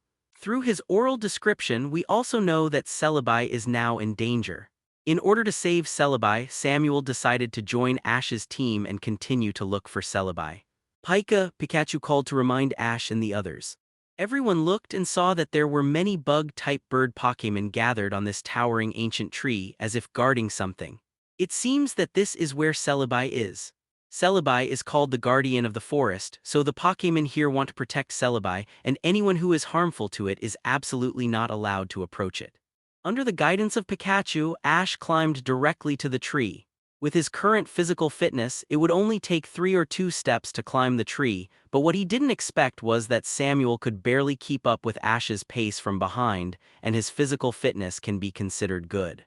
"That boy is really amazing," Zyoging said, looking at Samuel's back. "He can even keep up with Ash's pace. It seems that he is not a normal person," Misty exclaimed. After climbing to the top of the tree, Ash saw a tree hole where these Pokémon gathered. Celebi should be in the tree hole. After seeing Ash and Samuel, these Pokémon did not make things difficult for them but took the initiative to make way for them. I guess they should have felt the kindness of Ash and the others. When I got closer, I could see the whole picture of Celebi. Celebi looks like a Pokémon from outer space. Its head is round and converges behind its head in an arc shape. It has green tentacles with blue tips on its forehead, light blue eyes and thick black eye circles, round toeless feet and 3-fingered hands. However, the current Celebi's eyes are not innocent but full of fear and vigilance. It lies in the tree hole and looks very pitiful. Samuel had a special feeling for this Celebi. After all, he protected him from being chased by hunters and then was brought to this era by Celebi. He took the initiative to step forward and said, "Celebi, it's okay, come out." As a result, Celebi fired a Psy-wave and bounced Samuel out. If Ash hadn't caught him from behind, he would have fallen. Ash saw it and activated his waveguide and said to him, "Little guy, we won't hurt you, don't be afraid." However, this situation did not let Celebi put down his guard. Seeing that his Psy-wave had no effect on the 2 humans in front of him, he used Vine Whip to whip them continuously, but this Vine Whip was a bit too small and it didn't hurt Ash at all. Enduring Celebi's Vine Whip, Ash slowly walked to it. "Little guy, don't be afraid, we will protect you."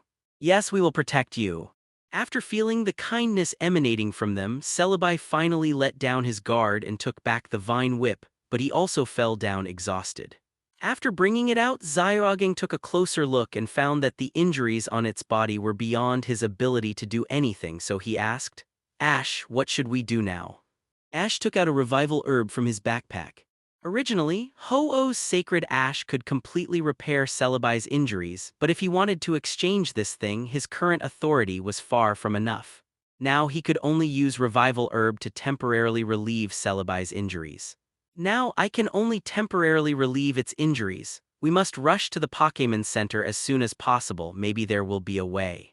Then Ash took out a Pokémon ball. It's decided to be you, Meganium. Meganu. Meganu, you run fast, I'll leave Celebi in your care.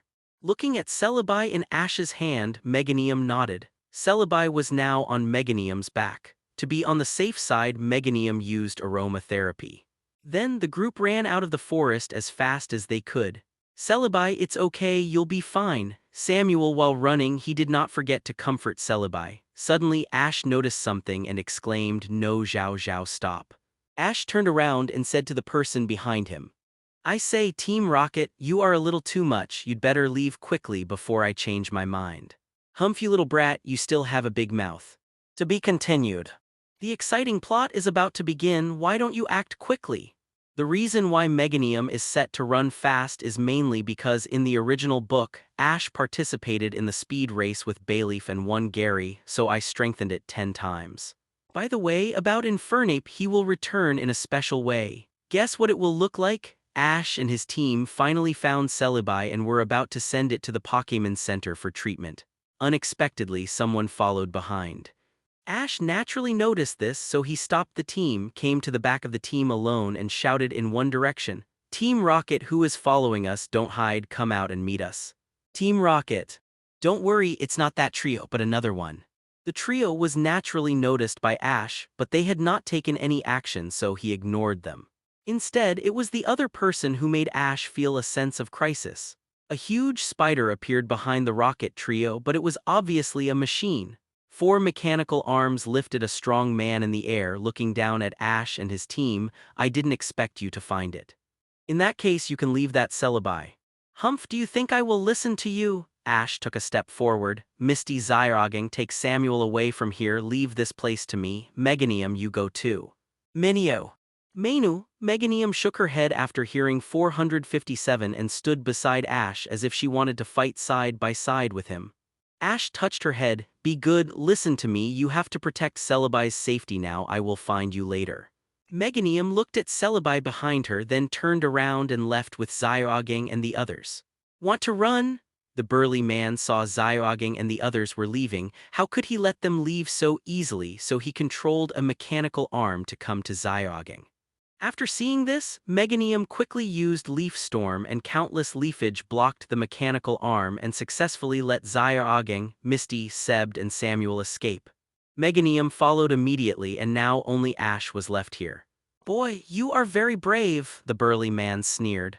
"Look at your uniform, you are from Team Rocket, right? Even your leader Giovanni can't do anything to me, what do you think you can do?" Ash didn't care. "Really? I want to see how brave you are." After saying that, he threw out 3 dusk balls at once, which were Sneasel, Scizor, and a Bangira. Ash was not interested in Sneasel and Scizor but took a closer look at the Bangira. He knew that this Bangira should be in the hands of the old hunter, and now it has changed a lot after being transformed by the dusk ball. At least, in terms of size, it is much taller than a normal Bangira. "You two go chase those kids." After seeing Sneasel and Scizor leave, Ash was not panicked at all. Those 2 Pokémon were blue qualifications and his Meganium had just broken through to orange, so it was not a problem to fight 2 at once. On the contrary, this Bangira actually has purple qualifications. If there is a chance he can be trained well, maybe he will be the first general of his quasi-god team. The 3 members of Team Rocket behind him exclaimed after seeing him, "That mask. Why do you know him?" "Well, this is the top executive of Team Rocket, Lord Bixias, known as the Mask, who is an evil Pokémon master. Little brat, that Pokémon ball can turn Pokémon evil and exert their strength to the maximum. It is the highest technology of Team Rocket. It seems that my rival is this Bangira." Ash smiled slightly and then took out a Pokémon ball. "It's decided to be you, Blastoise." After Blastoise came out, he stepped heavily on the ground with both feet, waving his strong arms to adapt to his power after evolution. "HMPH Bangilla, destroy as much as you want." After giving this order, Bixias prepared to take the mechanical spider and continue to go in the direction where Celebi left, and the 3 members of Team Rocket had to follow. After hearing this order, Ash understood that this was a paranoid who pursued power excessively and was not a real Pokémon trainer at all. Without the Dark Pokémon Ball, he was nothing and even worse than when he just debuted. However, what needs to be done now is to defeat this evil Bangilla. Bangilla's beast eyes stared at Ash and then opened his mouth wide, and a stream of orange light with a destructive aura gushed out at him. This is the Destruction Death Ray skill. Blastoise stood in front of Ash, and before Ash gave the order, the two metal cannons behind him appeared and directly emitted a powerful hydro pump to block the Destruction Death Ray. Bangilla is a rock type, so it is also restrained by the water type. The double damage made Bangilla couldn't help but cry out in pain, but even with the double damage he still couldn't fall down but continued to use the Destruction Ray. Because no one pointed out the direction, the Destruction Ray was fired in a disorderly manner. Ash dodged with a light jump, Blastoise withdraw, and then use Rapid Spin. The huge turtle shell hit Bangilla directly, knocking Bangilla back repeatedly. Use Flash Cannon. The steel skill hit Bangilla, and the double damage again made Bangilla fall down. In the first battle, Blastoise won. The rival that Ash faced this time was Bangira, which was called the quasi-god of the Johto region. However, no matter how strong a Pokémon is, it must have a corresponding trainer to command it so that the quasi-god Pokémon can exert its strongest power. However, the Bangira in front of Ash, although it has a strong physique, lacks reasonable command. Bixia's only makes it emit a destructive death beam, and it is naturally defeated by Blastoise, who is restrained by the attribute. In order to prevent any more accidents, Ash did not take back Blastoise directly but let it follow him to find Misty and the others. Just as they caught up, an Ursaring suddenly appeared in front of them and blocked them. Blastoise saw this and came directly to Ash. Ash patted the turtle shell on its back and said, "Don't worry, it has no malice." Because Ash noticed that there was a teddy Ursa next to it, which was obviously a female bear, because no mother would fight with her child. Sure enough, after Ursaring looked at Ash, he looked into the depths of the forest and ran away with Teddy Ursa. "Come back, Blastoise." Ash took back Blastoise and followed Ursaring's direction. If I guessed correctly, that direction Tilda is. Along the way, Ash found that the Pokémon in this forest were waiting for him: Sentret, Furret, Bellossom, Parasect, Oddish, Stantler, Jumpluff. With more and more Pokémon leading him, Ash came to a quiet lake. "This is the Lake of Life," Ash said as he looked at the crystal-clear lake in front of him. "Ash, you're back. We were so worried about you." Misty came over and said, "How are you? Are you injured?" Ash was a little caught off guard by Misty's sudden concern, but after calming down, he said, "Don't worry, Misty, I'm fine. That Bangilla only looks scary, but he didn't show his true power. My Blastoise defeated him in a few moves." "Ash, it's great that you're back." Zyoging and Samuel also came over. Meganium came up excitedly after seeing Ash and rubbed his arm with his head. "It seems that you have defeated the pursuers," Ash said, touching Meganium's neck. "Well, it's all thanks to Meganium. By the way, Misty, what's wrong with your foot?" Ash suddenly noticed that Misty's ankle was a little red and swollen and asked with concern. "I twisted it by accident." "This is the Lake of Life. The Pokémon brought us here to heal Celebi. Samuel, put Celebi in the lake. Misty, put your foot in too." "Okay, I got it." Then Samuel gently put Celebi into the Lake of Life. The Pokémon in the forest also came to the lake, blessing the forest god to recover. Soon, under the dazzling light, Celebi swam happily in the lake, and then the happy mood infected everyone present. "Celebi seems very happy," Misty said. After Celebi flew out of the lake, he came to Misty's feet and gently touched her feet. The redness and swelling disappeared instantly. "That's great, it doesn't hurt anymore." The Pokémon in the forest were cheering, celebrating the forest god's recovery. Although Ash smiled on the surface, he didn't dare to let down his guard in his heart. Judging from the fight with Bixia's just now, this guy has a deep obsession with Celebi and he will never give up. Thinking of this, Ash said, "Misty, Zyoging, how about we release the Pokémon and let them play with Celebi?" "Hey Ash, your suggestion is good." "I agree. I agree too." "Okay, then everyone come out." Ash released the Pokémon in his current team: Eevee, Kirlia, Infernape and Blastoise, plus Pikachu and Meganium. Misty also released her Pokémon Starmie, Frog, Psyduck. Zyoging also released his Pokémon Crobat, Graveler, Steelix, Forretress. It evolved into Forretress in a simulated battle. Celebi was very happy to see so many friends playing with her. But Ash secretly kept an eye on the surroundings to prevent Bissus from suddenly attacking. Fortunately, at night there was no sign of Bissus, so Ash was relieved. This night seemed very peaceful, but in fact it was full of dangers. Ash did not dare to be careless about it. He did not dare to sleep too deeply during rest for fear that Bissus would succeed if he was careless. The next day Ash frowned and shouted, "Celebi, get out of the way." After a night, Celebi's mental contest condition finally returned to its previous contest condition. When everyone looked at it again, it was flying happily above their heads. "Great, Celebi, you're finally fine." The happiest person here is Samuel. After all, the friendship between him and Celebi is the most important. Just when everyone was happy, suddenly Ash frowned and shouted to Celebi, "Celebi, get out of the way." He kicked his right foot and stepped out to protect Celebi. But in the end, 423 was still a step slower, and a blood-red mechanical claw grabbed Celebi. "Bixias, it's you again." Ash looked at Bixias, who appeared there with a rage. He was very proud at this time. "Haha, I finally got it." Blastace Hydro Pump, Meganium Leaf Storm, Typhlosion Flame Whirlpool. The three Gosei each released their own special moves. The green flying leaves wrapped around the hydro pump, and the blazing flames formed a very strong water, fire, and grass shock wave which hit Bixias's big spider robot. However, Bixias was not afraid at all.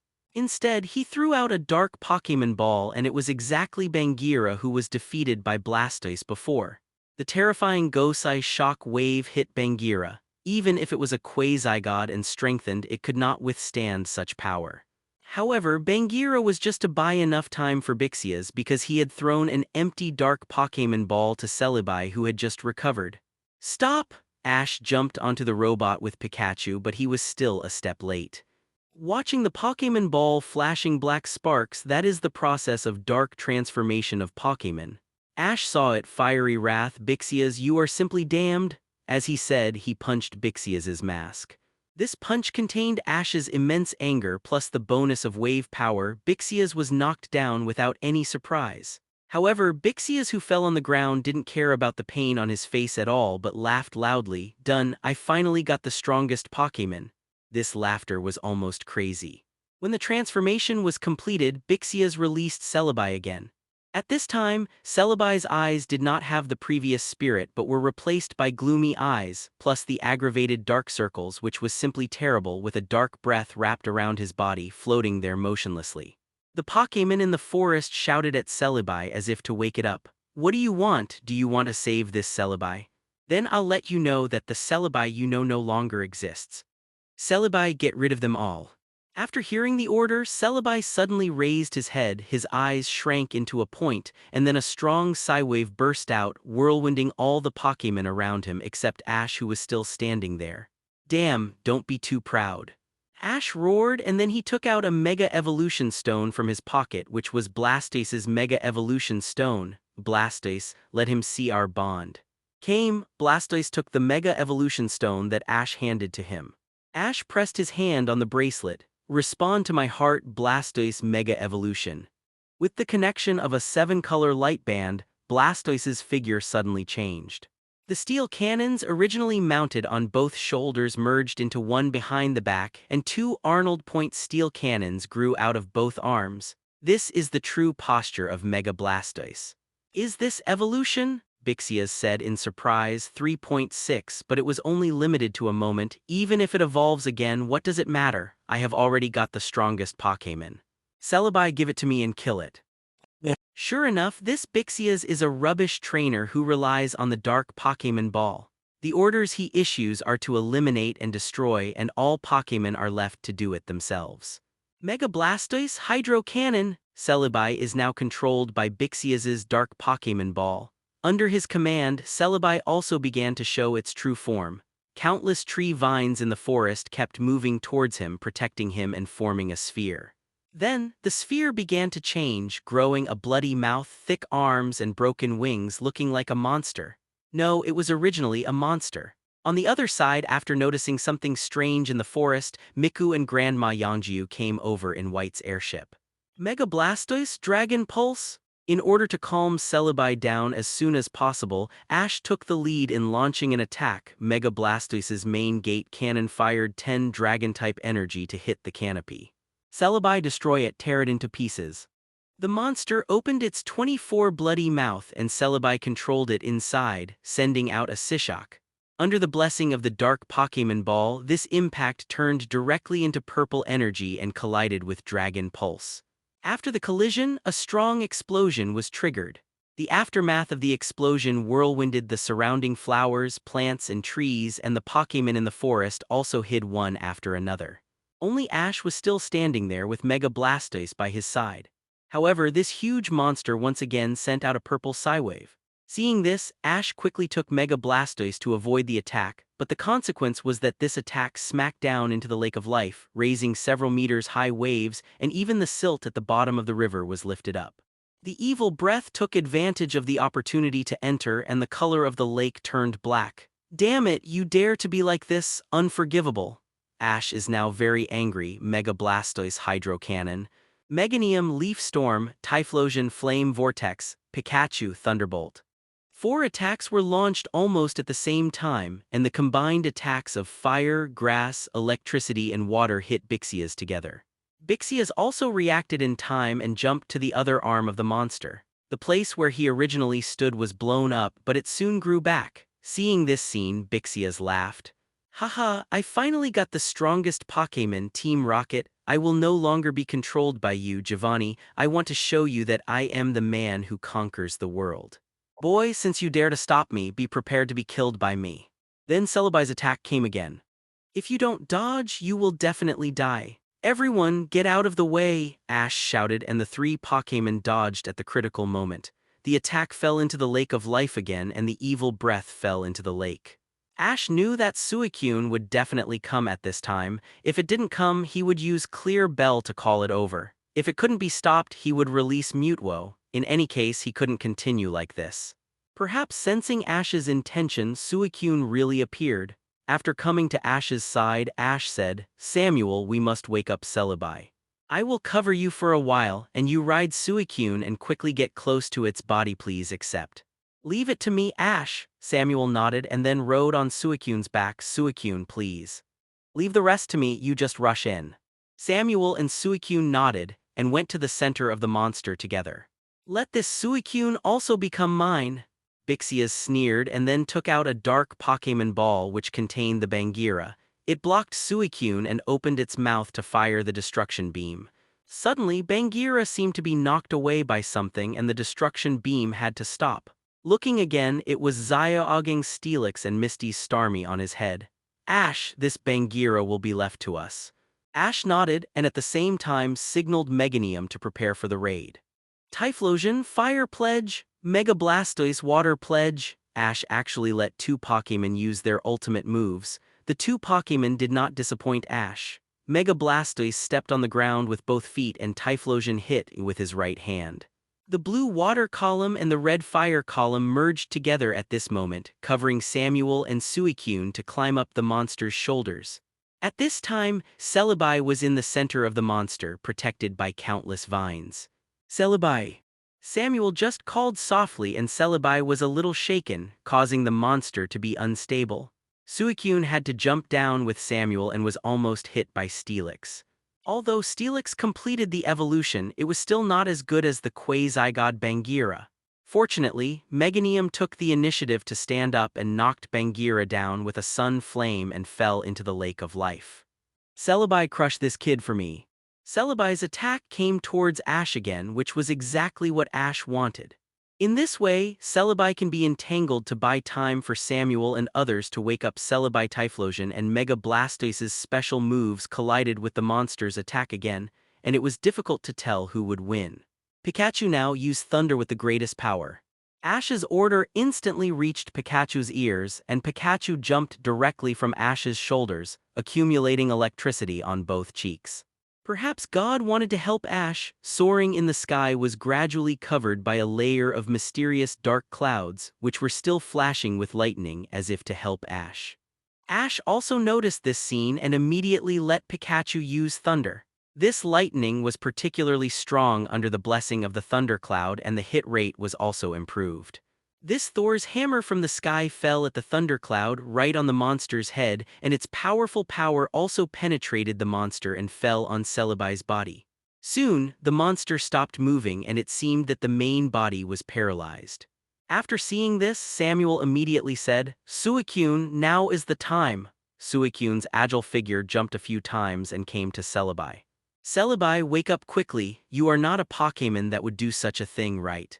Seeing this scene, Bixias also began to panic. "Impossible, how can you be so powerful?" Only then did Ash notice him and walked towards him with anger. "Bixias, I can't forgive you for what you did.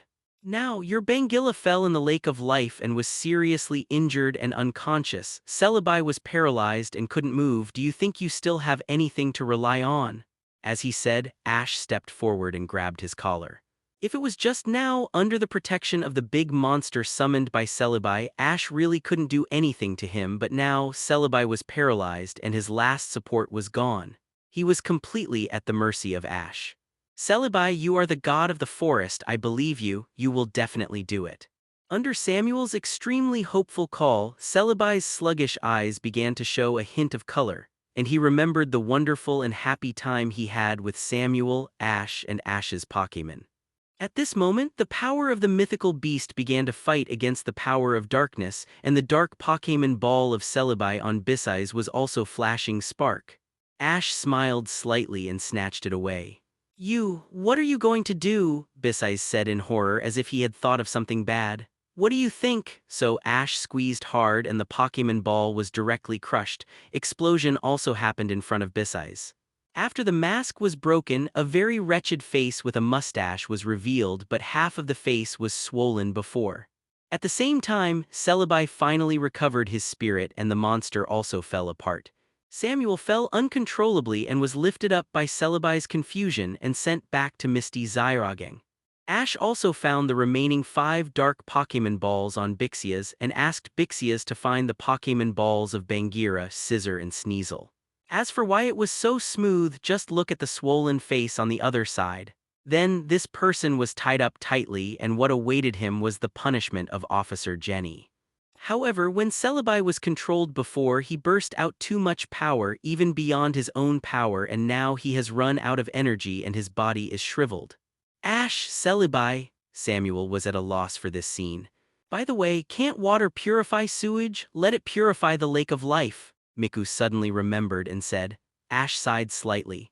Celebi's current injury is not something that can be solved by the lake of life, but in order to reassure everyone, Ash still signaled Suicune to try. The result is naturally as Ash said. After the lake of life is purified, Ash's the Pokémons recovered from their previous battles, but Celebi still had no effect on them. Although Ash knew that the time-space tunnel was finally open to bring Celebi back to life, he had forgotten the method and didn't know what to do. Woo. The Pokémons in the forest were all wailing for Celebi, and even Suicune was howling to the sky.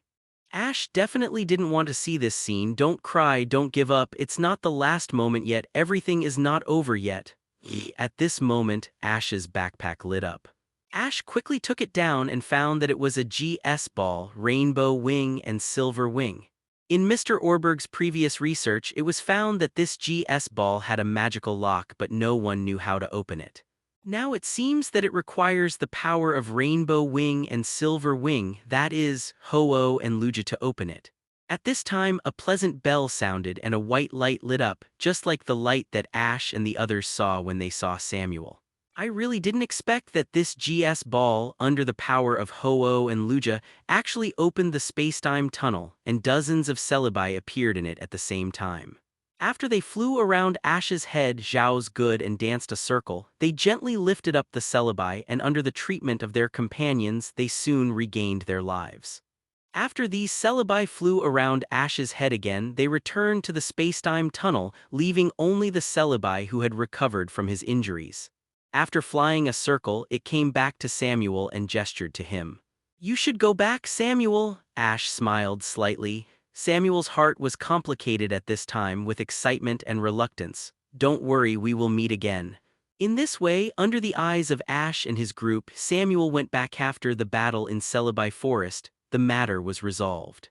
However, for Ash, there were still two things to deal with.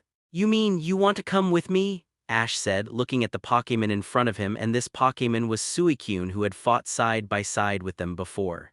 The following content was communicated through Badao. "Suicune, are you sure you want to come with me?" "Yes, boy, in the previous battle, I found that you and your Pokémon have a very special bond. This bond will maximize the power of Pokémon, so I want to experience it myself. But you are a legendary beast, so you should have a job. If I subdue you, will it have any impact?" "No, because I took the initiative to follow you, and even if I have a job, it won't affect anything. If something happens to 317, I can solve it. Besides, my descendants are guarding everywhere, so I don't have to worry about it. If I subdue you, what about Entei and Reiku, who are as famous as you? Will you help me convince them? If your strength is enough to defeat them, there is actually no need for me to show up. In other words, you, as a trainer, should have many trump cards, not just this mega evolution." Suicune really guessed it right. "I still have the power of bonds, strength, and other means that are enough to defeat them. Naturally, there is no need to worry about anything." "Ash, what does Suicune mean?" Misty asked in confusion. "He means he wants to go with us." Ash touched its head and it looked like it was enjoying it. "What?" Before they could be surprised, Ash took out an Ultra Ball and Suicune was taken in with a light touch. "Well, isn't that okay?" Ash raised the Ultra Ball and said to them. It took them a long time to react, and then they were all happy for Ash. Misty was the happiest. After all, it was a water-type beast. "The travel companions have increased again," Xiaogang said. "No, there is more than one." After saying that, Ash set his sights on the Lake of Life. As if sensing Ash's gaze, the Lake of Life reacted instantly and a terrifying figure emerged from it. That was the previous Bangilla. After the Dark Pokémon Ball was destroyed, he also returned to normal, especially under the effect of the Lake of Life. Bangilla's body became stronger than before. In addition, Ash also scanned it just now and found that it actually had purple qualifications and there was a possibility of breaking through to orange, so Ash decided to capture it. "Bangilla, capture battle!" Ash took out an empty Pokémon Seba Ball and shouted to it. "Roar!" The roar, full of fighting spirit, seemed to announce the arrival of a quasi-god. It slowly came to Ash and said that it would take on this battle. "It's decided to be you, Typhlosion." After seeing the rival in front of him, Typhlosion also roared and the flames behind him suddenly jumped high. "Take the initiative and use Flamethrower." Typhlosion opened his mouth and a powerful flamethrower collided with Bangira's spit-up destruction light, causing a strong explosion. After the smoke, many stones were seen hitting Typhlosion, which was Bangira's rock throw attack. "Typhlosion, block it." Typhlosion opened his mouth and a series of embers offset Bangira's rock throw attack. Taking this opportunity, Ash ordered again, now Flame Charge plus Flame Wheel. Typhlosion stepped on the ground with both feet and saw that it was wrapped in flames all over its body, and it shrank into a sphere and went towards Bangira. Bangira used the destruction light again but failed to block it. Bang! Bangira was knocked away, but his strong physique allowed him to stabilize his body. The last blow, Double Edge. As Typhlosion hit him again, Bangilla fell to the ground completely. Ash threw the Pokémon Ball and successfully captured his first quasi-god, Bangilla. "Okay, I captured Bangilla." Pikachu, roar. Next, they will arrive at the key stop before Asagi City, New Jade Pond. And what kind of adventure will be waiting for them? After passing through the Celebi forest, Ash's team changed again. He teleported Blastoise and Typhlosion back and kept Suicune and Bangilla by his side. After all, if Professor Oak knew any of these two Pokémon, he would ask him for them. However, I heard that Professor Oak was still studying Rhydon, so he didn't ask Ash what Pokémon he had captured. Although he would know sooner or later, he could delay it for a day. However, Ash asked Nurse Joy to help him send 2 empty Dark Pokémon Balls to Professor Oak. I believe that with Professor Oak's knowledge, he should be able to study something tilde. And now they are about to arrive in Asagi City.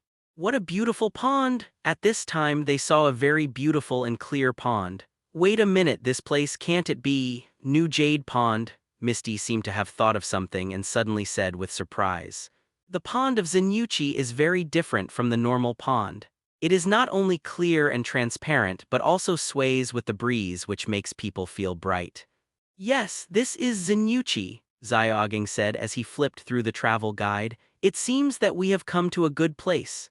Ash also smiled slightly. For a trainer like me who likes water-type Pokémon, the Pokémon Center in the new Jade Pond is the Pokémon Center we most yearn for. Misty was afraid that the two of them didn't understand, so she explained again. Pika tilde tilde tilde. In Pikachu's growl, a layer of bubbles suddenly floated on the water surface. A person wearing a dive suit came out of the water holding a bandaged Goldeen in his hand. After being surprised, Zyoging suddenly said with surprise, "Ah, that is a woman. Wait a minute, it seems to be a big sister older than me. Come on, I'm still wearing a dive suit, how did you tell?" "My chest? No, it's my heart that feels it." Although it was covered by Zyoging, Misty still heard it and couldn't help but cast a contemptuous look at him. This person called 4 Chanseys and walked in with a glass fish tank. 2 of them put Goldeen in and the other 2 helped this person change his dive suit, and it turned out to be a woman. It's so disgusting. This sentence was muttered by the woman, but Ash still heard it. Is she afraid of water? Nurse Joy? No need to look, it must be Zyoging. Hello, who are you? I am a Pokémon breeder who travels around the world. You can just call me Zyoging. To show my sincerity, do you mind having a cup of tea with me? Excuse me, are you Nurse Joy from the new Jade Pokémon Center? Misty pushed Zyoging away and walked forward excitedly. Seeing her nod, Misty's eyes were full of stars. Great, you are the person I admire the most. Then, after seeing their Pokémon, Nurse Joy enthusiastically invited them to her Pokémon Center. Nurse Joy, you are indeed worthy of our respect. Starting from your ancestors, 3 generations of you have been building this new Jade Pond.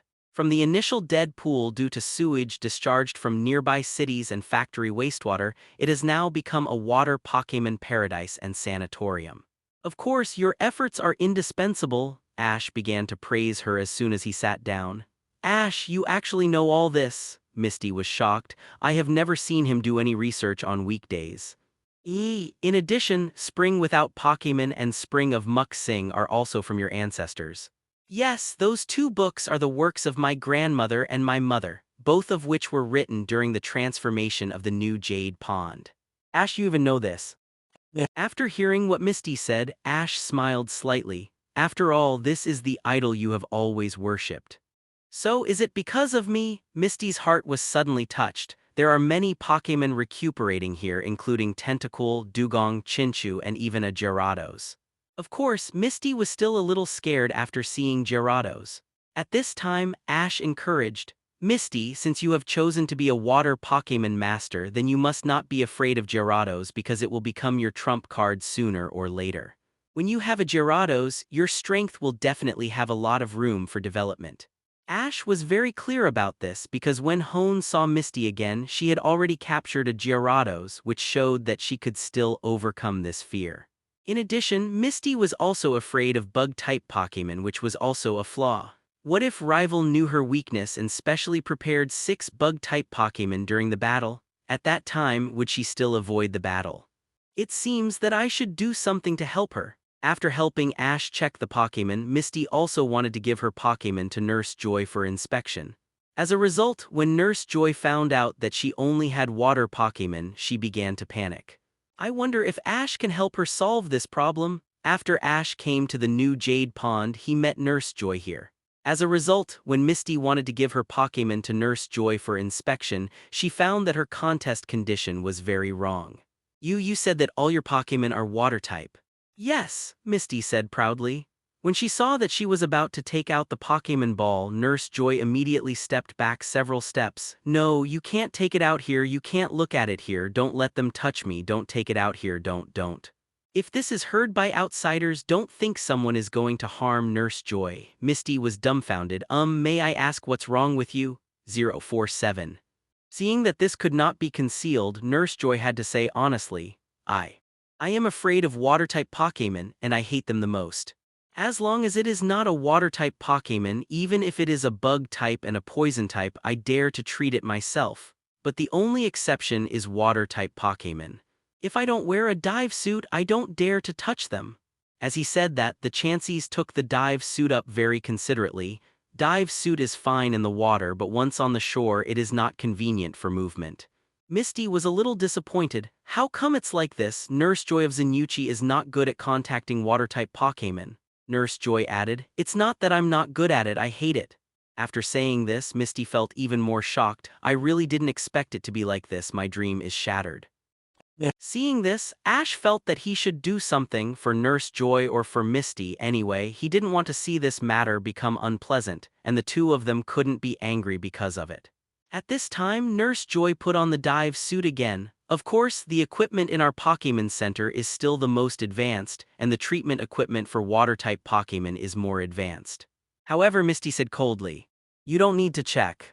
"No, Misty, doctors can't choose patients according to their personal preferences. When they see sick Pokémon, they have to treat them. This is my job. I can take it myself." After arriving at the clinic, I found that what Nurse Joy said was indeed true. The equipment here is indeed advanced. There are large and small aquariums which house various Pokémon. The treatment and diseases of water-type Pokémon are divided into many types. According to the symptoms, let Pokémon rest in the appropriate water quality. The treatment is the fastest and most effective. It is indeed very professional. Although it is not understandable at first, it is very appropriate to describe it with another word, that is, hydrotherapy. Nurse Joy, you actually like water Pokémon too. It's just that something has made you afraid, right? At this time, Ash spoke. What are you talking about? My companion dreams of becoming a water Pokémon master. In her opinion, water Pokémon are very important partners to her. No one has the right to deny other people's preferences, but Nurse Joy, your attitude just now was indeed a bit too heavy for her. Ash said slowly. Ash? Misty didn't expect Ash to stand up and speak for her at this time. She was very moved. Xiaogang also glanced at them meaningfully. You're right. Maybe Ash really understood Nurse Joy, so she confessed. In fact, I also liked water Pokémon the most.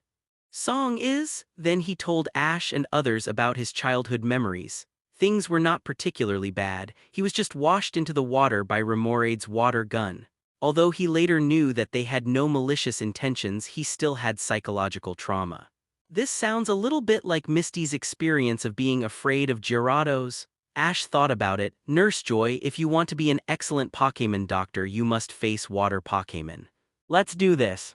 I have another Pokémon here, and I want you to check it. So, Ash took out an Ultra Ball and opened it. That's right, the one who came out was Suicune, who was captured in Celebi Forest before and was also the incarnation of the North Wind. Ash wanted to use this beast to solve Nurse Joy's psychological shadow. After all, no one would blaspheme such a beast. Is this Suicune? Seeing its tall figure, Joy was stunned. She certainly knew how powerful Suicune was. If it had been there, then the problem of the new Jade Pool would not need to be solved by Joy's 3 generations. The Pokémon in the clinic were also excited to beat the waves after seeing Suicune, cheering for their beast. Suicune, thank you! Nurse Joy slowly approached him and slowly hugged him, pressing her face against him, feeling Suicune's kindness. Ash smiled slightly. In this way, there will be no problem. 3.5 Ash, I want to thank you too, Misty suddenly said to Ash. She had helped her get out of the shadow of Gyarados before, and now for her, she solved Nurse Joy's fear of water Pokémon, which made her think that Ash did all this for her. It's nothing after all, we are partners. Just partners. Later, Gyarados, who was recuperating outside the new Jade Pool, suddenly got a minor injury and was in pain all over. Nurse Joy immediately checked it. During this process, she did not wear a dive suit, which shows that her psychological trauma was completely eliminated. Afterwards, Ash and his group said goodbye to Nurse Joy, left the new Jade Pool, and headed towards Asagi City. Misty, congratulations on catching a new partner. Well, I have to thank you for that. The story goes like this. When Ash and his group were crossing a desert, the Rocket Trio, who had not appeared for a long time, happened to show up. Their purpose was very clear, which was Ash's Pikachu, but Ash cleverly resolved it and gave the Rocket team a severe lesson. However, Misty's Togepi got separated in the process. There was no way. After Ash and his group beat the Rocket Trio away, they began to look for Togepi. When they found Tojbi, they found that it was having fun with Miltank and a group of whoopers. It turned out that after Tojbi got separated, it was brought here by a Dugtrio and got to know the Miltank here. Zai was the holy mother of this oasis. Then, Tojbi and one of the whoopers became very good friends. Under Ash Xiaoging's persuasion, Misty caught the whooper. Just like that, after adding a new partner, Ash and his friends walked out of the desert under the leadership of Nurse Joy. Finally, they were about to arrive at the city of Asagi. Ding! The host has arrived at the city of Asagi and the system upgrade has been completed. Please check it yourself. When he just stepped into the city of Asagi, the system in Ash's mind rang. Hey, I didn't expect you to finally show up after being inactive for so long, Ash teased. The main reason is that the upgrade this time is a bit large and it tests whether the host can solve any problem without this system. The system's voice replied. You underestimate me too much. The new system function has been opened, please check it. Ash clicked it and found that there were indeed many more things in it. Obviously, there were many new things on the mall, most of which Ash knew, but this permanent skill card made Ash a little confused. System, what is the difference between this permanent skill and the skill card I used before? Permanent skill card means that after specifying a skill, it can be used infinitely, and the previous skill card can only be used once. For example, the skill Dig Hole is used on a permanent skill card which can be learned by your Pikachu and other Pokémon. Unlimited use sounds great. Ash looked at other products and found that there were stickers for the contest. Is this to make him a top coordinator? Because it is detected that the host has completed half of the journey of the Johto Region Alliance, the props of Hone and Sinnoh are sold. In addition, if you participate in the contest, there will be hidden rewards. Yes, then I must participate in the contest. I am not here for the rewards but mainly want to experience the same feeling. After closing the mall, Ash checked the new features and found that the qualifications of Pokémon have also been raised by several levels. Originally it was green, blue, purple, orange, and red, and now there are red, silver, gold, black, and gold above red, which means that Pokémon have more room for improvement. Secondly, the level is added. You can observe rival to see the opponent's level and Pokémon they are good at. Generally, they are divided into entry level, elite level, gym leader level, alliance level, semi-elite level, champion level, master level, and head level. The smaller levels are divided into primary level, intermediate level, advanced level, and peak level. Ash, elite senior trainer. Attributes: grass, water, fire, flying, others to be developed. Pokémon owned. Pikachu, Eevee, Blastoise, Venusaur, Charizard, Butterfree, released, Pidgeot, Muck, Tauros, Kingler, Infernape, not returned. Sucker Home, Lapras, released, Snorlax, Heracross, Meganium, Typhlosion, Houndoom, Houndour, Group, Croconaw. Owl, Vileplume, Ponyta, Yanma, Kirlia, Alakazam, 3D Dragon, Unknown, Scizor, Suicune, Bangira. After seeing his 67 panel, Ash couldn't help but smile. He didn't expect that he already had so many companions without realizing it, and his strength was much stronger than the original. According to the original work, Ash's strength in the Johto region was only at the middle level of Elite, but now he is at the advanced level of Elite and will soon reach the peak of Elite, which is very exciting. He looked at Misty and Xiaoging again and found that Xiaoging's level was a little higher than his, and he was a high-level gym leader while Misty was a little lower and was a middle-level gym leader. The only difference between them was that they were good at a relatively single attribute. In addition, there is one more function, that is, signing in. By signing in at some specific locations, you can get various rewards. In short, Ash thinks this big update is okay. Next, it is to challenge the Shallow Green Gym. I don't know what kind of challenge will I encounter. After taking a break at the Pokémon Center in Asagi City, Ash was ready to challenge the Asagi Gym. The Asagi Gym is a steel-type gym, so as soon as you enter, you will feel that it is very tough. Moreover, the most contrasting thing is that the gym owner is a big beauty. Are you surprised? Is anyone there? I am Ash from Pallet Town and I am here to challenge the gym. Because when he came here, he found that the door here was closed, so out of courtesy, Ash knocked on the door and asked if there was anyone inside. Welcome, please come in. After a girl's voice came from inside, the door of the gym opened immediately. Please come in, please keep walking along the line. Ash and his friends followed the instructions and entered the gym. Although there was no light here, it was still vaguely visible that the buildings inside, from the walls to the pillars, were made by Orberg, and the characteristics of the steel system were clearly reflected. The buildings here are all Orberg, so the Pokémon here must be very strong, Xiaogang guessed after looking around. It should be like this because the gym trainers here are good at steel, so you can see their love for Orberg, Ash said, but speaking of strength, my Pokémon are not bad either.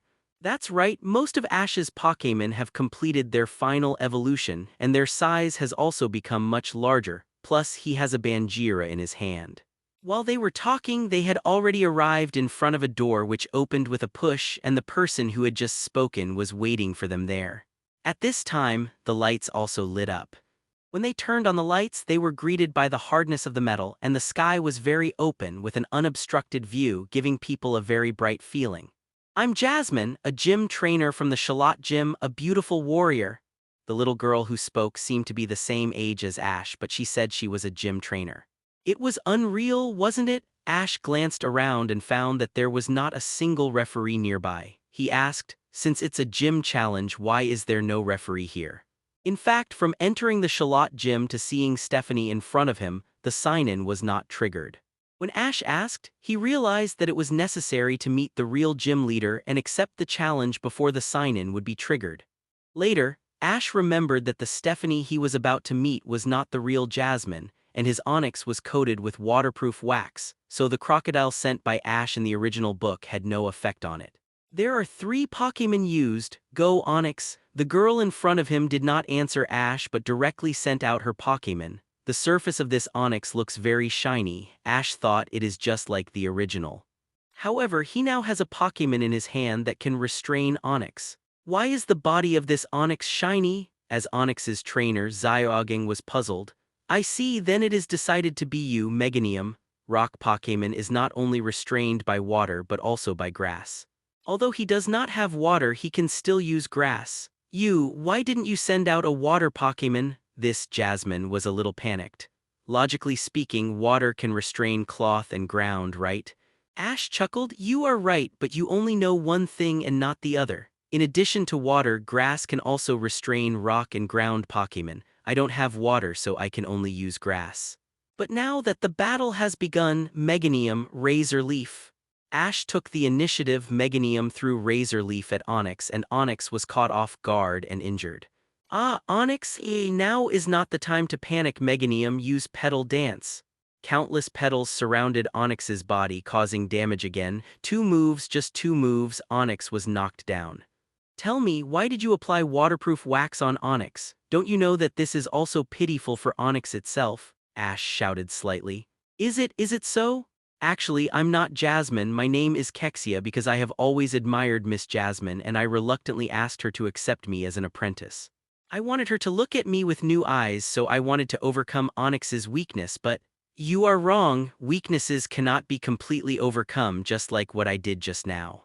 In addition to the water type, the grass type is also doubly restrained against Onix. Even if you help it overcome the water type, what about the grass type? What should you do? Ash asked. Besides, your behavior is already a serious cheating behavior. It is a harm to the challenger and the Pokémon itself. You should know how serious the mistake you made today is. Ash's words shocked everyone present, and Xiaogang was a little touched.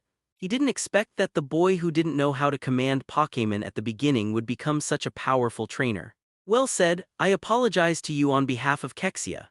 As a result, these words happened to be heard by Jasmine, who had just come in de Ma Zhao, and she expressed her admiration and came to Kexia to apologize to Ash. It's okay. After all, she hasn't experienced much, so she has a little misunderstanding about the tacit understanding between trainer and Pokémon. As long as she corrects it from now on, it's not too late. Ash suddenly changed his attitude, which made them feel too sudden. This tactic of giving sweet dates to each stick was used to the extreme by Ash. When Kexia was ordered by Jasmine to wipe off the waterproof wax, Ash asked about the gym challenge. Sure enough, she refused and couldn't accept the challenge now and then left in a hurry. Ash thought for a while and asked Misty to stay here with Kexia to remove the waterproof wax on Onix. He and Zyoging followed Jasmine's footsteps and went to the place she mentioned, Miss Jasmine, I'm Ash from Pallet Town, please join me in a gym challenge. I'm sorry I can't do gym challenges now either physically or mentally. After listening to what Miss Jasmine said, Ash thought. As expected, it must be because of that Ampharos. Thinking of this, Ash said, then can you explain the reason? Because Guanger's health is not good, I can't leave it. This time I came back just to get some things and I have to take care of it soon. Excuse me, is it convenient for us to go over? If you want to come, of course you can, just don't disturb Guanger's rest, Jasmine agreed. In this way, Ash left Misty and Kexia to help Onyx and went with Zyoging to the location mentioned by Miss Jasmine, which is the Lucas Lighthouse 993 Tower. This is Glitter Lighthouse, Jasmine said. This looks like a long history. Zyoging couldn't help but say. Glitter Lighthouse is located in the east of Asagi City and has a very long history, but the light that Miss Jasmine mentioned has not been seen on the first floor. Upstairs, follow me. Then, Jasmine took the two of them to the top of the tower. At this time, they saw that the light that Miss Jasmine mentioned was actually Ampharos, but it looked listless and its mental condition was not very good. What's going on? In Asagi City, when there was no electricity, we used Cal on Ampharos' tail as the light source of the lighthouse. Before Jasmine could speak, an old man came out and told Ash and the others about this history. Grandfather, why are you here? When guests come, of course an old man like me has to come out to receive them. Jasmine's grandfather Myron said and then continued to tell the story just now. Even though the conditions are good now, an electric lighthouse has been built next to it, and this glitter lighthouse has always been regarded as a symbol of praying for safety. But now Ampharos' breath has not been smooth, and the light on the tail has been weakening, which has made us worried. Is there no way? Ash asked. I have called Cyanwood Pharmacy and asked them to prepare the secret medicine formula, Jasmine said. Just now they called and said that the medicine has been prepared and asked me to go and get it. I originally wanted to ask Kexia to help me get it. How about this, Miss Jasmine, let us help you get the secret medicine back. And I heard that there is a gym in Cyanwood City, right? Ash looked at Zyoging and said. Zyoging flipped through the travel brochure. There is indeed a Cyanwood gym. Well then I'll trouble you. I heard that Cyanwood City is on the other side of the sea. How can I miss such a scene? At this time Misty came with Kexia. When she heard about Cyanwood City, she immediately became interested. The cool sea breeze is calling me. Kexia, have you finished wiping the waterproof wax on Onyx? Ash squatted down and asked. Kexia nodded. Yes, I cleaned it all up and Sister Misty also helped me. Ash, take Kexia with you, she also knows about Cyanwood City and you can take care of each other, Jasmine said. I will naturally listen to Miss Jasmine's words. Okay, I didn't tell you, so don't make trouble. Misty grabbed Zyoging's ear and took him away. Ash nodded. That's it, Kexia, you take us to Cyanwood City to get the medicine first and then I will challenge the Cyanwood gym. If you are going to Cyanwood City, you'd better go quickly, otherwise the ship to Cyanwood City will set sail, Myron reminded. Then, Ash and his friends caught a ship and headed to Cyanwood City. It only takes one morning to get from Asagi City to Cyanwood City. When they arrived at Cyanwood City, the first thing they did was to go to Cyanwood Pharmacy to get medicine. Here, this is the secret medicine you want. The owner of the pharmacy personally handed the secret medicine for treating Ampharos to Kexia. Okay, while it's still early, go back and give it to Miss Jasmine, Zyoging instructed. Then we will separate here, Misty smiled. Friendship between girls is relatively easy. They had established a very friendly relationship before. After we challenge the Cyanwood gym and get the gym badge, we will go back to challenge Miss Jasmine again, Ash promised. Well, thank you, Ash. You must do your best in the gym competition. After sending Kexia to the dock, the little girl did not forget to encourage Ash. After seeing her off, Ash and his group prepared to find the Cyanwood gym and a humming sound came from the beach. Turning his head, he found a middle-aged uncle fighting a Pokémon. Ash also expressed his understanding of this training method. Fighting is not something that everyone is born with, especially for fighting Pokémon. In addition to having a strong physique, you also need to have fighting skills, otherwise you will be a simple-minded, reckless man. However, fighting Pokémon with bare hands and without protective equipment, the uncle's body must be very strong. MJU4 NDA20C3 Autumn 1 MZY4 NZCY Oj I equals. Your skills have improved a lot, Machoke. Next, it's my turn to attack. With that, one person and one Pokémon started fighting again. Seeing this, Ash understood why his predecessor gave Infernape to Uncle Anthony, because his predecessor knew nothing. He might be able to train its physique, but he knew nothing about more professional skills, so he entrusted Infernape to Anthony. Similarly, Scizor stayed at the Ninja Academy to learn more professional ninja skills, which was very suitable for Scizor. He could only help him train his body but not his skills. Before he left, he asked Professor Oak to contact Anthony to see if he could bring Infernape back. Just as he was thinking about it, the uncle suddenly ordered Machoke to use the Hell Rollout, which is a big move of the fighting system. Normal people dare not withstand these 10 moves. Machoke stood upside down with his legs, vice-gripped the uncle's neck with his legs, and grabbed the uncle's feet with both hands. The two rolled into a ball, and finally the uncle was thrown out exhausted. Oh no, if he falls to the ground, he will definitely get hurt. Ash's mind moved and his body left the spot instantly, and then he held the uncle's back with his right hand. Uncle, remember to equip protective measures next time. Boy, you are quite fast. After the uncle praised him, he was about to cry. Just when they were about to ask, I am so touched, this move Hell Rollout is so cool, Machoke really touched me. The two muscular men hugged each other instantly, which was really eye-catching.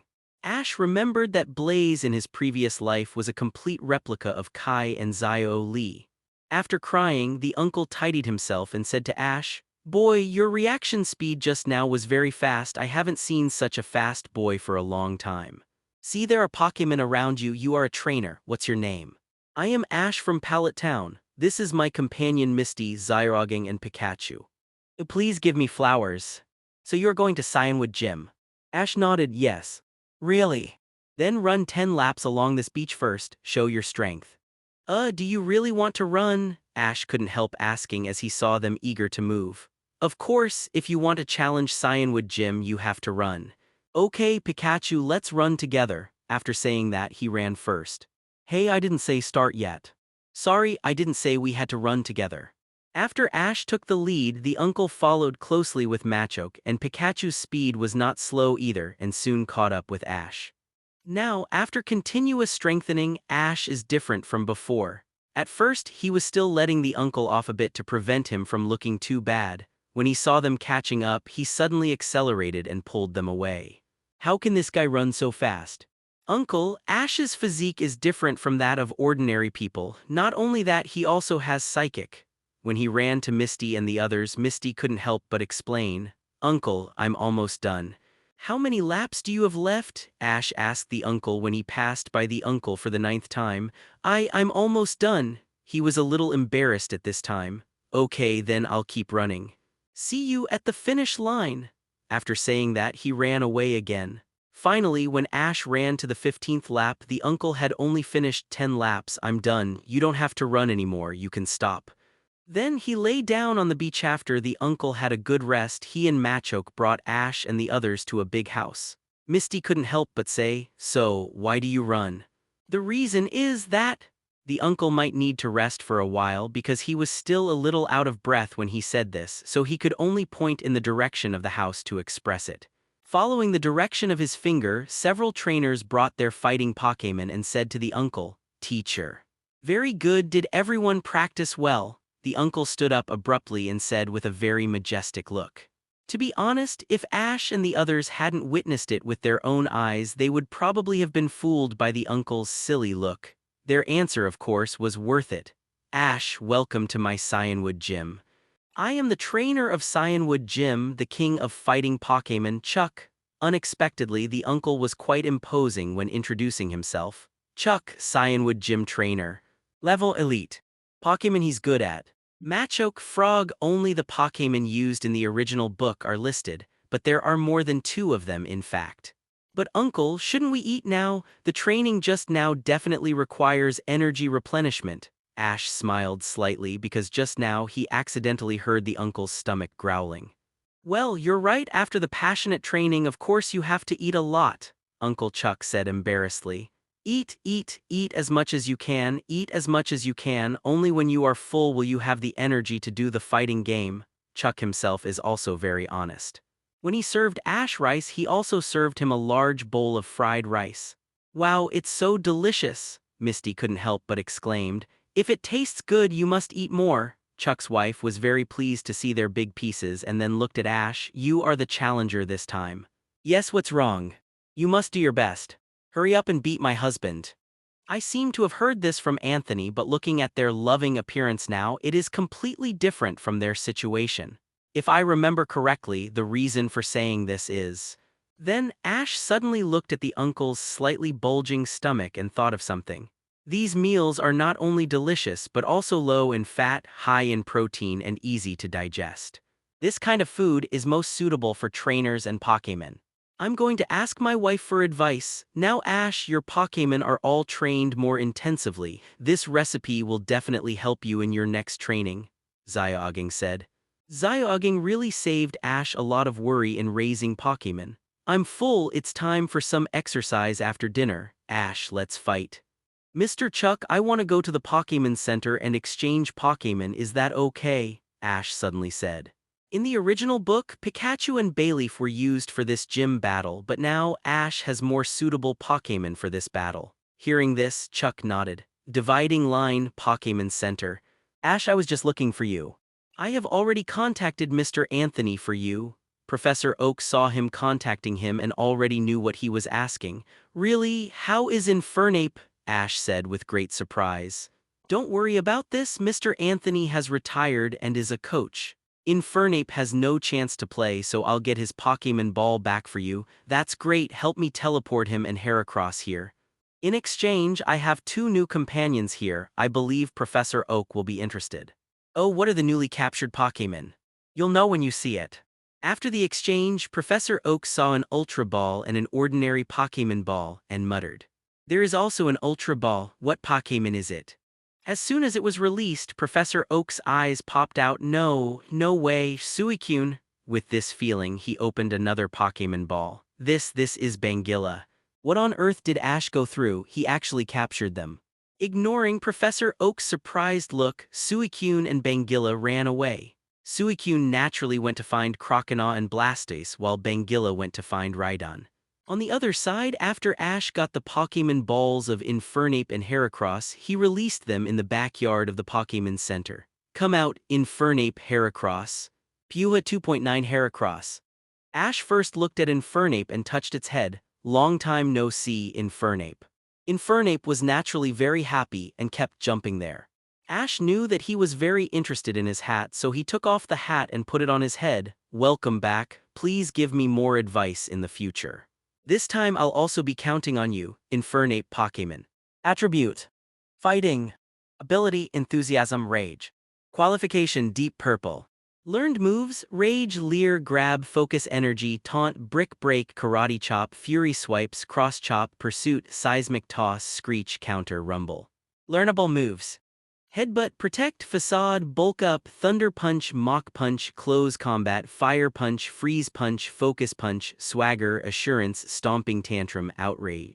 Evaluation: Predecessor Ash's 8th Pokémon likes to grab hats, is full of energy at all times, and can get angry at any time. Once targeted, it will be entangled. As the top general of the fighting system, the host is worth training. Seeing this, Ash can probably understand why he left Infernape, and Anthony said that it was because his previous self did not know how to train, and if he stayed with him, he might not grow much. Now, Infernape not only got what he wanted and became the champion of the P1 fighting competition, but also his body and size are much stronger than before. After exchanging Pokémon, Ash came to Cyanwood Gym again. From now on, the gym trainer Chuck of Cyanwood Gym and the trainer Ash of Pallet Town will have 10 gym matches with gym badges as stakes. 2 Pokémon can be used. At this moment, the voice of the system sounded in Ash's mind. Ding, Cyanwood Gym detected, sign in. Sign in successfully, get 100,000 Alliance coins, Sunstone *1, Black Belt *1, elementary fighting skills, and the host Pokémon qualification is upgraded by 1 level. Although the rewards are relatively small, they are all quite practical, such as the qualification upgrade. The current Infernape is already at the purple deepening level. It will be very helpful for the next battle. Ash, listen, the Pokémon I'm going to use are Machoke and this frog. Chuck acted openly and honestly, and he released Machoke and Frog standing on his left and right. I heard that Ash teleported the only two fighting Pokémon in his team. It looks like they are going to face off, Misty said. Well, but there is a problem now. Infernape has just teleported back and Ash still knows nothing about the fighting skills he learned outside. This will test their cooperation, Zyoging also said. If Ash heard this, he would definitely not worry. After all, he has a system, then I will use them. It's decided to be you, Infernape Heracross. Very good, Ash, I admire you more and more. Chuck nodded in approval and saw that this was the lineup specially exchanged for his gym. Go Frog. The first battle is up to you, Heracross. The two Pokémon collided instantly and began to fight. Heracross, let him see the power of your Insect King. With Ash's roar, Heracross's eyes flashed and the power in his body began to burst out. Both claws exerted force at the same time, pushing Frog out. Frog, show your momentum and use double slap. Heracross, use crazy fury swipes. Then you can see slaps and claws flashing continuously, which makes people dazzled. Ash stared at Frog's movements closely and after finding a gap he said to Heracross, Heracross, Night Slash. Then one of Heracross's claws attacked along a very tricky place and Frog was immediately repelled. Very good, use close combat. This is Ash's current fighting style. Once he finds an opportunity, he will attack continuously. Heracross's attack was like a storm, leaving Frog no time to fight back. Frog, show your strength, show your strength. Frog opened his eyes decisively and hit Heracross with a palm. Now use Hydro Pump. We use the Destruction Death Ray. The final result is self-evident. The Destruction Death Ray suppressed Hydro Pump and Frog was defeated. Frog has lost his ability to fight and Heracross wins, the referee announced. Well done, Heracross, Ash praised. Uncle Chuck on the opposite side was moved to tears again. You are already great, Frog. I will never forget your contribution. After taking it back, the final showdown was Machoke vs Infernape. Machoke, use Brick Break on me. Machoke hit him on the chest one by one. Come on, this is nothing. Show your momentum and try again. Obviously, this is a way to boost morale, but it is slightly unique. Infernape, don't lose our first battle. You have to become my fighting trump card. Ash still encouraged him with words more smoothly. When Infernape came out, Chuck's eyes lit up. Ash, your Infernape breeder is very good. Of course, this is the first fighting Pokémon I have captured, and it is also my fighting trump card. Go ahead, *2. With this shout, the battle officially began. Machoke, use Brick Break. Infernape, let's use Brick Break too. The two sides' knives collided with each other, and there was a ping-pong-pong sound. Infernape had the upper hand because of the black ring on his hand. Machoke, use Focus Energy. Now use Screech. This move was learned when he was still Mankey. Once Screech was released, Machoke couldn't calm down and use Focus Energy. He felt uncomfortable holding his ears with both hands and his defense began to decrease. Use Thrash. Infernape's eyes flashed and he began the free attack mode. He rode on Shima's body and beat him up. Machoke, don't lose, show your strength. Perhaps it was the tacit understanding between Chuck and Machoke. Machoke actually opened his eyes and pushed Infernape away with force. At this time, Infernape was already in a chaotic contest condition. Good opportunity, use Hell Rollout. Machoke hugged Infernape and threw himself to the ground, rolling desperately, controlling Infernape to fall to the ground. Almost, Ash murmured, because at this time Infernape stood up again. Not only did he release the chaotic contest condition, but his eyes also turned red. Is this Angry Acupoint? That's right, Infernape, burst out your true strength and use Cross Chop. Infernape's speed was very fast. In the blink of an eye, he came in front of Machoke and used his fists to cross chop. The last blow used Seismic Toss. Infernape grabbed Machoke's feet, jumped up, swung Machoke around a few times and then threw him to the ground. Machoke fell into the pit and could not stand up again. Machoke lost his ability to fight and Infernape won. Therefore, the winner of this competition is Ash from Pallet Town. Infernape, you did a good job. Ash came to his side and put his hat on his head to encourage him, and gently touched its fur, and his anger subsided. Ash, this duel is the most exciting one I have ever had. This kind of fair duel is what I look forward to the most. This is the first time I have seen a trainer like you. The connection between your special moves is very tight and the moves are decisive. With your physical strength and will, you will definitely become a Pokémon master. After Chuck settled matchup, he praised Ash. Thank you. I benefited a lot from fighting with a trainer like you. Young man, don't be arrogant or impatient. Very good. Here, this is the proof of defeating me. Storm badge, please accept it. Chuck took out the storm badge and handed it to Ash. After Ash took it, he said, Okay, I got it, storm badge. Pikachu. Puha Herakro. After getting the storm badge, Chuck also handed a booklet to Ash. This booklet is a recipe written by my wife. It also includes some of my experience in training Pokémon. I hope it will be helpful to you, Chuck said. Thank you, Mr. Chuck, I will cherish this present. Ash solemnly accepted the booklet, which contained friendship and was of great significance. Today, Ash and his friends stayed here under the hospitality of Chuck and his wife because there was no ship to take them back now. In the evening, after dinner, Misty went to the beach of Cyanwood City alone for a walk. Zyoging followed Chuck's wife to learn nutritious cooking, and Ash called the Asagi gym. It was Kexia who answered the phone. I'm sorry, Ash. Although Guanger's illness has improved a little after taking the medicine, Jasmine still has to take care of him for a while. He can't return to the gym for the time being. After hearing this result, Ash could understand. As the saying goes, illness comes like a mountain falling and illness goes like a thread being pulled out. Even if some symptoms can be cured, recuperation is necessary. Moreover, Ampharos's illness is not an ordinary illness. It is impossible to get better immediately after taking medicine. After hanging up the phone, Ash went back and talked to Misty and the others. So, the gym competition has been postponed again? Asked Misty. Ash nodded. In that case, I have a suggestion for you. You can go to Whirl Islands, Chuck suggested. Whirl Islands? Ash thought of this place. The reason why he knew about this Whirl Islands, in addition to some memories of his previous life, was mainly because he had come into contact with Silver Wing before. That was Lugia's feather. Not only that, it was also said that in the deepest part of Whirl Islands, Lugia could be summoned with Silver Wing. Although his Silver Wing has lost its magic power and has become a collection, he still wants to see Lugia in person.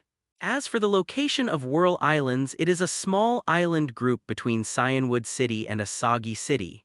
Seeing Ash's thoughtful look, Chuck continued to introduce. Whirl Islands has many legends since ancient times. It is said that there are mysterious Pokémon in that place. It sounds like this place is quite interesting. Misty agreed. For Misty, that place is also very fascinating to her. It's an archipelago, it's the sea. In that case, let's decide, go to Whirl Islands. Finally, Ash made the decision. Therefore, Auntie also gave Ash and his friends a regular SS ticket to Whirl Islands. This is the SS ticket to Whirl Islands. With it you should be able to get there quickly. Recently, my husband's belly has started to sag. Since he lost to you, he will start special training from tomorrow. Now they understood that the reason why Chuck's wife wanted to defeat Chuck was because she wanted to urge him to lose weight. They were so loving and affectionate envy of others. The only one who was not too surprised was Ash. After all, he had observed that Chuck's belly was a little bulging before. This time, Chuck was defeated thoroughly because he lost in a head-on confrontation, and he lost in the fighting aspect that he was good at, so even if he didn't say anything, he would start special training. That's right, I want to do special training for 24 hours continuously, Chuck said passionately. After a night's rest, Ash and his friends said goodbye to Chuck, and his wife left Cyanwood City and boarded the ship to Whirl Islands. Ah, what a fresh sea breeze! Misty was at the railing, enjoying the sea breeze blowing in her face. This is what you yearn for the most, Ash said beside her. Yeah, Misty smiled. Zyoging stood behind them, looking at them, and nodded slightly. During this time, the Rocket Trio also wanted to snatch Pikachu, but they were beaten up by Ash's Infernape and flew away. In this regard, the Rocket team is really persistent. When they were about to reach Whirl Islands, Ash and his team saw 10 Pokémon. Ash, look, it's Corsola. Misty pointed at the Pokémon in the sea and said, Then, they successfully arrived at Whirl Islands and met another familiar person, Professor Elm. "Professor Elm, you are here too," Ash greeted him after seeing him. Professor Elm looked back and found that it was Ash. He was also very surprised and said, "Ash, I didn't expect you to come here too." After the group reunited with Professor Elm, they began to chat with Professor Elm about the new things they had seen along the way. Ash teleported Meganium, Curlia, Infernape, and Heracross back and exchanged with Blastoise, Croconaw, Slowking, and Kingler. "The Whirl Islands series has begun, why don't you support it quickly?" "Professor Elm, why is it so lively here?" Zyoging asked. Kingler's predecessor was the 7th Pokémon that Ash captured in Kanto, and it was teleported back as soon as it was captured. "Old buddy, this time I have to rely on you to help me win." Ash squatted in front of Kingler and Kingler raised his pliers as if responding to him. Recently, Slowking also discovered his potential, so he has been training with Kingler and learned a lot of tricks. "By the way, do you want to capture that Mantine?" Seeing this swimming pool, Ash thought that he should let his water-type Pokémon adapt to the environment here. After making up his mind, Ash went to Professor Oak to exchange Pokémon 10 times. Ash and Misty are both ready to sign up for this competition, so after taking the registration form handed over by Chansey, they quickly completed the registration work. "Yes, Ash is getting more and more powerful now," Misty said proudly. "Of course, it may be a bit exaggerated, but it can also reflect that this place is very prosperous. Therefore, the impression is that this is the first time Ash has captured a Pokémon by himself without Pokémon and a stick at that time because of his small size." Gary laughed at him. "The Chinchu Migration Parade," Professor Elm thought, "now that you mention it, it really exists. It is in the Ching Lake near the town of Jina in Whirl Islands. It is the gathering place for Chinchu migration." "Why, Ash, why are you asking this?"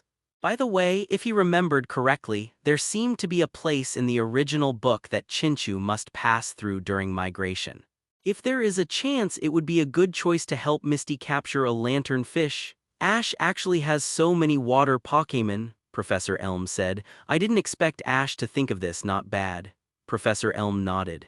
The sound of the gongs and drums, the waving of red flags, and the sea of people. "Well, but there are still some things that have not been dealt with at the Asagi gym. I also came here at the suggestion of Mr. Chuck."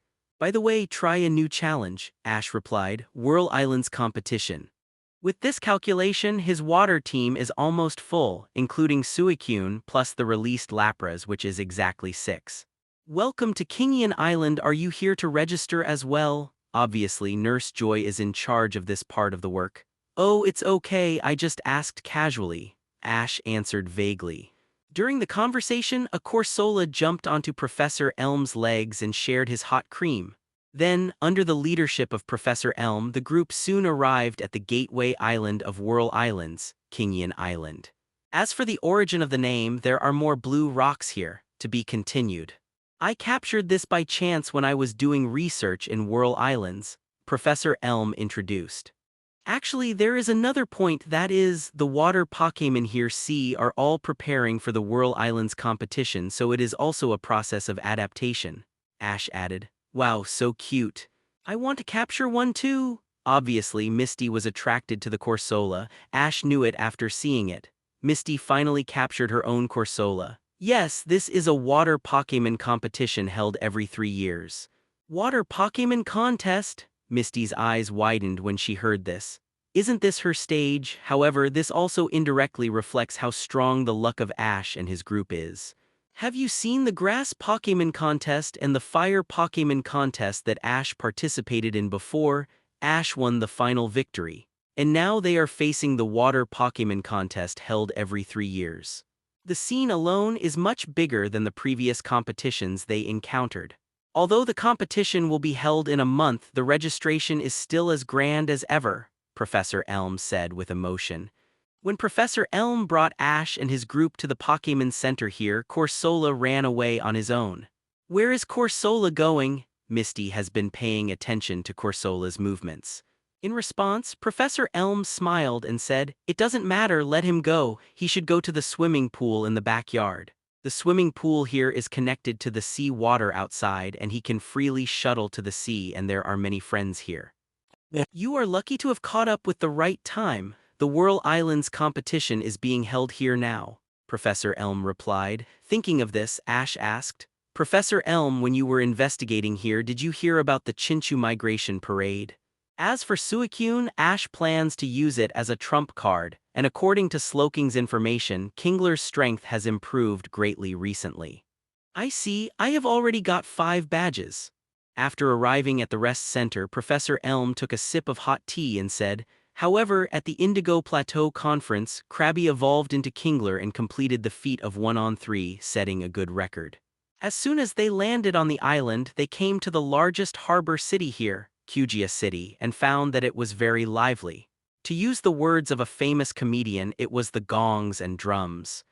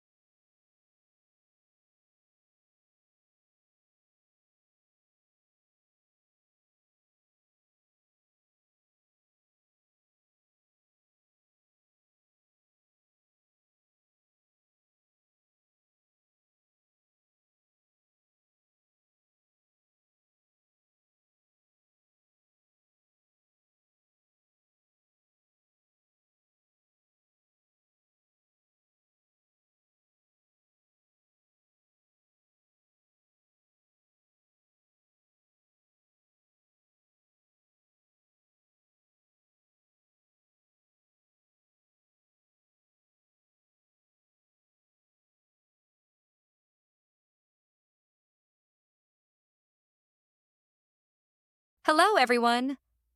As we wrap up this video, I want to share a quick note. I have a Patreon account. If you'd like to support me and enjoy on-demand audiobooks, you can become a Patreon member.